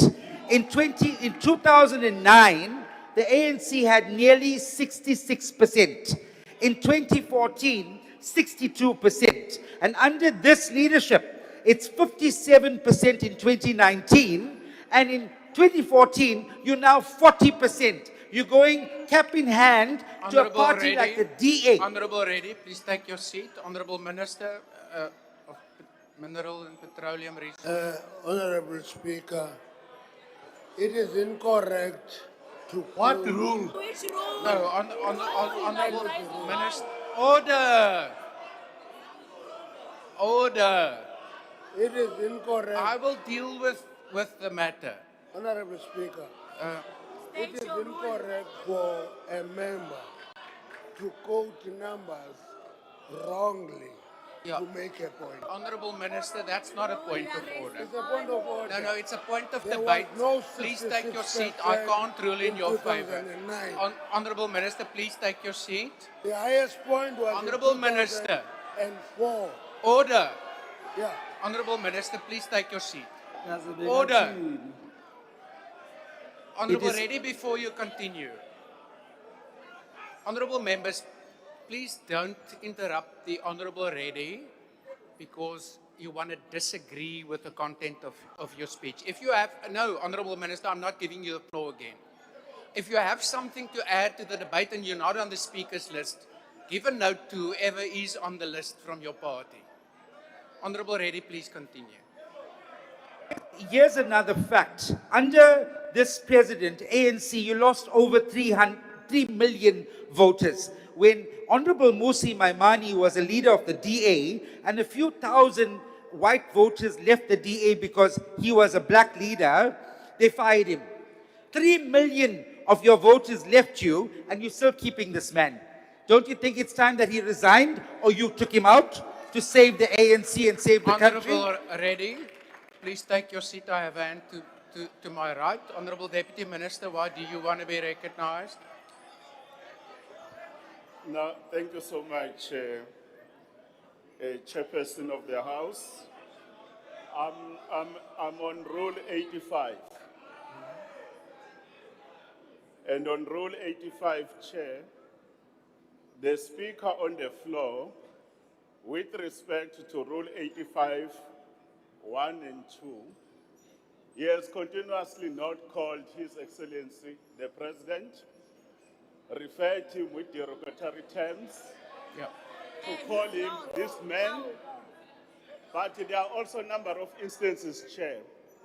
I want you to find time and space just to refer to some content on Hansard. Some of the things that are actually happening here. Rule number 2, 85.2, makes a provision wherein you want to actually impugn on the standing of a member, he has to bring a substantive motion. And a number of instances has happened here. I don't want you to make the rule now, but please check your Hansard. Thank you. Order. Thank you, Deputy Minister. Firstly, on the first point of order you raised, you are quite correct, although it's not Rule 85. Our rules do require, Honorable Reddy, that we refer to one another as Honorable or at least Minister or President in the current case. Order, I'm still on the floor. So therefore, please refrain from talking about Ramaphosa for the rest of your speech. On the second part of the point of order, that was unfortunately, Deputy Minister, very vague. I cannot sustain the point of order, which in broad terms say, on many instances, what the members said calls for a substantive motion. Honorable Reddy, I have a hand to my left now. Honorable Douglas. Thank you. I just want to ask you to clarify with the table that the use of Mr. Ramaphosa is acceptable according to the rules, Mr. Chair. That is actually acceptable and parliamentary. That's indeed what I said. Thank you. Honorable Douglas, but your member did That not last must even stop auditioning. order, did not even use Mr. And that's what the ruling is about. Honorable Reddy, please continue. Thank you very much. I think let's get serious now. The truth of the matter is that there's no dignity left for the black child in this country. And we as MK Party and the progressive forces that are seated here today, our cry is for the future of that black child. And that future was gone the moment Mr. Ramaphosa became the president of this country. He has sold out to his handlers, and these are the ones that contributed to his CR17 Honorable campaign. Reddy, please take your seat for a moment. Honorable Skosana. Thank you very much, Chair. I'm on Rule 85. Honorable Reddy is casting aspersion to the President. He says the President has sold out to his handlers. Yeah, please rule on that, Thank teacher. you. Honorable Reddy, indeed, the President, like all members, have sworn an oath to uphold the Constitution. When you make a statement that he has sold out to handlers, it alleges that the President is not acting in accordance with that oath, and that requires a substantive motion. He sold buffaloes. Order. Please withdraw those words. I withdraw his handlers, those No. that paid for his CR17 campaign. Honorable Reddy, that's not what I asked you to withdraw. Honorable members. Honorable Reddy. I withdraw handless. No, I asked you to unconditionally. withdraw the statement you made that he sold out to his handlers. I withdraw, he sold out to his handlers. Thank you. He sold out to his handlers. Is that the one? Thank you. No, Now, Honorable let's- Reddy, let's- let's- Honorable Reddy, we're not going to play games here with one another. Withdraw and continue with your speech. Otherwise, I will now hold you as acting grossly disorderly. I withdraw. So what has happened today is that the ANC of Ramaphosa has gotten into bed Honorable with the Reddy. party, with Mr. Honorable Reddy. Mr. Ramaphosa, my I've apologies. sensitized you. I've made that ruling. Yes, If you're my- going to my disregard apologies. my ruling, I'm Yes, going to my apologies. ask you to leave the house. Mr. Ramaphosa, the ANC of Mr. Ramaphosa has sold its soul to the DA. So a vote for the ANC today is actually a vote for the DA. And a vote for the DA is a vote for the ANC. Remember that when you go to the polls this year. So, Honorable Chairperson, why do established economic interests appear so comfortable with this arrangement, especially with the president of this country, while poor people continue to suffer? Why do powerful voices seem relaxed while unemployment in this country deepens? Why does the presidency feel so distant from radical economic transformation while inequality grows? Because the perception outside is painful, that the ANC under your leadership has drifted from the poor and become too comfortable with the status quo. Chairperson, thank God President Jacob Zuma saw the warning signs. He saw the frustration, he saw millions feeling abandoned, and he understood that freedom without dignity becomes symbolism. And that is why MK Party exists today. We are here to continue the struggle. And when you see us wearing combat, it doesn't mean that we are soldiers. It means that we are a symbol of the struggle continuing. A luta continua. That's what it means. We want to continue the struggle for our land. We want to continue the struggle for jobs, for dignity, for safety, for a future where the black child survives and thrives. Chairperson, please, don't come and lecture to us, the poor people, about defending the Constitution while dignity collapses. A Constitution means very little, beautiful on paper, but absolutely nothing to the lived realities of our people. Look at petrol prices. Petrol prices are going up on Wednesday. For the first time in our history, under President Zuma, it was 12 rands a litre. Let me remind you. Now we're paying 25 rands petrol, 32 rands for diesel, all under Mr. Ramaphosa. And you're telling me that life can be better? That is why we as MK reject this budget. Vote MK in the local government elections. Kwaza Mkonto, Kwaza. Thank you, Honorable Reddy. Honorable Reddy, please just remain at the podium for a moment. Yes. Honorable members, on the 15th of May 2026, during the mini plenary debate of Budget Vote 41, Water and Sanitation, Honorable Van Zyl rose on a point of order that the Honorable Reddy had used unparliamentary language and requested that I rule on the matter.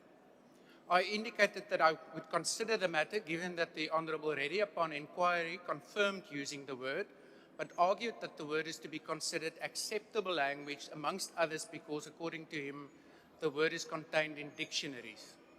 While I was ready to rule on the matter later during the debate, the member had left the mini plenary before I could do so. The ruling, therefore, must now be given in a full plenary.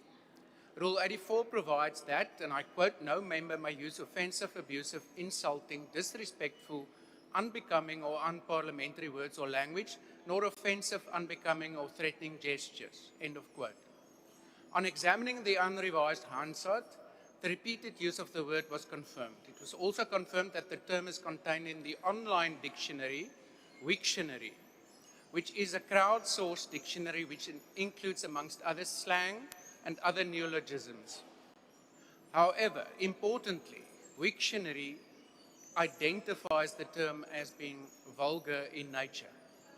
Honorable Reddy, just because language may be used in an informal setting and may be acceptable in some quarters in society, the bar for parliamentary debate is set at a higher level, and we must ensure that the manner we engage with one another and communicate with people reflects the dignity, the decorum, and the worthiness of this House as the representatives of the people. Honourable Reddy has been provided with a copy of the unrevised Hansard so that he's fully apprised of what I'm requesting him to withdraw. Therefore, Honourable Reddy, even though I don't want to say the word, and I'm going to ask you not to repeat it, you may just say withdraw. Please withdraw the becoming an offensive use of the word unfuckwithable. I withdraw that Thank word you, I then. used unconditionally. Thank you. Thank you. The next speaker is the Honourable Moore.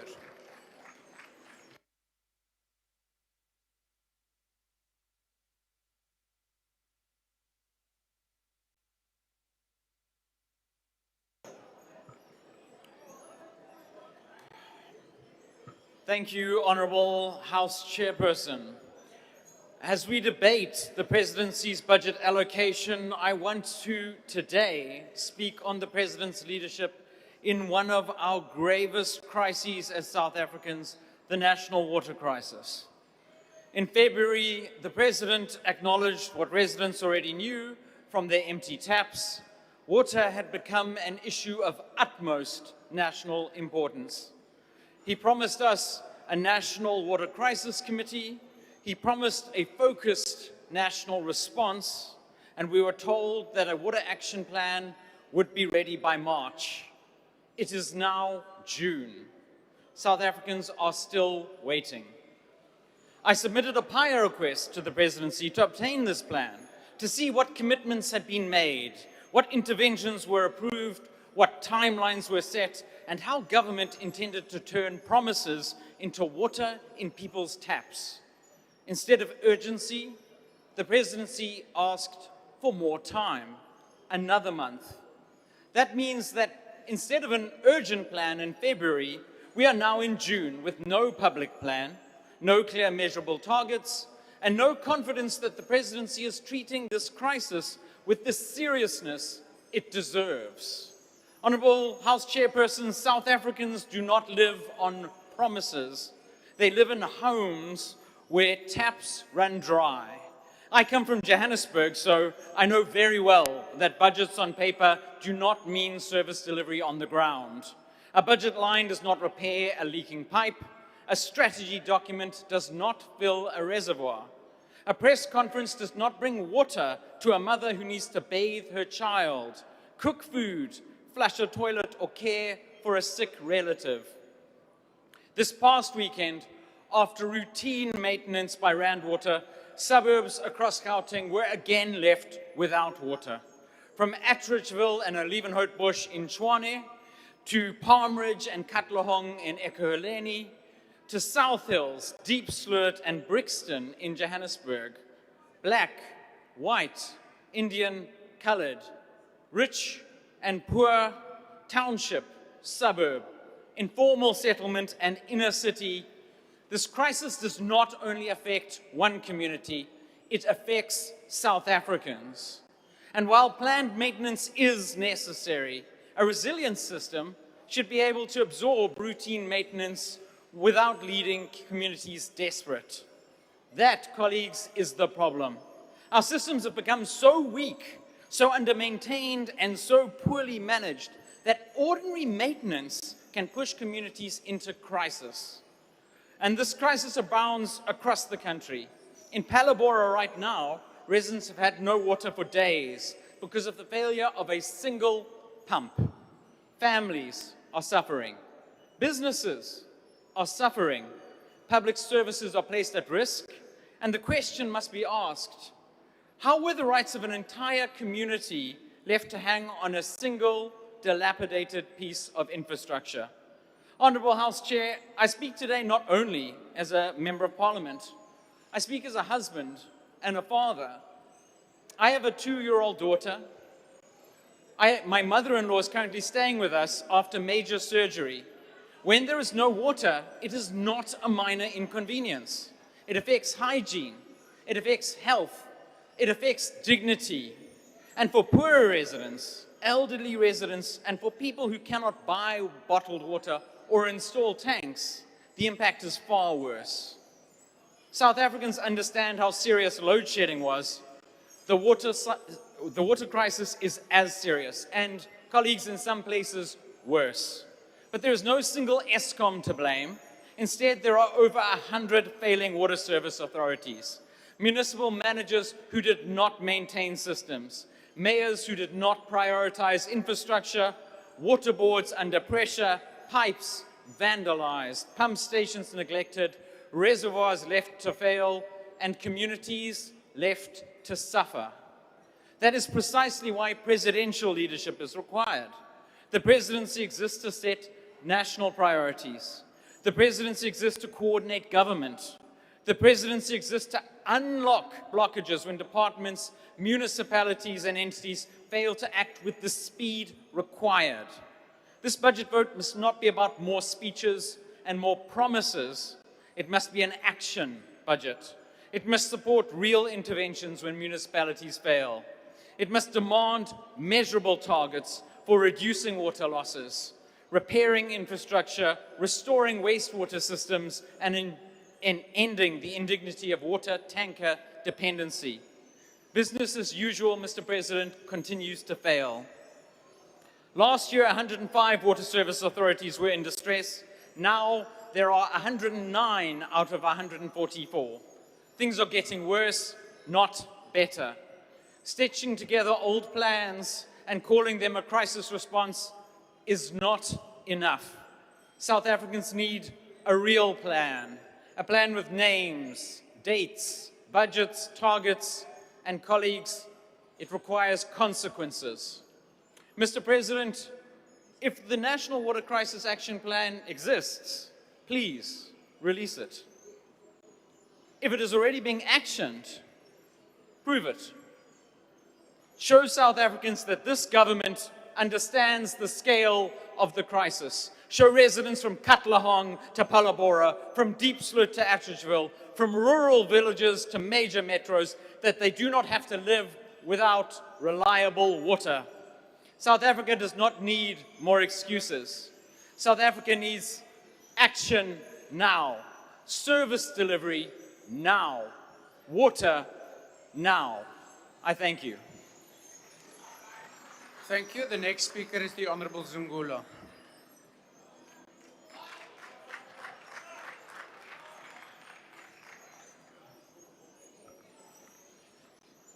Ndimatekwane, President. When you came into power in 2018, you promised a new dawn, renewal, transparent and accountable leadership. The budget that you've tabled today is a repeat of what you've been saying since 2018, which has not yielded results.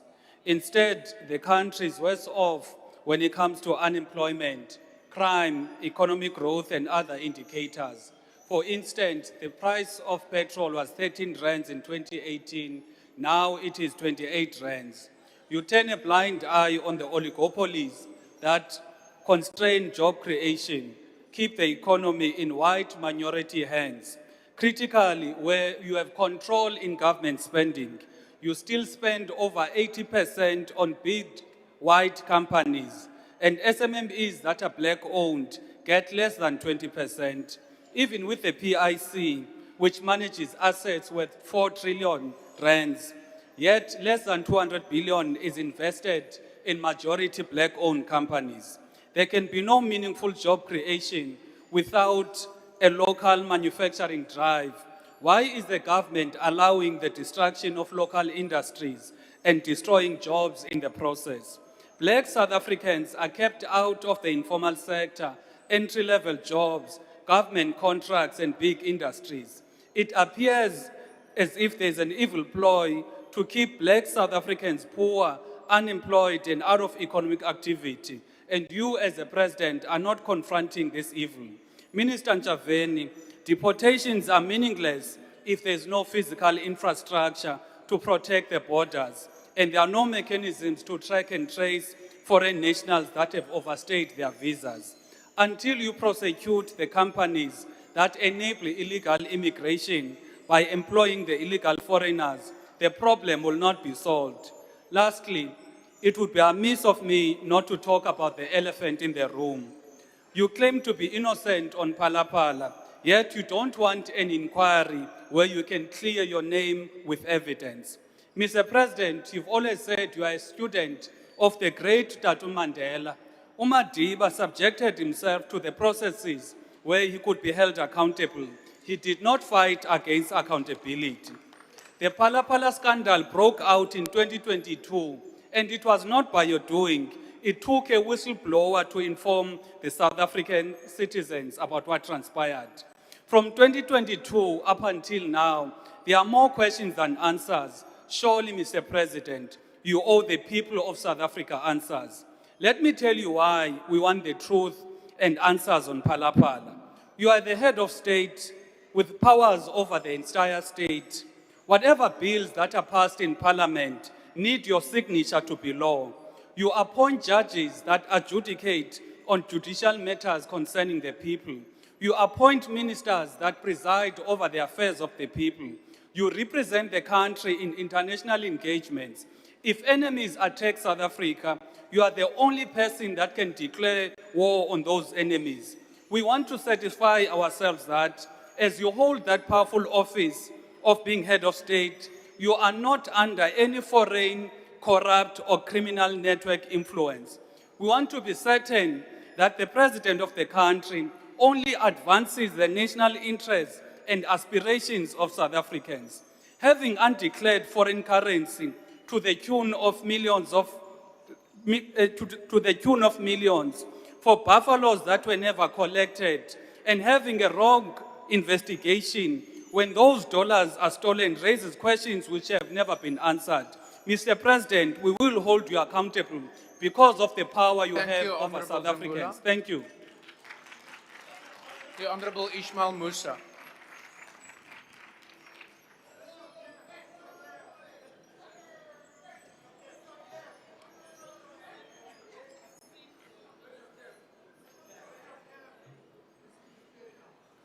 Honorable Chairperson, Honorable President, Honorable members of this august House, and beloved fellow South Africans. I greet you in the name of Almighty, the most gracious and the most merciful. I greet you also in the universal greetings and prayer of peace. Al-Jamaa has accepted the Constitutional Court ruling, and as fellow beloved South Africans, we do not stand here as enemies of the President of our country. Al-Jamaa believes this House should not allow it to become an endless political siege that paralyzes the national executive.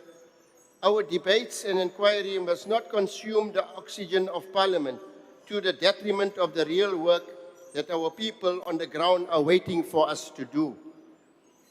We have the impeachment committee, let it run its course.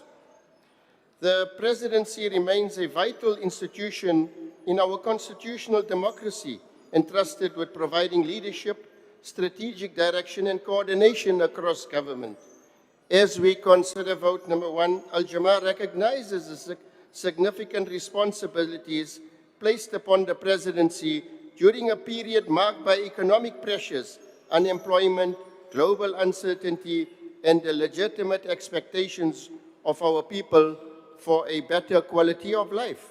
We acknowledge ongoing efforts aimed at strengthening governance, improving coordination between departments, and advancing South Africa's developmental objectives. These efforts are important and deserve recognition. At the same time, our people continue to face serious challenges. Many communities are still seeking improved service delivery, greater economic opportunities, safer neighborhoods, and more efficient government institutions. Al-Jamaa believes that accountability, transparency, and ethical leadership remain essential pillars of effective governance. We encourage continued efforts to strengthen oversight mechanisms, improve government performance, and ensure that public resources are utilized responsibly and for the benefit of all South Africans. Al-Jamaa further supports greater engagement with faith-based organizations, civil society, traditional leaders, and community stakeholders who contribute significantly towards social cohesion, nation building, and community development. Honorable President, South Africans continue to demonstrate resilience, hope, and determination despite many challenges. Our collective responsibility is to ensure that these aspirations are matched by practical outcomes that improve lives and restore confidence in public institutions. Let us strengthen partnerships, accelerate delivery, promote accountability, and work towards a South Africa that offers dignity, opportunity, and hope for all. Al-Jamaa supports the objectives of vote number 1 and remains committed to constructive engagement in advancing the interests of our nation and its people. Strong leadership is measured by the positive impact it has on the lives of our people. Our shared responsibility is to turn hope into opportunity and opportunity into progress, working together in accountability, service, and nation building. Building trust through service, strengthening hope through delivery, a nation united, a future secured, leadership with integrity, progress with purpose. Thank you, Honourable Member. I thank you. Malibongwe. The Honourable Kohler.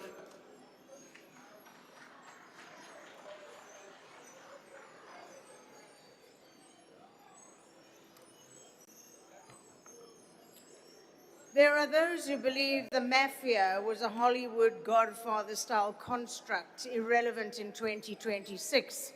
It may have come as a surprise, though, to hear that there was a massive international policing effort last month, which hit the finance network of the late Sicilian Cosa Nostra boss, Matteo Messina Denaro, the 200 million euro estate, the hidden properties, gold, global assets, rigged poker games, fixed sporting matches, drugs, extortion, and finally, with 1,200 Italian officers, there were 150 arrested.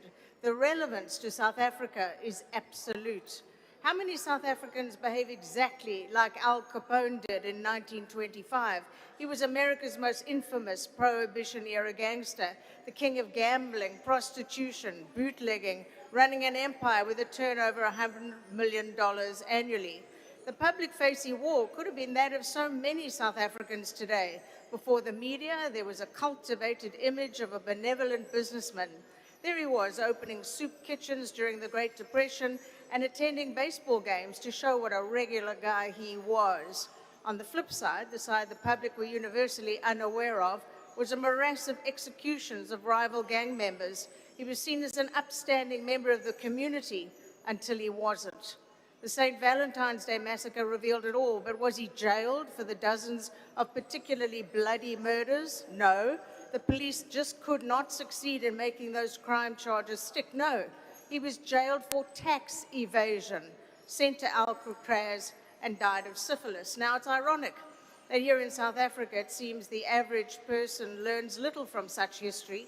However, we have some of the smartest criminals in the world. In fact, according to the Global Organized Crime Index, we're amongst the best, or the worst, according to your perspective, for organized crime networks. It's a fairly new innovation in this country. I stood on this very podium and called out the then infant construction mafia as it was first conceived in Umlazi.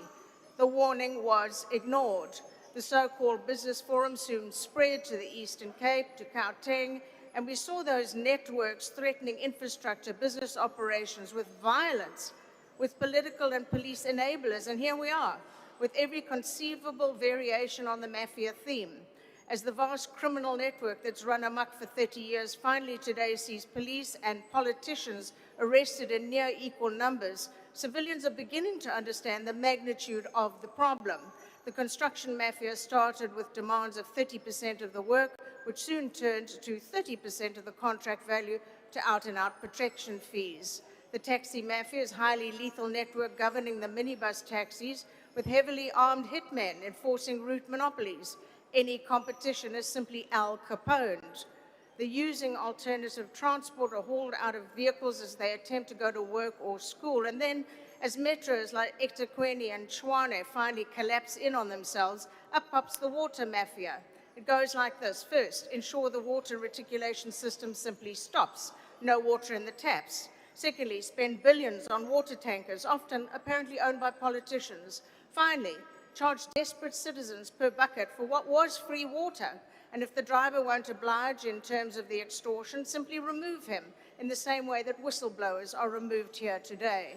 Then there's the Big Five cartel based in Gauteng, and that dominates the big earners. Drugs, transnational vehicle theft and smuggling, high-profit kidnappings, contract killings. While South Africans are out shopping at Woolworths, or unless a bomb goes off, they live their lives totally unaware of the filthy underbelly of our country.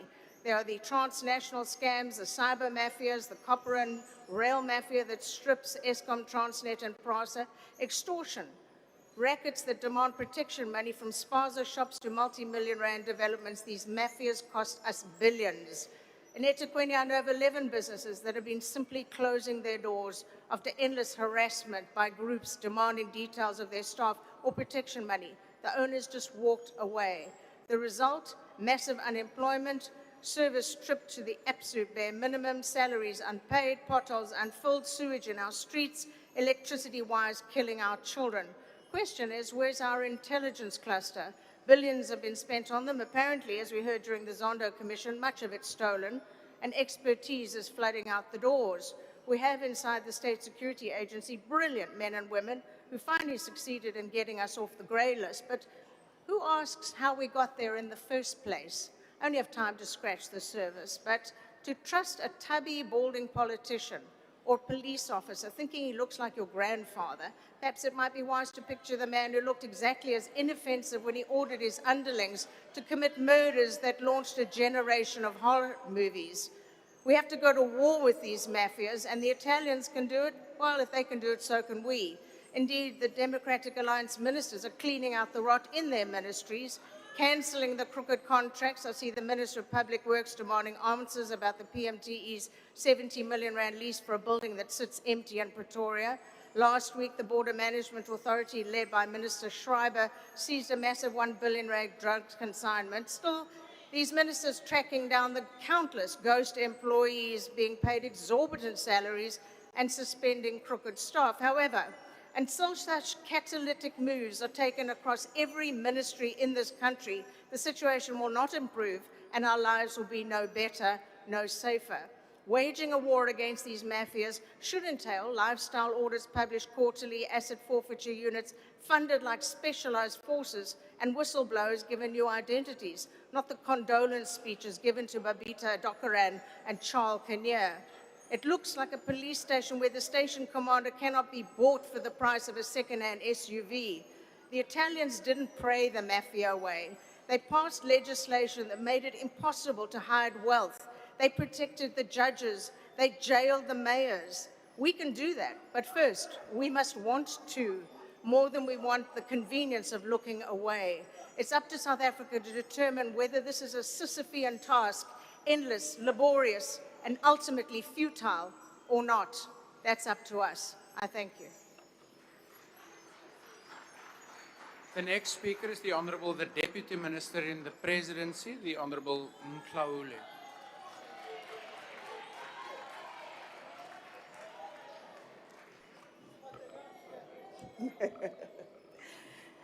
The Honourable House Chairperson, His Excellency President Cyril Ramaphosa, Ministers and Deputy Ministers, the Honourable Chief Whip of the Majority Party, who is actually here in the House today, unlike others who are actually in jail for fraud, Honourable Members of the House, fellow South Africans, good evening.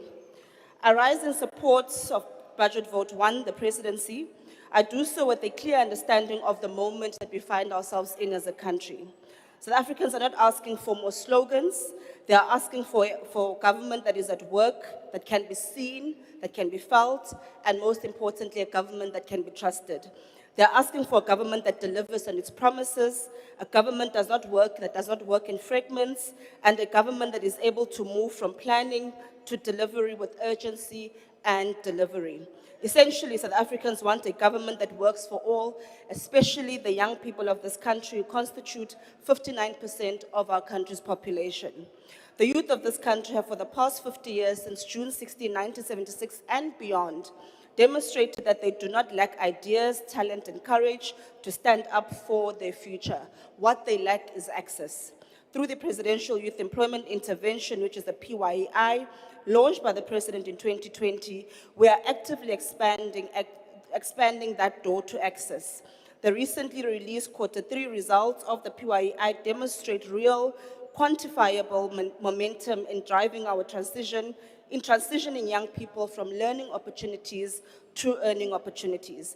In addition to the figures already quoted by the Honorable Kanyase, by the end of Q3 2025-2026, more than 5.7 million young people had registered on the ESO Youth platform, with over 4.8 on the Employment Services of South Africa ESA system. Since its inception, the PYI has facilitated access to more than 2.3 million earning opportunities for our young people. More importantly, 70% of the opportunities accessed through the ESO Youth platform have been taken up by young women in particular, helping close the historical gender gaps.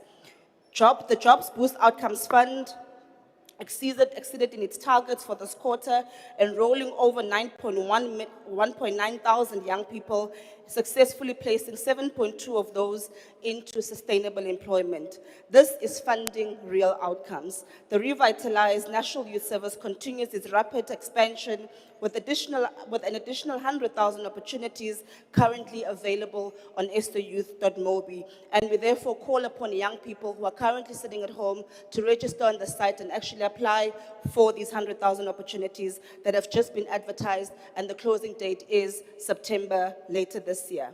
The success of the PYEI demonstrates the impact of deliberate policy choices made by the ANC-led government. The Youth Employment Services, which is a private sector-led initiative, which the President, in partnership with the Presidency, as mentioned by the President earlier on, has created over 228,000 youth jobs with an absorption rate of over 60% into full-time employment post the program. 17% of YES alumni have actually started their own businesses with support of the program across sectors. These are real measurable outcomes to the Honorable Kanyile. The reports are released quarterly, readily available on the State of the Nation website. I would therefore invite the Honorable Member to actually visit the website so that she can, in future, quote correct information and not the incorrect figures that she did here earlier today. Through sustained investment in youth employment and empowerment programs, partnerships with the private sector, and the allocation of public resources to create opportunities for young people, this government has enabled hundreds and thousands of youth to gain work experience, skills, and pathways into labor markets. This evidence, the PYI is not an accidental success. It reflects government's commitment to tackling youth unemployment through targeted intervention and innovation. At a time when youth unemployment remains one of South Africa's greatest challenges, the program stands as evidence that government action can make a meaningful difference in the lives of our people. This evidence does not stand in isolation. It speaks to the 32 years of effective governance, which has made South Africa a far better country it is today.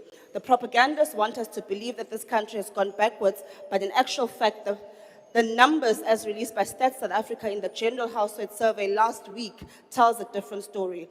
Therefore, honorable members, allow me to recount the story of South Africa in numbers. And I urge the Honorable Lynchfield Chabalala to listen closely, as she clearly stated that she pinned her entire input on Idlozi, and unfortunately, Idlozi alinazi statistics. So here it goes. South Africa's total life expectancy at birth increased from 55.2% in 2022 to nearly 67% in 2025. 84% of households live in formal dwellings, and more than half of those own those homes. This is empirical evidence, Honorable Lynchfield Chabalala, that we are indeed housing the nation, not based on idlozi. Earlier, the president recounted that we have gone for over a year without load shedding, and in addition to that, 94% of our households in South Africa actually currently do have access to electricity. Access to water and sanitation, 84% of South Africans have access to pipe water, with 8.1 million of those having gained water since 2022. On connectivity, 93.8% of households have access to a functional telephone, with 85% of those households having access to the internet. In addition to that, our state-owned company, which is Telkom, actually declared a near 560 million rand dividend to government in the past financial year. Ladies and gentlemen, this is the story of South Africa in numbers, with the presidency at the apex of driving this delivery through effective coordination. It is a story of a nation in progress with real tangible development in the lives of our people, as affirmed by the Honorable Daniels. The Honorable Trollip stood here and purported to do an assessment of Chapter 9 institutions. He forgot that the very institutions that he relies upon as a member of parliament are in fact a function of this government as led by the presidency. The Constitutional Court, the Public Protector, the Auditor General, the South African Human Rights Commission, the Independent Electoral Commission, the broader suite of Chapter 9 institutions were authored, established, and resourced by the ANC in government. The Constitution itself, in its principal authorship, is the work of this particular president. Honorable Mamane, ndicela uxelele umama uba nazi izinto ezenziwe zi-commissions of inquiry since you asked. Firstly, over 17 billion was recovered by the state to date as a result of the Zondo Commission. 2, the Mpati Commission cleansed governance at the Public Investment Corporation, which is Africa's largest asset manager. 3, the Nugent Commission restored the integrity of SARS and recovered tens of billions of rands in revenue. The Nkandla soldiers who spoke here today spoke about taxes, having forgotten that the reason that we have a SARS to speak about today is because of this very presidency. Those who sought to cripple this institution now sit here in opposition benches and want to lecture us about progressive taxes. Honorable President, of course, the Honorable Chirwa will call your presidency a presidency of commissions, because the Madlanga Commission exposed the owner of the cult as having turned the city of Tshwane into his own personal ATM. The greed was so unbelievable that they even referred to him in the text messages at the Madlanga Commission as Deputy Minister. The anger, Honorable in Deputy fact, Minister. is because of the shame Order. that is being Honorable exposed Deputy today. Minister. Please take your seat for a moment. Honorable Lonzi, why do you want to be recognized? Chair, I know comprehension is very difficult on the No, other Honorable Lonzi, you either rise on a point of order or a side. point of privilege. The member is simply misleading Parliament. No. There is no Madlanga Commission. Honorable that saw Lonzi. anyone Honorable Lonzi. in the EFF to be That's implicated not a in the point of Madlanga order. Commission. It's Please a lie. Take your seat. So, Honorable Lonzi, take your seat. As it is, I see you on the speakers list. If you have a difference of opinion with this member, please come and tell us then. Honorable Deputy Minister, please continue. I'll repeat. The Madlanga Commission has exposed the owner of the cult of having turned the city of Tshwane into his personal ATM. The greed was so unbelievable that they referred to him as Imbungulu. So the anger that we saw here earlier today is actually the shame of having been exposed. Mr. President, you have stayed true to the promise you made when you came into office, when you said the era of impunity is over. They can feel it on these benches, which is why they stand here to insult you. Honorable Deputy Minister, please take your seat. Honorable Paulson. Chairperson, the speaker at the podium is casting aspersions on a member of this House. I don't want to... Which member? Order. I'm on the floor. Honorable member behind the Honorable Deputy Minister Morolong. If you unmute one more time, without being recognized, going to ask you to leave the House. Honorable Paulson, I don't want to add insult to injury, but which member did the Deputy Minister refer to? Firstly, the House Chairperson, we are not stupid here, Minister. And we know that you refer to the EFF as a cult. And we know who you refer to as the owner of that cult. Honorable, and you are accusing Honorable that particular Paulson. individual Honorable Paulson, of corruption. please take your seat.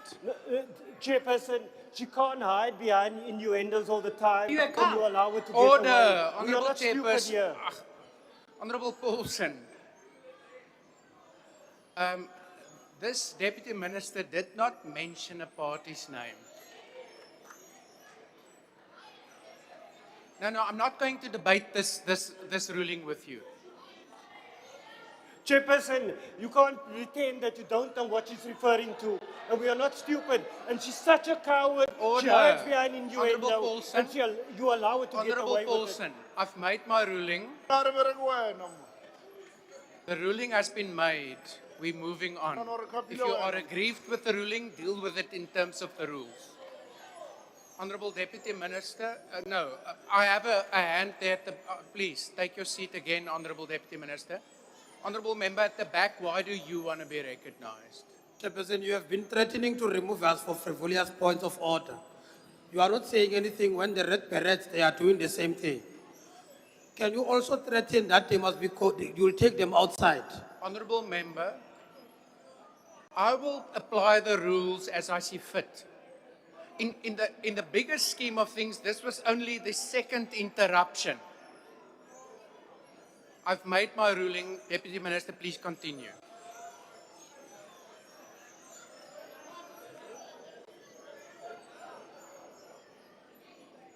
Honorable Deputy Minister, now your own whip don't want you to proceed. Honorable Dartmoor, please take your seat, Honorable Deputy Minister. Chairperson, you've indicated consistency.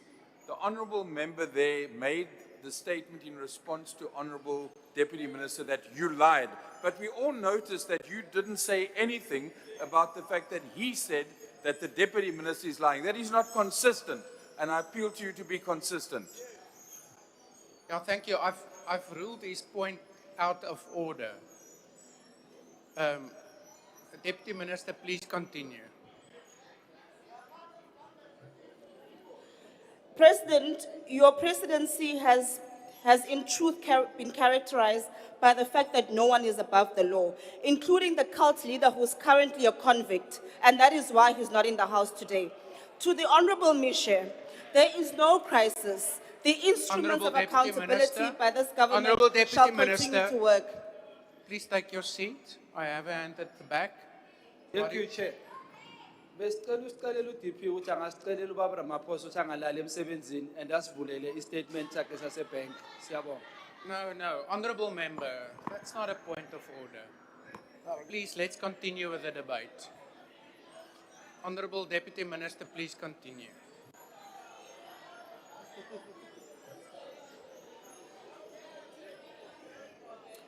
It's interesting that those with half of their caucus that's currently in court is speaking about stealing from the people.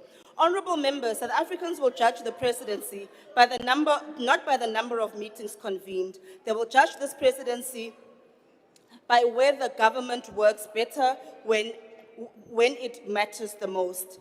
Our duty, therefore, is to ensure that we do so with the urgency and discipline it requires. This budget vote is therefore a vote for a presidency that coordinates with purpose, monitors with discipline, and supports reform with urgency, and places the lived experiences of South Africans at the center of this work. It is a vote for a government that must work faster, work better, and account with more honesty. I submit. Thank you very much. Is there a speaker on behalf of the NCC in this debate? If not, I recognize the Honourable the Minister of Land Reform and Rural Development.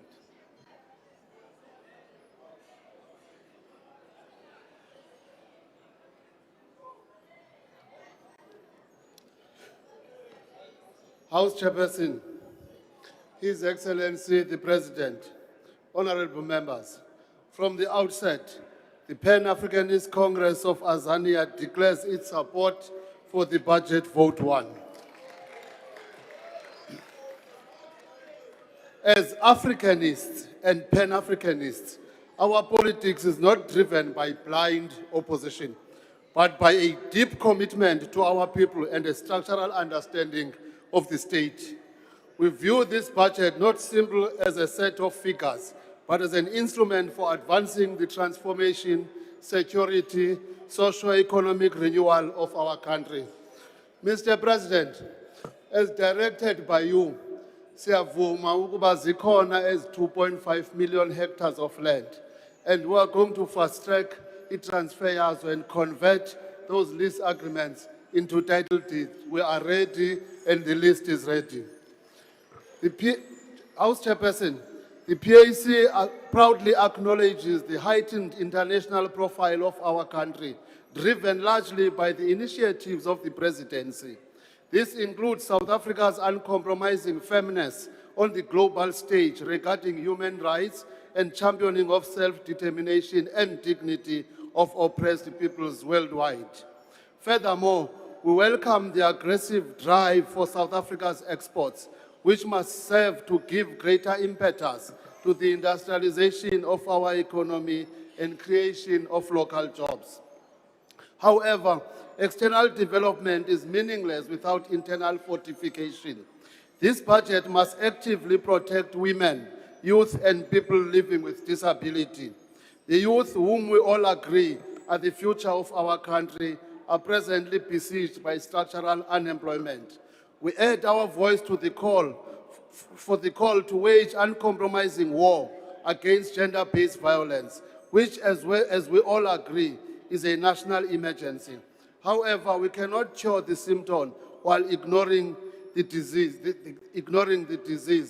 We must attack the underlying causes of this scourge, which are the severe breakdown of our social fabric, generational trauma, and economic exclusion that leave women vulnerable to abusers. Finally, as we look at the ever-changing and highly volatile geopolitics, the PAC stresses the critical importance of strengthening our state security apparatus. We live in a world where certain foreign interests look at our vast mineral wealth and our lucrative domestic markets not as partners, but as predators. Our sovereignty faces continuous threats from international manipulation, compounded internally by sophisticated crime syndicates, and that have effectively put South Africa under a state of siege. If the state cannot protect its borders, its markets, and its streets, we have no nation to speak of. Let this budget be the shield that protects our wealth and the sweat that cuts down organized crime. With these words, the PAC reiterates its support for the Presidency budget, vote 1. Thank you very much. Thank you. The Honorable Mau Mapelo.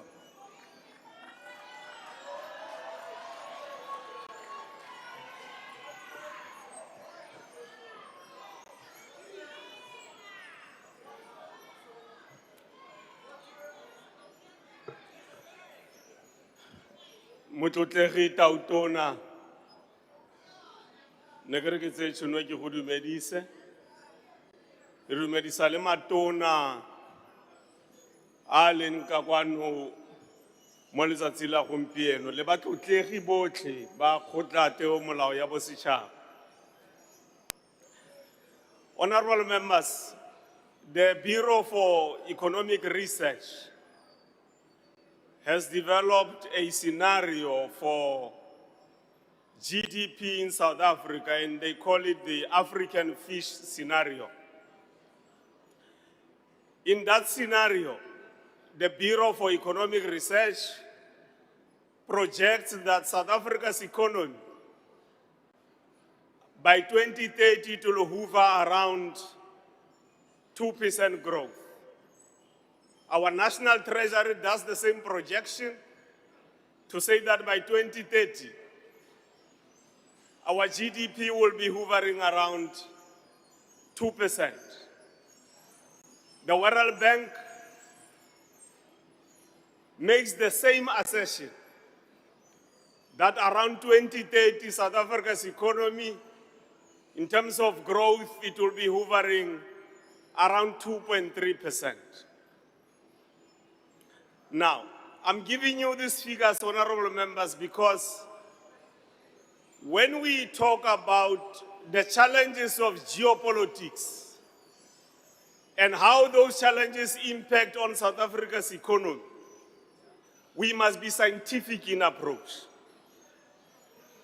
We can come here and hurl insults at each other and so on, but we must bear in mind that if we do not adopt a scientific approach to the challenges that we face, we are not going to be able to provide alternatives to what the Bureau of Economic Research is telling us. President, you set a target in the investment summit that in the next 5 years, we must be at 3 trillion rand. Now, let's understand, honorable members, the Bureau for Economic Research, World Bank, and other institutions that deals with matters of the economy, when they do so, they look at all other variables, and some of those variables will include, for instance, what the president from time to time will say. So, the South African Investment Summit has achieved its strategic objective of over 2.8 trillion rand. So when they look at South Africa, these institutions of authority on economy, they will look at that progress that we are making because they are adopting scientific approach to problems of the economy. However, honorable members, we must also understand that we are pursuing the objective of building a better Africa and a better world under conditions that we do not control. I will make an example. As we sit here, supply chains of the world are constrained because of the onslaught that is executed on Iran by Israel and the United States of America. As a consequence of that, the Strait of Hormuz find it difficult for transportation of goods and services to go through as a consequence of what is happening imposed on Iran by the US and Israel. So it's important, honorable members, that when we speak economics here, and we speak about the price of petrol, the price of goods and services, we talk about the prices of what our people are consuming. We must bear in mind that what is impacted upon the prices here in South Africa and the rest of the world is exogenous factors in the economy, because we don't have control over those exogenous factors. It is therefore very important for us to bear in mind that if you are a leader at the level of the president, you don't only consider what honorable members are saying here. You consider factors as a whole, including these exogenous factors that I'm talking about. The exogenous factors include the fact that we are in the world where midnight there might be trumpets which are imposing through Twitter, rattles around the world. And we have to respond to those particular situations. There is an honorable member who came here and make a point that we are doing nothing about illicit sale of cigarettes. Now, we have a challenge in the House here, honorable members, of a syndrome which I refer to as systematic memory lapse.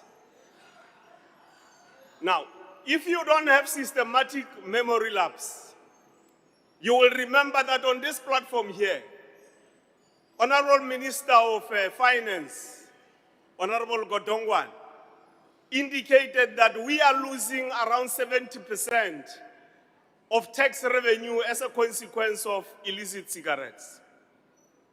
So we must not speak about it here as if it has never been referred to. Honorable Mekalaikis, you come here and say, sorry if I did not pronounce your surname properly. You come here and say there is a lack of political will in South Africa. And I want to say to you, Honorable Mekalaikis, President Ramaphosa announced the deployment of 2,200 soldiers to deal with matters of criminality here in the country. And you were in the house on that particular day. That's why I'm saying you might be encountering problems of memory lapse from time to time because these facts were presented here in the house. One of the members also came here and attacked the ANC and says the ANC was absent during the Freedom Charter in 1955. Just in summary, the build-up towards 1955 Freedom Charter, one of the leaders of the ANC who went around the country to mobilize people, and there were over 50,000 people mobilized as a build-up, was the Black Pimpernel Nelson Mandela. And Nelson Mandela came from the African National Congress Youth League, Honorable Paulson. We must also remind you that here in Cape Town, as a part of build-up to the Freedom Charter, a leader of the ANC, Z.K. Matthews, was one of the leaders who led the processes that resulted in the culmination of the Freedom Charter. Now, I'm going to urge honorable members who are confusing what is objective, what is subjective in as far as South Africa's economy is concerned, because I don't have time.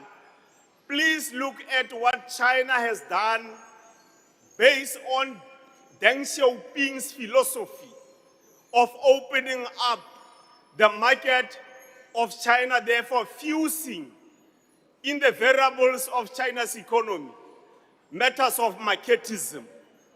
So the Chinese have mastered the art of dealing with these matters of marketism. Honorable Reddy,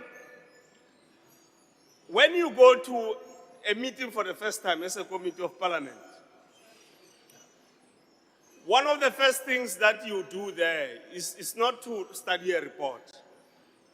What you do in the first meeting of parliament, like the committee did yesterday, of impeachment, is to appoint a chairperson. Honourable Mahoma. Subsequent to the appointment of Honourable the chairperson. Member, just take your seat for a moment. Honourable Reddy, why do you want to be recognised?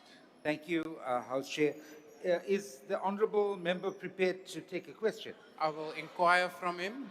You can stand down. Honourable Member, are you prepared to take a question? Yes, as soon as I'm done, Chair. Okay. Please proceed. When you arrive in a committee like you did yesterday, you elect a chairperson and the chairperson has been elected. It is only after the chairperson has been elected that the report will then come to that particular committee. But in addition, it's a memory lapse problem again. The speaker through the ATC circulated the report of Section 89 on the 11th of May to all of us here. We've got that report. So don't go to a committee and ask for a report that is in your gadget. There is also a member who came here and wants us, honorable members, to adopt what I call microwave diplomacy. Now, microwave diplomacy is when you seek simple solutions to complex problems. So they want South Africa to cut corners by adopting this microwave diplomacy. Now, we are not going to adopt microwave diplomas because we, as the African National Congress, we are a disciplined force of the left, which means as a disciplined force of the left, we will not seek to provide simple solutions to complex problems that are facing society. We will, for instance, at all material times, continue to call for the resolution of conflicts all over the world through engagement, by discussing. We will continue to call for engagement so that we can resolve conflicts that are facing the world. Honorable Bergman, I'm going to refer you to a book written by Johan Keynes, another one by Abalena. If you read those two books, they will tell you that a role of a state in building an economy is very critical. You come here and say the role of the state must be reduced in South Africa, and in the process of that, you confuse yourself. You say electricity is expensive, but at the same time you are saying the government must do something to resolve that, but at the same time you are saying the state must not play a role in making sure that you deal with them. So that's Confucianism, which is raging in your head. And you must liberate yourself from that confusion because it is self-inflicted. In the end, honorable members, we are calling for the African continent to unite, for SADC to come together, President, to address the challenges that we are facing with our fellow brothers and sisters who are here in South Africa, either illegally or legally. The only way is to talk as SADC and resolve the problem jointly. Ke a leboha. The Honorable Dr. Mahlatsi.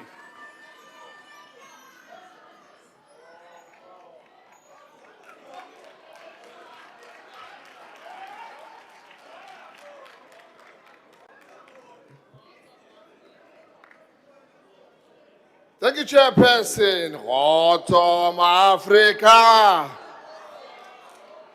Honorable Mahumapelo, you're talking about contradictions. Last time I checked, your SG said you are center social. Today you regard yourself as a left. There is the contradiction. Budget vote 1 must be evaluated not mainly on expenditure, but on whether presidency is providing strategic leadership, policy coherence, constitutional governance, and public accountability. The effectiveness of presidency is inseparable from the credibility and the integrity of the president himself. The president was presented as the custodian of the Constitution, the champion of ethnic leadership, and the face of the fight against corruption. Many South Africans place their hope on this Tumamina project. However, the Pala controversy has raised serious questions about accountability, transparency, and public trust. The president, who campaigned on an anti-corruption platform, has found himself in the center of a saga involving a large sum of foreign currency. Whether or not the legal process has reached a final conclusion, the political and ethical question remain. The presidency cannot preach transparency to the nation, while the question concerning transparency continues to surround the highest office in the land. The presidency must therefore answer the simple question: how does it restore the public confidence when the conduct of the head of the state itself becomes a matter of national controversy? Equally important in planning, the presidency oversees the National Development Plan, the Medium-Term Development Plan, district development plan, and numerical sectoral strategy. Yet, one must ask whether these plans speak to one another. Are they integrated instruments of development, or have they become the parallel document read by separate officials in a separate department with a separate priorities? The governor's challenge extends further. Does presidency have functioning policy coherent mechanism that ensure that all ministries move in the same direction? Or are departments operating as isolated islands pursuing disconnected priorities while communities suffer the consequence of fragmented and policy uncertainty? The UAT believes that South Africa requires a presidency that is beyond reproach, anchored in constitutionalism, accountability, ethical leadership, and policy coherence. The people deserve a government that acts as one government, speak with one voice, and lead by example from the highest office in the Republic.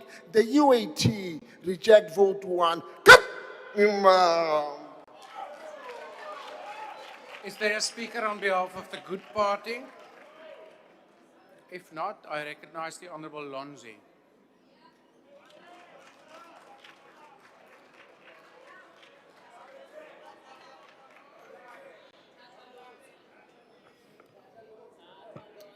House Chair, the President has a tendency to run away when we speak here. He did it during SONA, and I see he's doing it again. But his colleagues will inform him. We must begin by conveying our heartfelt condolences to the family of Tlamolo Samo, a 19-year-old young man from Limpopo whose life was brutally cut short in Mossel Bay yesterday. We extend our sympathies to his parents, his sister, Nontlantla, and all those who loved him. It is believed that Tlamolo was a victim of the lawlessness which has engulfed our nation over the past months and weeks. Welcome back, Mr. President. House Chairperson, the President and Commander-in-Chief of the EFF has for many years warned against the normalization of Afrophobic vigilantism and the hatred against Black Africans would eventually cost innocent South African lives. This is precisely because the cousin of xenophobia is tribalism. The cousin of Afrophobia is tribalism. The two are simply inseparable. Mr. President, what should concern you even more as head of state is that these vigilante groups are not operating in secret. They are breaking the law openly in front of law enforcement officers. They are building and assaulting people in front of the police. Why should we not believe that this violence is state-sponsored? Why should we not believe that this anarchy is sponsored by you as the state when crime is committed in front of those who are supposed to be custodians of the law? Where is the voice of the Minister of the Police? Mr. President, when you rise and respond here, you must reiterate and outline what you will be doing to address this crisis before more South African lives are lost. You must never get tired of explaining yourself to the people of South Africa. Mr. President, in your State of the Nation address, you stood before this House and committed to the employment of an additional 10,000 labor inspectors to protect South African workers from exploitation and address non-compliance with labor legislation. Where are the 10,000 additional labor inspectors, Mr. President? Your Minister of Small Business stood before South Africans and announced 500 million fund for spaza short for South Africans. Where is the 500 million fund for spaza short for South Africans? How many township entrepreneurs have touched it and felt it? Mr. President, in the same SONA, you promised the country a new university in Ekurhuleni, a promise which you made in 2020, by the way, 6 years ago. Yet the Minister of Education, Higher Education, has failed to identify a mere site, Mr. President. There is no site for a commitment that you made 6 years ago, no foundation, no construction team, and no building plan. Mr. President, this these ministers clearly do not take you seriously. When a president speaks and makes a commitment before the nation, ministers and government departments are supposed to work around the clock, day and night, to ensure that the commitments made by the president become the reality. Yet, time and again, your promises are ignored by your own ministers. Do you not think that you have lost the moral authority to discipline them? Because leadership is not just about giving instructions. Leadership is about setting an example. How do you demand accountability from your ministers when South Africans are still waiting for accountability from you, Mr. President? How do you insist on transparency from your cabinet when the Phala Phala scandal continues to cast a shadow over your presidency? Mr. President, South Africans watched in disbelief as allegations emerged that millions of dollars were hidden and stuffed under couches in your private farm and residence. They watched as questions were raised about how that money got there, how much was there, and why was that money not declared. I heard some members of the ANC raising a point of order. It's not the EFF that said the money was not declared, it's SARS and the South African Reserve Bank. But perhaps the reason why so many South Africans remain uneasy about Phala Phala is because it reminds us of your questionable relationship with big business interests, Mr. President. It has revived questions that have followed you throughout your entire political life. You know, Mr. President, when many of us were growing up in the student movement, we were told that you were the preferred candidate for big business. We were told that you enjoyed the support and mentorship of the Rupert, of the Manel, and the Oppenheimer family. We were told that they regarded you as their guy. We were told that you are their protege. We were told that when President Nelson Mandela chose Thabo Mbeki as his deputy president, you became so upset that you didn't even attend President Mandela's inauguration. You left politics, Mr. President, you went into business, and years later you came back. So the question we must ask is, what made you come back to politics, Mr. President? Who persuaded you to leave business and return to politics? We ask this because South Africa now knows that you tried to resign as president on 2 occasions. And this is not a rumor. Your national chairperson of the ANC, sitting right in front of me, confirmed this thing. Yet somehow you remained. Who exactly persuaded you to stay, Mr. President? Was it really the ANC leadership? Was it really those who sit behind you in this house? Or was the pressure coming from somewhere else, Mr. President? Was it Stellenbosch which concluded that despite the crisis facing our country, you remain the safest pair of hands for their interests? Are they the ones who told you not to resign even when unemployment remains at catastrophic levels under your leadership? Are they the ones telling you not to resign even when millions of young people wake up every morning without hope of finding work? Are they the ones telling you not to resign even when workers struggle with rising costs, rising petrol, rising diesel, rising wages, deepening their further poverty? Are they the ones telling you not to resign, Mr. President, even when municipalities are failing to deliver basic services to our people? Are they the ones telling you not to resign, Mr. President, even when the Constitutional Court told you and your party that what you did was wrong by using your majority to try and hide the truth? Are they the ones who are telling you not to resign, President, even when your own conscience is telling you to resign, Mr. President? Mr. President, Phala Phala is your Achilles heel. You know, when we watch movies, Chair, couches, furniture, and things like fridges, beds, and wardrobes are often used by criminal syndicates to transport drugs, to transport money, to transport weapons, and even to transport and traffic human organs. They use furniture to conceal the criminal proceeds and move things around without and avoiding public scrutiny.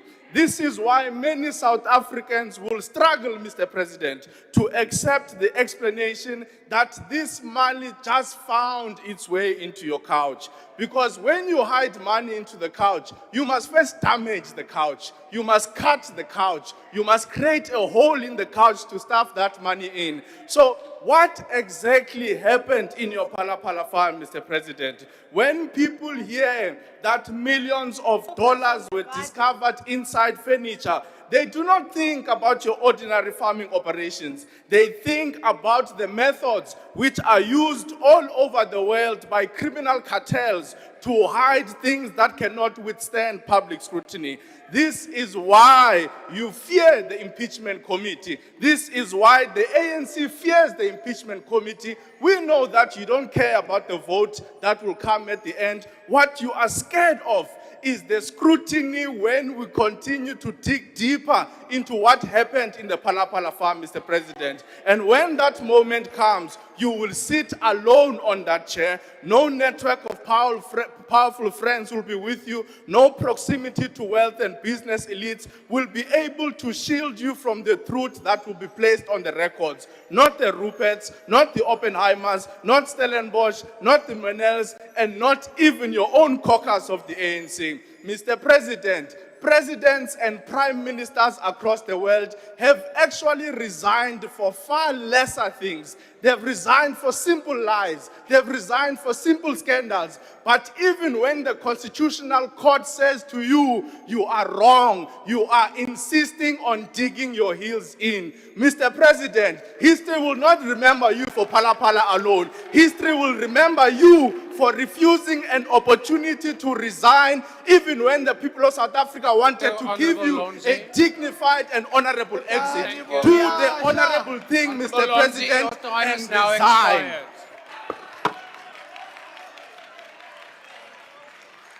The Honorable Douglas.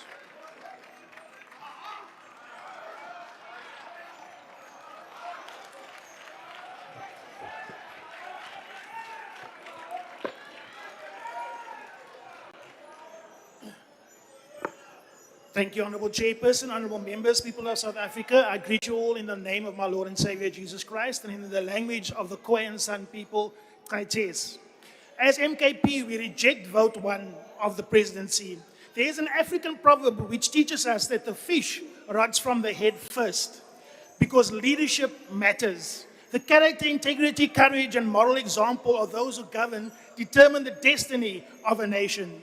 Mr. Chair, in politics, perception matters. Not only my perception, but the perception of millions of ordinary South Africans who watch this parliament and ask themselves whether the same rules apply to those in power as applies to everyone else. The truth is that the public perception is that this parliament used the ANC majority and rules of this house to shield the president from full accountability regarding Phala Phala in the 6th parliament. And now the perception is that the GNU is doing the same in the 7th Parliament and will do the same during the impeachment hearings, using their majority to whitewash and shield the president, even though there is a perception of guilt. The impeachment is already a mockery as the chairman is from the GNU, undercover, but RISE received more than 30 million rand from the Stellenbosch mafia, so they are already compromised and biased even before this process begins. Similarly, the public perception is that questions were avoided rather than answered by the president. So we need to see more of the president coming out and answering, and that's what we want in the impeachment or in court. Whether one agrees with that perception, the subsequent constitutional court findings that the president has a case to answer to this house and the public regarding Phala Phala is irrelevant, and it's immediate, and it needs to be done. Trust in public institutions is built not merely on legal outcomes, but on public confidence that leaders place accountability above political expediency. This is no longer the case in this House. This debate is therefore not just about the budget, but about the ethics of what a governing GNU majority can veto, defend, excuse, or explain away in this House by virtue of their majority, rather than what is the right thing to do. It is about what's expected from those entrusted with the highest office in the land. South Africans are not asking whether something or someone can survive a parliamentary vote, but is the president guilty of what was done? Has the president broken the law? That is important. And this House is selling its soul, because it's not voting with its conscience, it's voting with its party lines. It's voting not for what's righteous and what's good and the character of a man. It is voting according to party lines and to defend someone that has been shown to be in the wrong.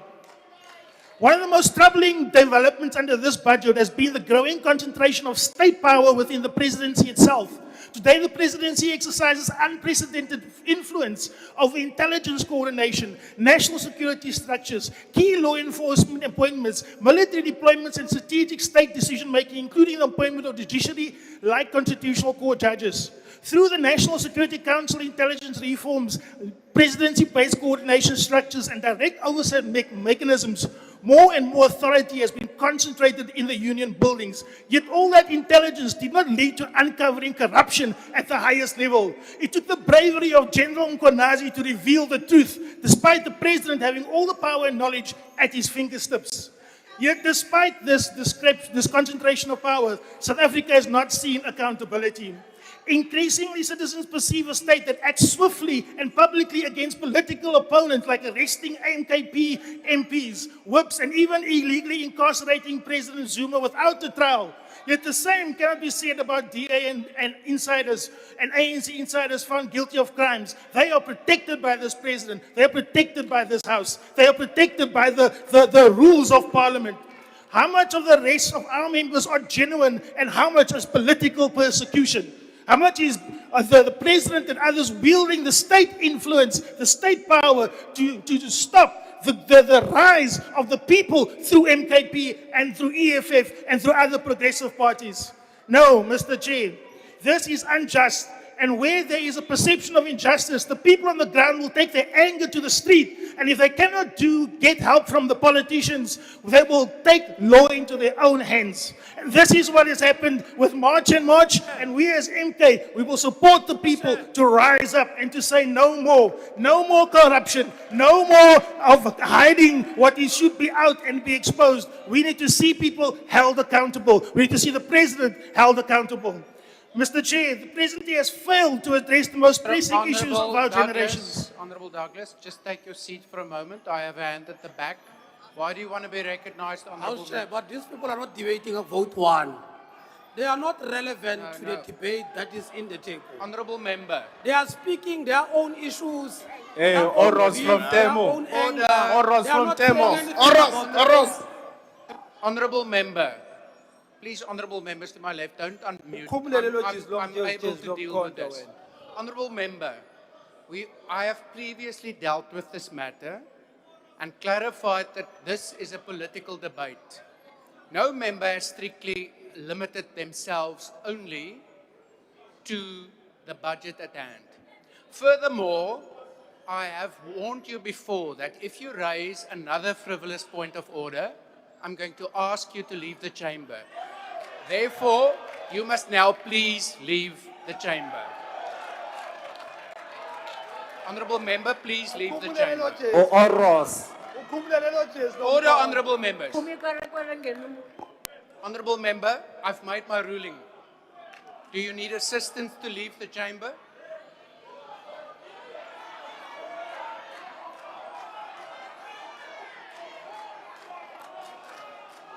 Will the sergeant at arms please assist the member to leave the chamber? Yeah,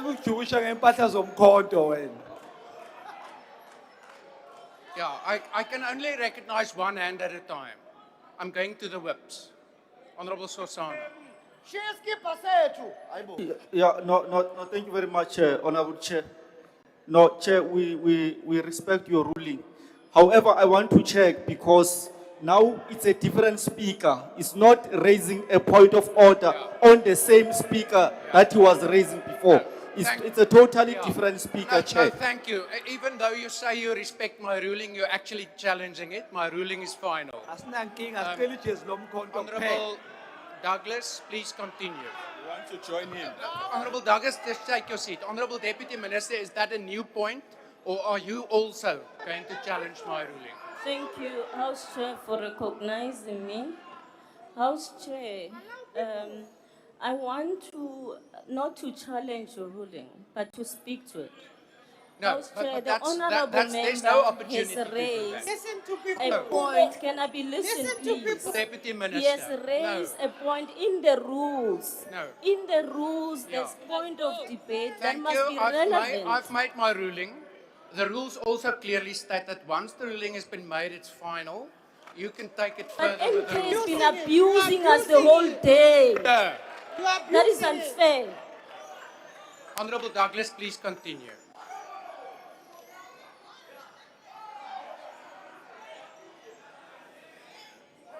Mr. Chair, the public perception of government has not emerged Honorable from one Douglas, event. I have another hand to my left. Honorable Member, I'm going to recognize you. However, Honorable Deputy Minister, I've not given you permission to unmute.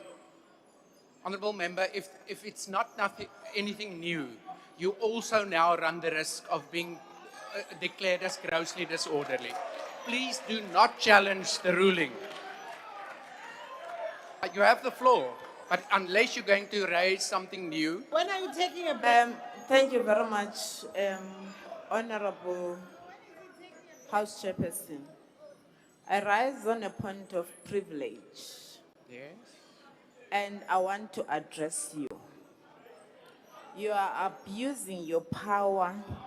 No. And Honorable Member. you are abusing your power. You are biased because your ruling itself, it borders on biasness. Thank you. That's Because you are intimidating Honorable everyone Member. in this house. We've got privilege to speak as members of this Honorable parliament. Member. You can't be bullying us Thank like you. that. Thank you. you. Yeah, you have now abused the rules yourself. I made my ruling, and it is final. Honorable Douglas, continue. House Chair. Honorable, thank you, Honorable Douglas. Honorable Daniels, unless it's something new. Listen to people. House Chair, I'm going to say what has not been said before. So for the record, I want to state that the Patriotic Alliance is in agreement with the previous speaker that we believe that you are abusing your power. Yeah, no, thank you. It's interesting to hear the ruling still is final. Honorable Douglas, please continue.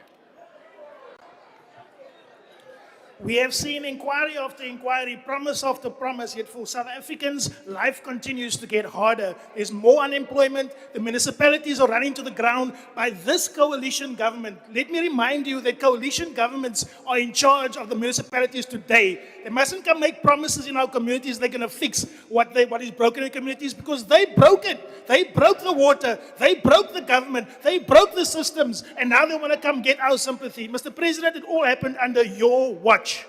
So you need to take responsibility. We need a presidency that beneficiates our resources, industrializes our economy, pursues land justice, stands firm against external and hostile narratives, and stands for the interests of the people against global elites and the politically connected. We as MK, we say enough is enough. We as the Progressive Caucus, we are standing together, and we are saying we will not participate in this farce anymore. Thank We have you. come Your to say time what has we have expired. said, and we are done. We are out of here. Thank you very much.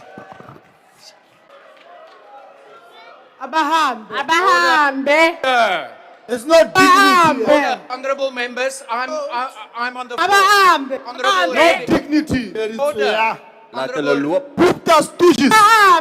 Break the water. Order. Honorable Lady. Honorable Lady. Honorable Lady. Honorable Tell us of Lady. kids. Break the water. Honorable Lady. Honorable Lady. Honorable Lady.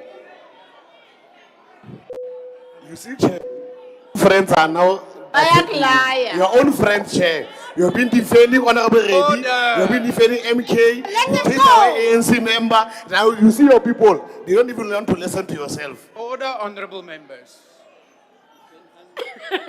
Already. The next speaker is the Honorable Nodada.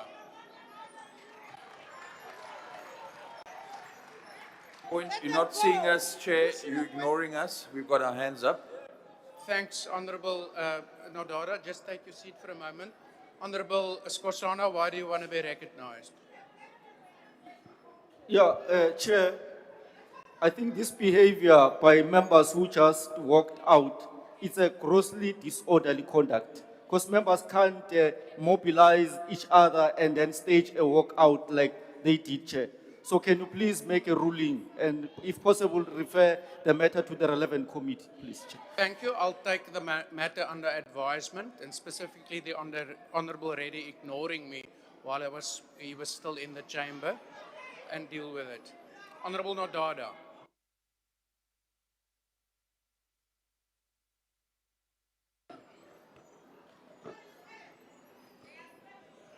Chairperson Malunga Begekileyo, fellow South Africans, ndiyanibulisa ngale njikalanga. Molweni. Mr. President, I was not meant to be standing at this podium today, but I insisted because I wanted to land this message directly to the presidency.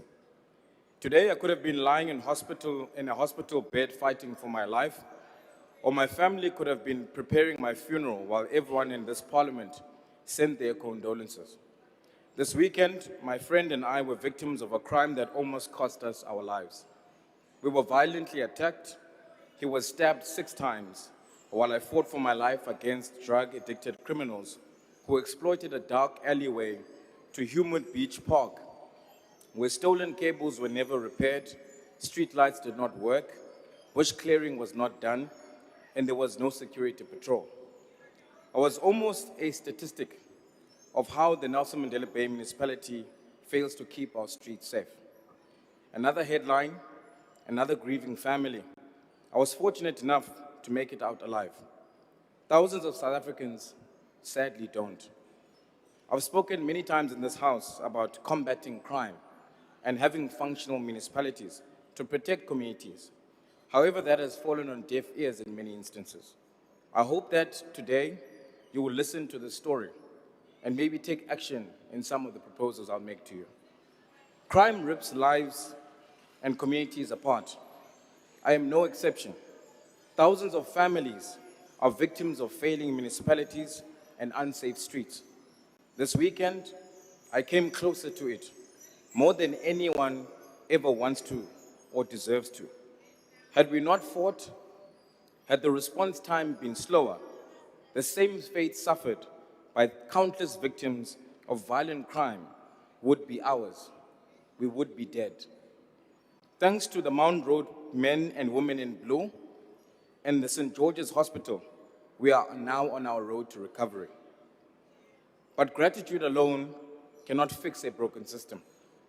Mr. President, criminals thrive when municipalities fail at the fundamentals, when street lights stay broken, when stolen infrastructure is ignored, when bushes become hiding places, when police are under-resourced, when local governments stop governing. That is the reality in Nelson Mandela Bay. Criminals are running riot in Nelson Mandela Bay. Yet Mayor Lobisha hollowed out our Metro Police. And despite being located in one of the Nelson Mandela Bay's most dangerous crime hotspots, the Woma SAPS satellite station has remained closed since 2017. And this is not an isolated failure. In a city where 126 Metro Police officers have only 3 working vehicles per shift, over 100 funded posts in the Metro's Safety and Security Department have stood vacant for nearly 2 years. Yet the municipality has spent 69 million on obsolete 15-year-old security equipment while leaving almost 80% of its safety and security budget unspent. So the little it managed to spend was wasted in overpriced, outdated equipment, while there aren't enough personnel, working vehicles or stations, or security cameras. This money should have been used for an effective camera network across the city to build an effective joint operations center for police, Metro Police, private security, and other emergency services, or to invest in technology already indispensable in Cape Town like shot spotters? How many vehicles or officers could the wasted 62 million have paid for? And could those officers have been patrolling the street where we were almost killed? Could they have been on patrol to stir up murders of Ibanati Peter, Sinotando Malinga, Litalianda Ntoni, and Michelle Ambral, who were killed in NMB just this year? Mr. President, the army deployment is a temporary measure that has yielded no benefit to gang-ridden areas like the northern areas. And worse, you praised the mayor of Nelson Mandela's Bay's self-proclaimed 80% performance, while residents endure crime, corruption, collapsing services, unemployment, water outages, and electricity failures. No family should have to live in fear because government cannot keep the lights on, literally and figuratively. So today, Mr. President, I'm asking for action, not condolences, not platitudes, just simple action. So I would like you, when you respond tomorrow, to commit to establishing a fully functional joint operations center in Nelson Mandela Bay, where police will collaborate with the municipality to ensure cables are fixed, bushes are cleared, cameras are installed, drone and other technologies used to find criminals, more boots on the ground through SAPS, Metro Police, and the private sector to make communities safer and prevent more people dying through gang violence and women and children being raped. The Nelson Mandela Bay Flying Squad is dubbed as the Dying Squad. No high-performance vehicles, 1 narcotics dog for the entire metro, 7 vehicles for anti-gang operations. Not enough, just 7.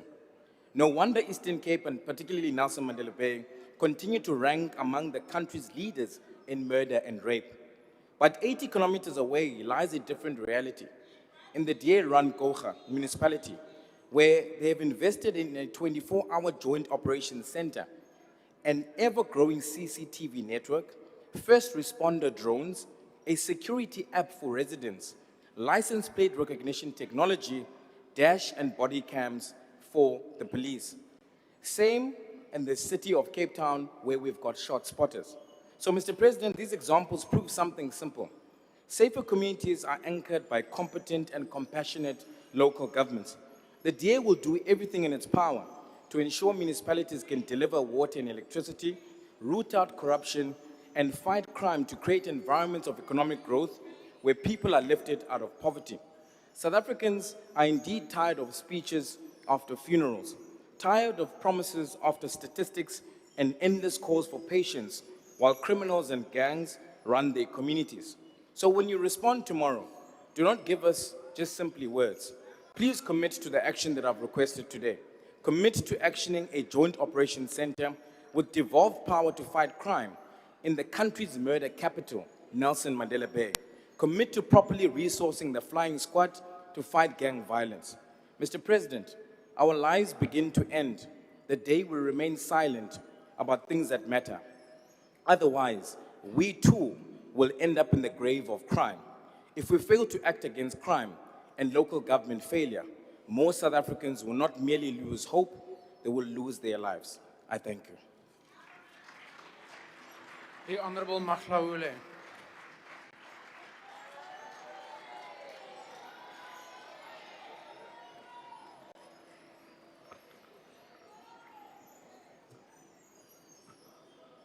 His Excellency, the President Cyril Ramaphosa, honorable members in the House, fellow South Africans. We must first deal with and isolate political grandstanding in this House. Separate theatrical performance from the sober realities of governance, and to anchor this House back to the pragmatic vision delivered by our President.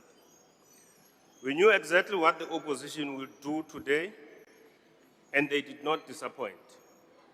They brought poetry, anger, and grievances to the debate that requires economic logic, legal precision, and a commitment to the people of South Africa. The Honorable Litchfield came here and calls South Africa a growing neoliberal economy, and then uses that as a label and as a reason to reject the budget. We see that as an oversimplification of the debate. Our economic framework is actually a contested mix of market mechanisms and strong redistributive programs such as social grants, public services, and targeted industrial policies, none of which fit neatly into the textbook of neoliberal model. The real test of this budget is not an ideological slogan, but whether these allocations expand jobs, strengthen public sector, and tackle inequality. But anyway, she was not here to listen to the president and what he said.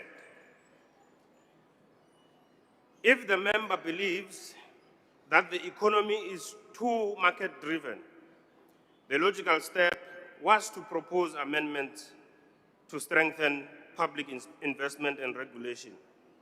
Simply walking away from the budget abandons the very workers and the poor communities they claim to defend. The honorable member invoked Sankara's line that you cannot carry out fundamental change without a certain amount of madness, as if that justifies irresponsible grandstanding in this House. Sankara was not calling for irrational governance. He was talking about the courage to break with old, unjust formulas and to invent a better future through principled, disciplined leadership. Fundamental change in a constitutional democracy still requires lawful, accountable, evidence-based decision about the budget. The madness Sankara spoke of is the moral bravery to confront corruption and privilege, not the political recklessness of rejecting every budget without offering a credible alternative.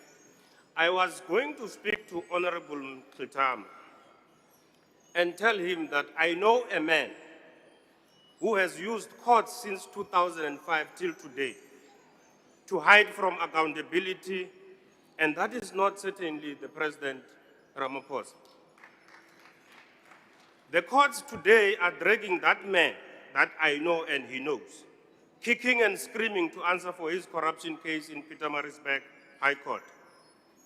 Maybe the right fingers Honorable Mkhitarama should look at are those four fingers which are pointing to his direction. The less said about Honorable Reddy's contribution, the better.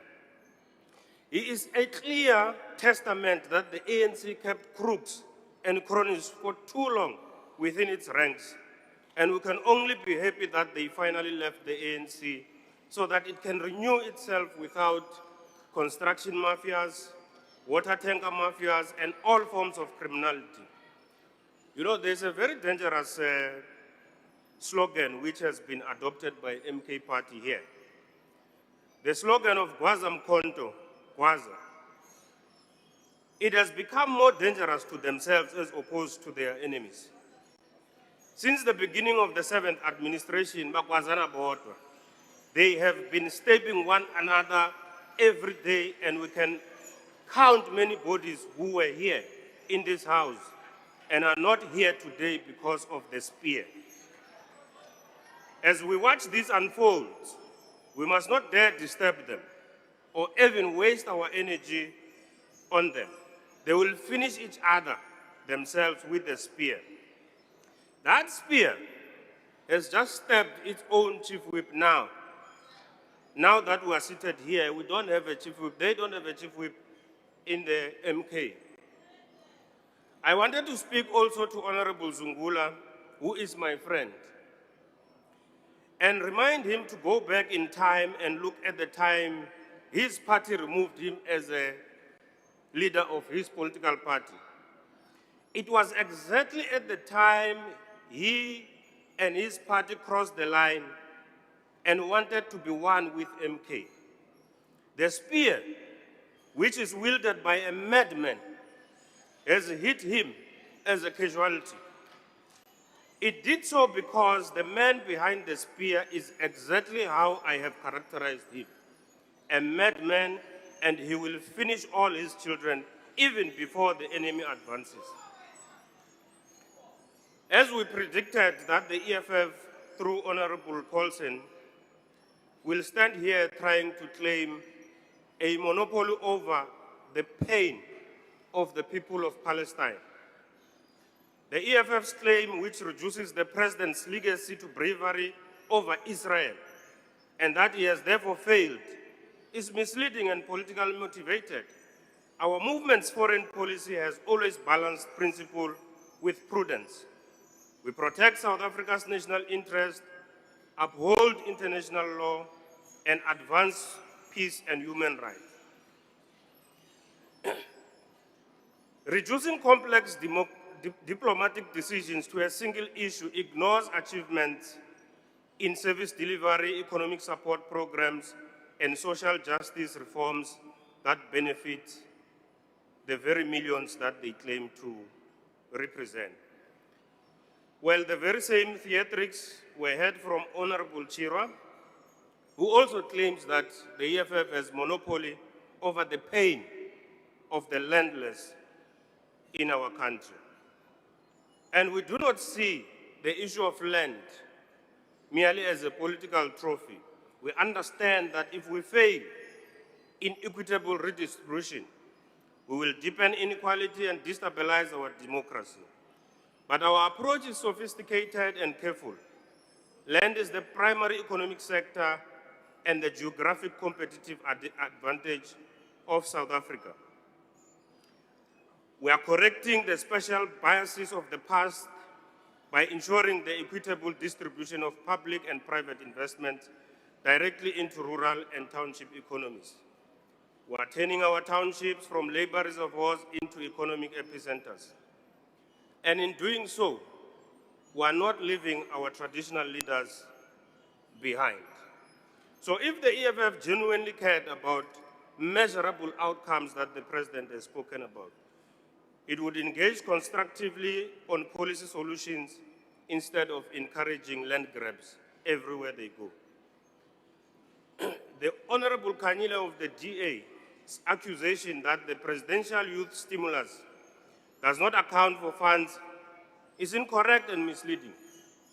The program includes detailed budgetary allocation, transparent reporting mechanisms, and coordinated partnerships across national and provincial departments to ensure funds reach young people.